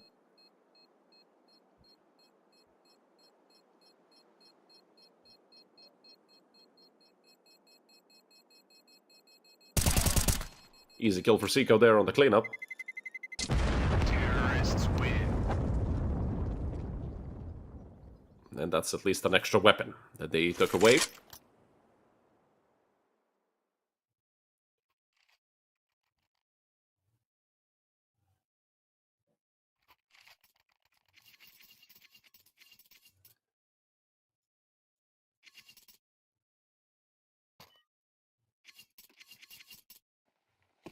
Another full buy for Team Brute, but it's looking a bit grim at this point.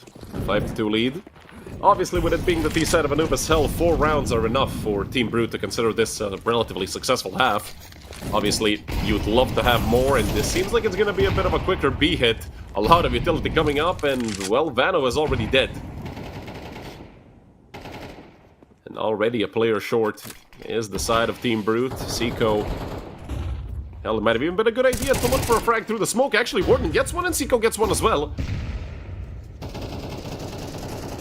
A great job done by the B defenders to actually keep it all under control.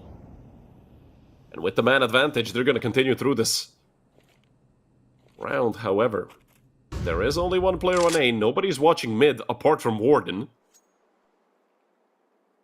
And they know the op was over towards A. He's the one that got the kill on water. Onto Reiko, if I'm not mistaken. Now they're going to be grouping over towards mid. I mean, Team Brute are reading this perfectly. One player on cams, one player... Well, I was going to say towards Temple Rails, it actually chose the long way around, went through CT. That might have been a mistake. Warden goes down with that, goes down the entire A bomb site. Railsin, he made a step over towards heaven. They had to hurt him. And yeah, they're going to be dropping utility up towards heaven. The bomb should be getting planted anytime soon. Unless they want to go back to B. With two nades coming out from main, I mean, this is going to be a fiesta round. I have no idea what the other team is doing at this point. By me, stuck on the bomb site, can't even get the bomb down. There's a player right on top of him, essentially. They have to clear out main, and no, what a mistake from ESC, but Sammy is still alive. Luckily, he ran out of bullets. Reelzen gets him on the flank, but what the hell was that round from ESC? They weren't getting the bomb down. Even with the Molotov in heaven, they didn't take control of anything on the A bomb site apart from the site itself. And they did get punished. Team Brute are actually going to be closing into that scoreline a little bit. 2 rounds difference in the favor of ESC, but they still have money. Although now, that cash has run out. If they lose this, they're going to get reset, and they're going to be forced into ecoing fully. Which could give Brute the equalizing round they've been looking for. Of course, that's a big if. I mean, these rounds that Brute have been winning, most of them did come down to the wire. Reiko. Oh, I love the way this man plays Connector, although this time he's not ready for Vanos up to be that close. Gets his brain splattered. All sees 2 players, knows that actually 2 are now towards Con. Spam through the smoke. Sammy not ready for Vano. Vano still fighting with the op, and he's run out of bullets. USP out. Not enough. He has to reload that sniper, but he has more than enough time. Now he's going to turn back into Connector. He heard the player drop by me looking for the peak. Nade thrown, and by me misses. Is that the shot that's going to cost ESC round number 6? Or at least their 6th round. Grasshog alone on the bomb site. It's a 1v2, and he gets peeked from both sides. Great reaction on the first. And then impossible on the second. Warden with the double. I like what By Me attempted. Unfortunately, the shot just missed. That's another very close round, but with the bomb getting planted and with Team Brute once again losing 4 players, it's a no-brainer to force here by ESC. AK for By Me, AK for Reiko as well, and the Galil for Olymp, Deal for Sammy, and the Glock for Grasshog. Although I do believe he dropped the weapon over. I don't think their economy is that shot.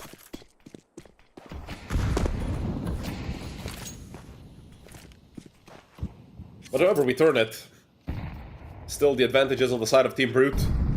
Yes, they do have an MP9, but an op is there. Present Vano. Doing a decent job so far on map number 2. Made into the smoke. Oof, that's a decent chunk of damage onto a few players.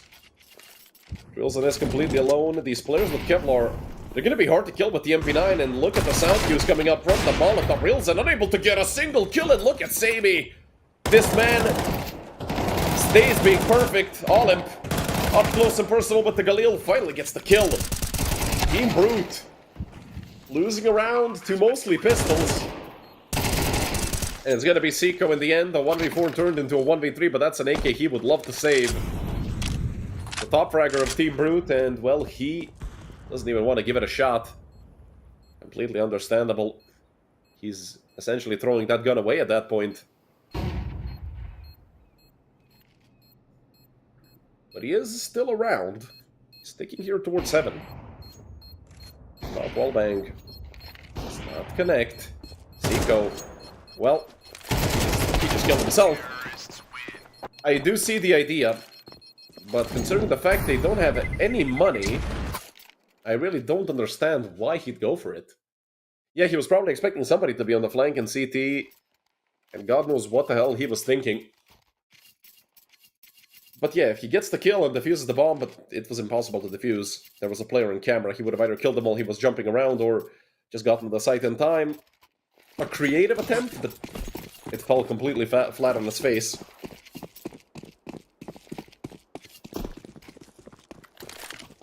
ESC up by 2.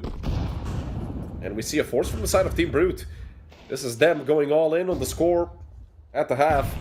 It's either 6-6 or 8-4. I don't really see there a chance of being something in between, because both teams have a less than 2k loss bonus.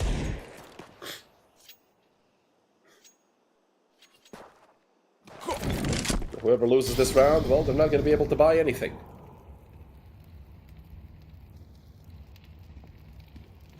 Although we have seen pistols do some great things on this map so far, so even that, it might be a bit of a stretch, but with 1400 on the side of ESC, if they lose this round, there's not going to be a chance for them, but that's a huge if. Reiko with the 3-man spray down.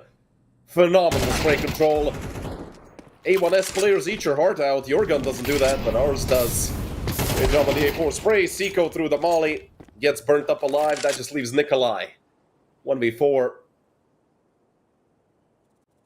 And he's probably just going to walk into Grasshog's crosshair, tapping away and decapitating Nikolai. 2 for Grasshog, 3 for Reiko, who survives with a single point of health. A 7-4 lead, probably about to be 8-4.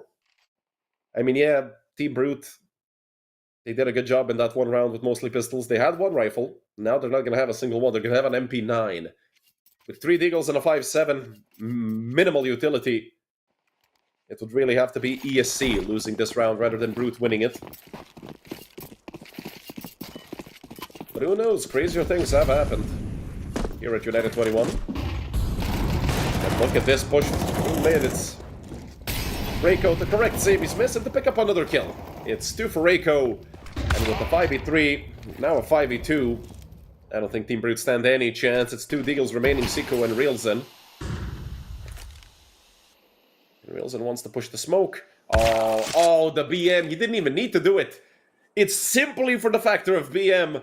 Reelzen stabbed right between the shoulder blades. And Seiko is a dead man any time now. Any second now.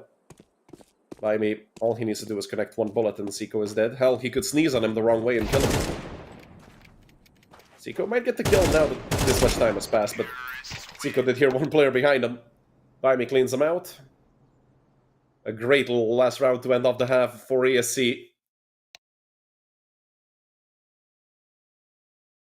Team Brute are looking a bit better than on Mirage.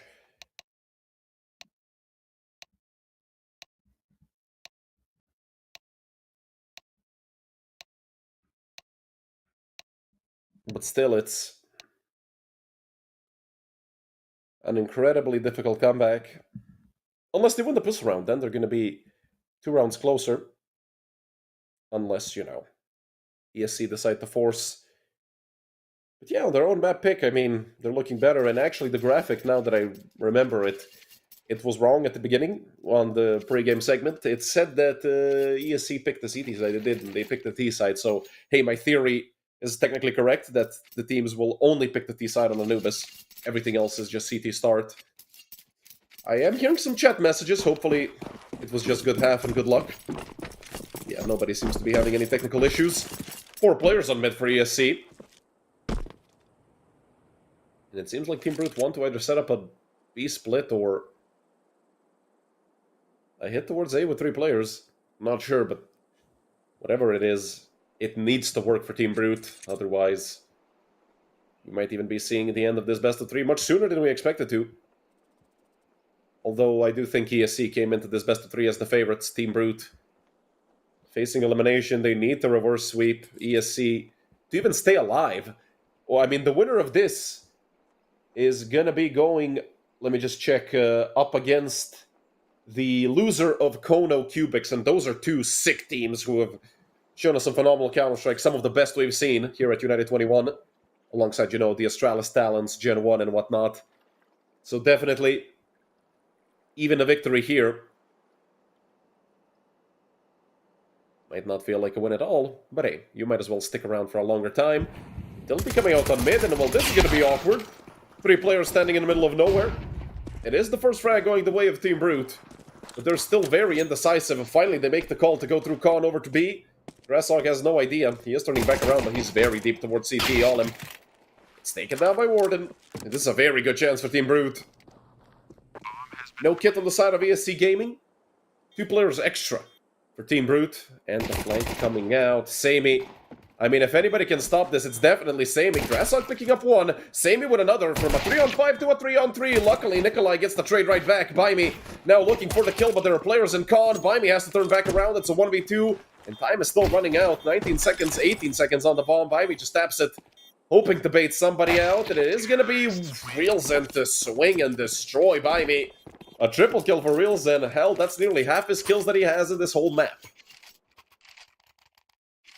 But that's probably the most important round Team Brute have faced so far in this entire best of 3. And it might be what gives him the ticket back into making a comeback. I see a UMP for Grasshog. That is crazy. And in the big 2025, although, I mean, back in the day, that UMP was a demon. Nowadays, it's a bit weaker. It's still good. But objectively, the MP9 just feels like a better weapon, although he wouldn't have that flash if he bought an MP9, so hey, bonus points for taking care of your utility. But still, it's 4 MP9s and that 1 UMP. Up against the full buy of Team Brute, and yeah, that's what happens. Warden shreds by me with the AK. Although I think any weapon at that range would have been a 1 hit to the face. And a 5v4 for Team Brute. All they have to do is not horrifically throw this round, and it should be a 6th on the board for them, and the full reset for ESC. Nikolai up close to main. The timing was bad for the players of ESC, but Nikolai unable to even get a single kill, and now they're pushing forward. They've gotten 3 kills and don't light on what happened with Team Brute. Now Grasshog pushing mid, and they've tremendously choked it away. Warden is completely alone. It's a 1v3. How does this even happen? I can't believe it, Team Brute. Something to ponder about if they end up losing this best of 3. I don't even know where the bomb is dropped. I can't see it on the radar. Hold on, I gotta... It's probably under one of the CT players. But oh my goodness, what a mistake by Team Brute. This was their chance to come back here on map number 2, and they've completely squandered it. Warden just committing to the save, doesn't even want to think about it. Also, that's 2 AKs being saved by ESC Gaming. Not to mention Team Brute are fully reset. I mean, that just means they're going to be forcing here with $1,400. I mean, Warden could drop something over. Oh, my mistake, I forgot. He is not going to get the loss bonus. Okay, well, he can buy an HE and a decoy if he wants to, or get a flash. But what a tragedy for Team Brute. And I mean, those comeback hopes were cut short immediately. They won pistol round, and then, well, that happens.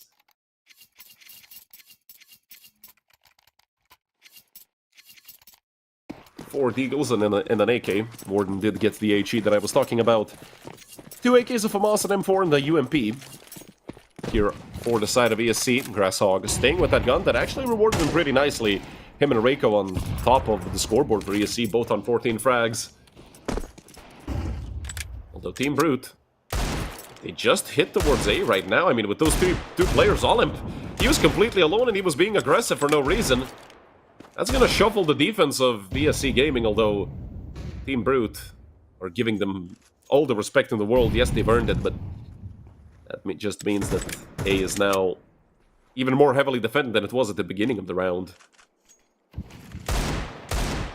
Vano.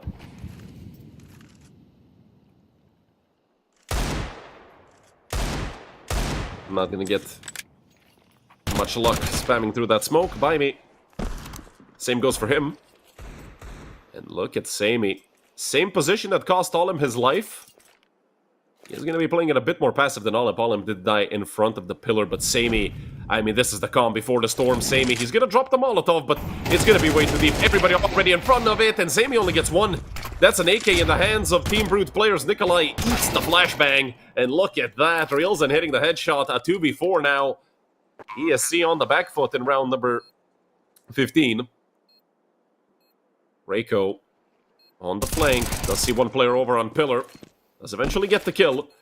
Flash gets thrown out, and Grasshog got peeked. Zico might have been better to play time in that situation. Reiko continues going forward. There is one player in the cubby on Heaven, but he does not get the kill. And now with Grasshog being alone, he has a kit, 15 seconds the clock, still has about 10 to get to the bomb and defuse it. But he would have to kill these two players who are being stubborn and not peeking him at all, but... Okay, no, I thought he was going to turn back to the bomb site. He's going to shift over through Temple, might even get 2 kills here, or he might just get caught off by Nikolai. Double kill for reals and round number 6 for Team Brute. Well, the comeback hopes are alive once again. ESC, I do think it was mostly Olymp playing so aggressively at the beginning of the round. It could have been better if it stayed a 5v5, but hey, he felt the play. Though he was standing in the middle of nowhere, if you were following the radar. 3 rounds difference. Still a lot of hope on the side of Team Brute, and it's actually a full eco by ESC. 1900 loss bonus, I'm not sure if they're going to be buying up, especially not Olymp with 1500. He did invest into this 5-7, which, I mean, if he gets a frag, then yes, it's okay, but Warden is just going to destroy him, didn't even give him a chance to fire a bullet.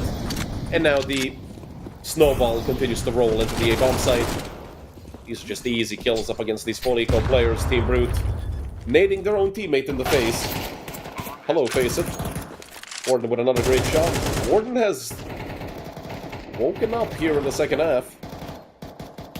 Could be what was missing for Team Brute in the first half and on the first map.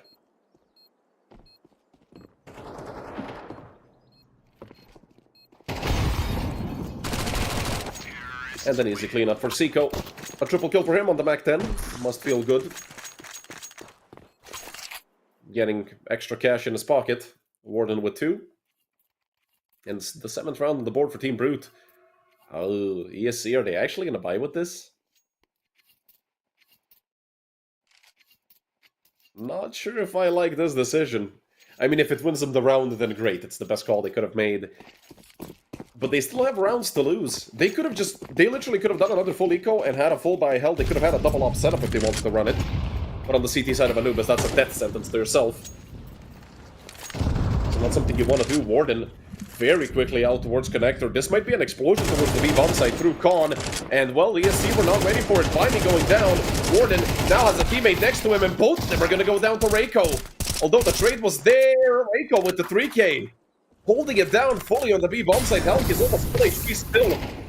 Gets burned back into the corner, and Reiko repeaks. 4 kills for Reiko. What a round for ESC's Assassin, 19-11 is what a scoreline reads. As of right now, hell, he's on for the ace if he wants it. But I think the main thing ESC want in this situation is just to win the round. They don't care if Reiko gets the ace. I don't think he cares if he gets the ace. He went quiet for a few rounds and then explodes. With those 4 on the B-bomb site, Vano, he's been having a rough map, 6-13. He did look much better on Mirage, even though they lost 13-3.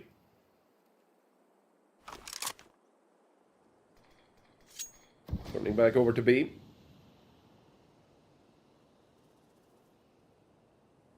It's either the last resting place for him, or this Gladiator gets crowned victorious in this 1v3. There's a player on backside. Oh, look at the timing. It actually favors Vano. Now he has spotted the player out, and, well, now cat and mouse begins. Nade thrown, Vano gets swung on. It's not an ace for Reiko, but this might feel even better. All in picking up that one. It remained 10 for ESC. 3 rounds away from eliminating Team Brute here from United21 Season 30. Team Brute, I gotta check who their first match was. They lost to Cubics. Ah, yes, that's the map that I was actually casting. 13-10 and 13-11. The hopes for Team Brute running out, and running out very quickly. Not sure what the saving grace is going to be here for Team Brute, but I mean, winning a round might not even be enough at this point. Yes, they can reset ESC once again, But ESC have done a great job of being a burden, even with pistols, even with SMGs. We've seen a UMP win a round for ESC. This map has been a bit crazy. Although the space given to them on mid could lead to a round win for Team Brute. There's 3 players here. They're gonna smoke off Temple immediately. The smoke is a bit wonky. It's actually horrendous. You think there's a gap right in front of it. And I don't think that was thrown on purpose. Olymp with the first kill, and now Grass saw a good position for an MP9 to be in. There is an op on the other side, and insta-headshot Vano. That's what you get for not having a helmet on the D side. Immediately melted away. Vano is having one of the roughest games we've seen so far. Here on Season 30. Right next to the... Alive, although that was a different series. 3v5. Team Brute. The do-or-die situation. We might see round number 11 here on the board very soon for ESC. Look at Grass, how hell this man could have gotten another knife kill for ESC. That just leaves Nikolai completely alone. A 1v5. And an almost impossible situation. If anything, Nikolai is full HP. He has a lot of utility. And the bomb on his back, but with 15 seconds left, I mean, hell, if he had 15 minutes, I don't think he'd attempt this. Round number 11 on the board for ESC. If anything, Nikolai is going to save a lot of gear. Their loss bonus is not looking good. Warden on 1900. Vano on 1950. And this might have to be a save call from the 4 players on the side of Team Brute. No, Warden. He gets dropped an AK from Nikolai. And they're going to be forcing up all the way. Nikolai with the Tech 9. Doesn't want to stay on the rifle. Gives it over to Warden, but Warden has been hitting some nice shots, so it does make sense. And I'd say this is the last hurrah for Team Brute. I don't think you're winning a 2400 force buy up against ESC. Not the way they've been playing so far. Sammy going to be breaking the smoke open. 2 players on the other side. But they are going to wait it out. Sammy, another nade throw. This one much worse, and still, what a shot by Sammy. I know this map is a lot more human from him than the first one. He was a demon on the first map. I mean, Mirage was a brutal watch.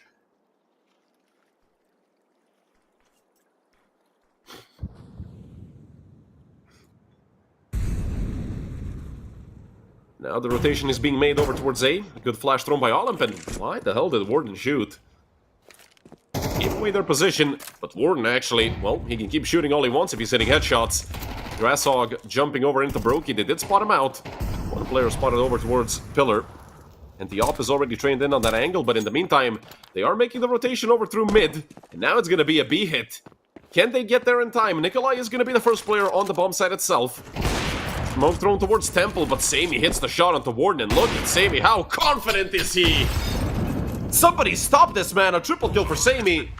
Leaving Nikolai all alone, bet he wishes he had that AK right about now.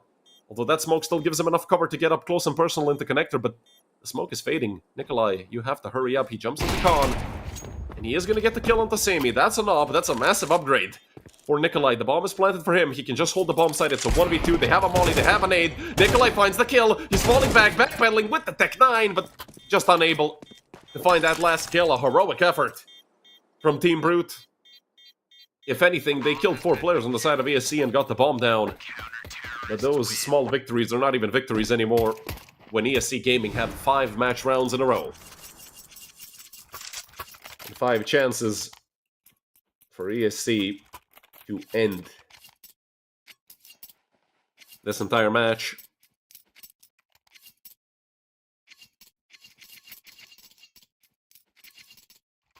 ESC Gaming, a team with an incredibly long tenure in Counter-Strike.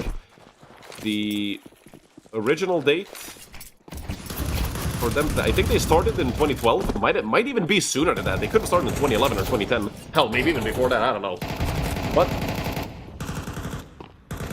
ESC has been around for a while. Warden Vano. 2 kills, I don't know what ESC tried. A creative round. but it gets shut down very quickly. Nade thrown towards Olymp, a great amount of damage done. Buy me. Oh, don't do it to him now, buy me. Oh, luckily, Warden wasn't blind. That's an AK upgrade for Warden. This man has been very sharp throughout this whole half. 12-7. Now I'm gonna have to check when ESC was founded as a Counter-Strike organization, because now I'm gonna be pissed if I don't know that. But we're just gonna wait for this round to be finished.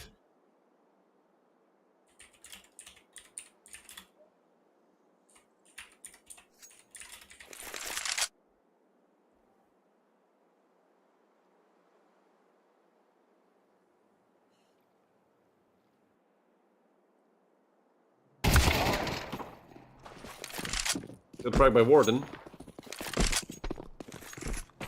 And they're just gonna leave Olymp completely alone. 1v3.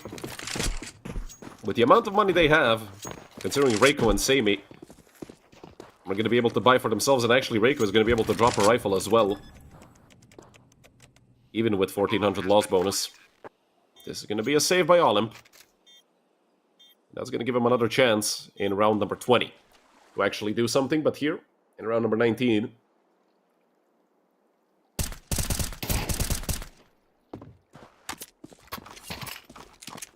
frag into Nikolai. I mean, Team Brood, they cannot afford to lose these players. They have no money at all. It's Khalil in the hands of Olymp. He's running over through T-spawn.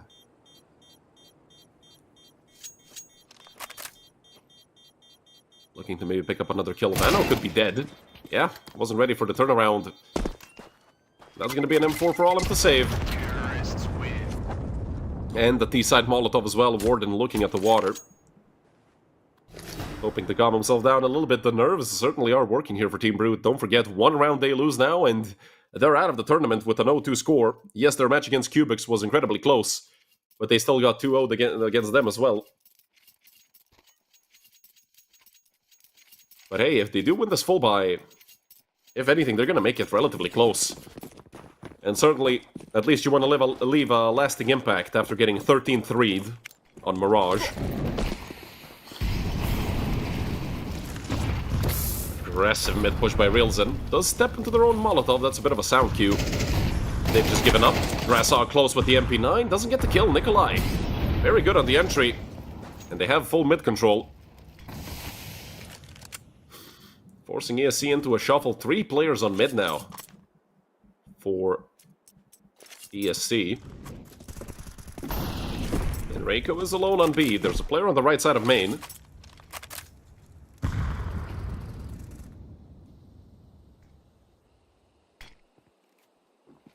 And Utility coming out towards B.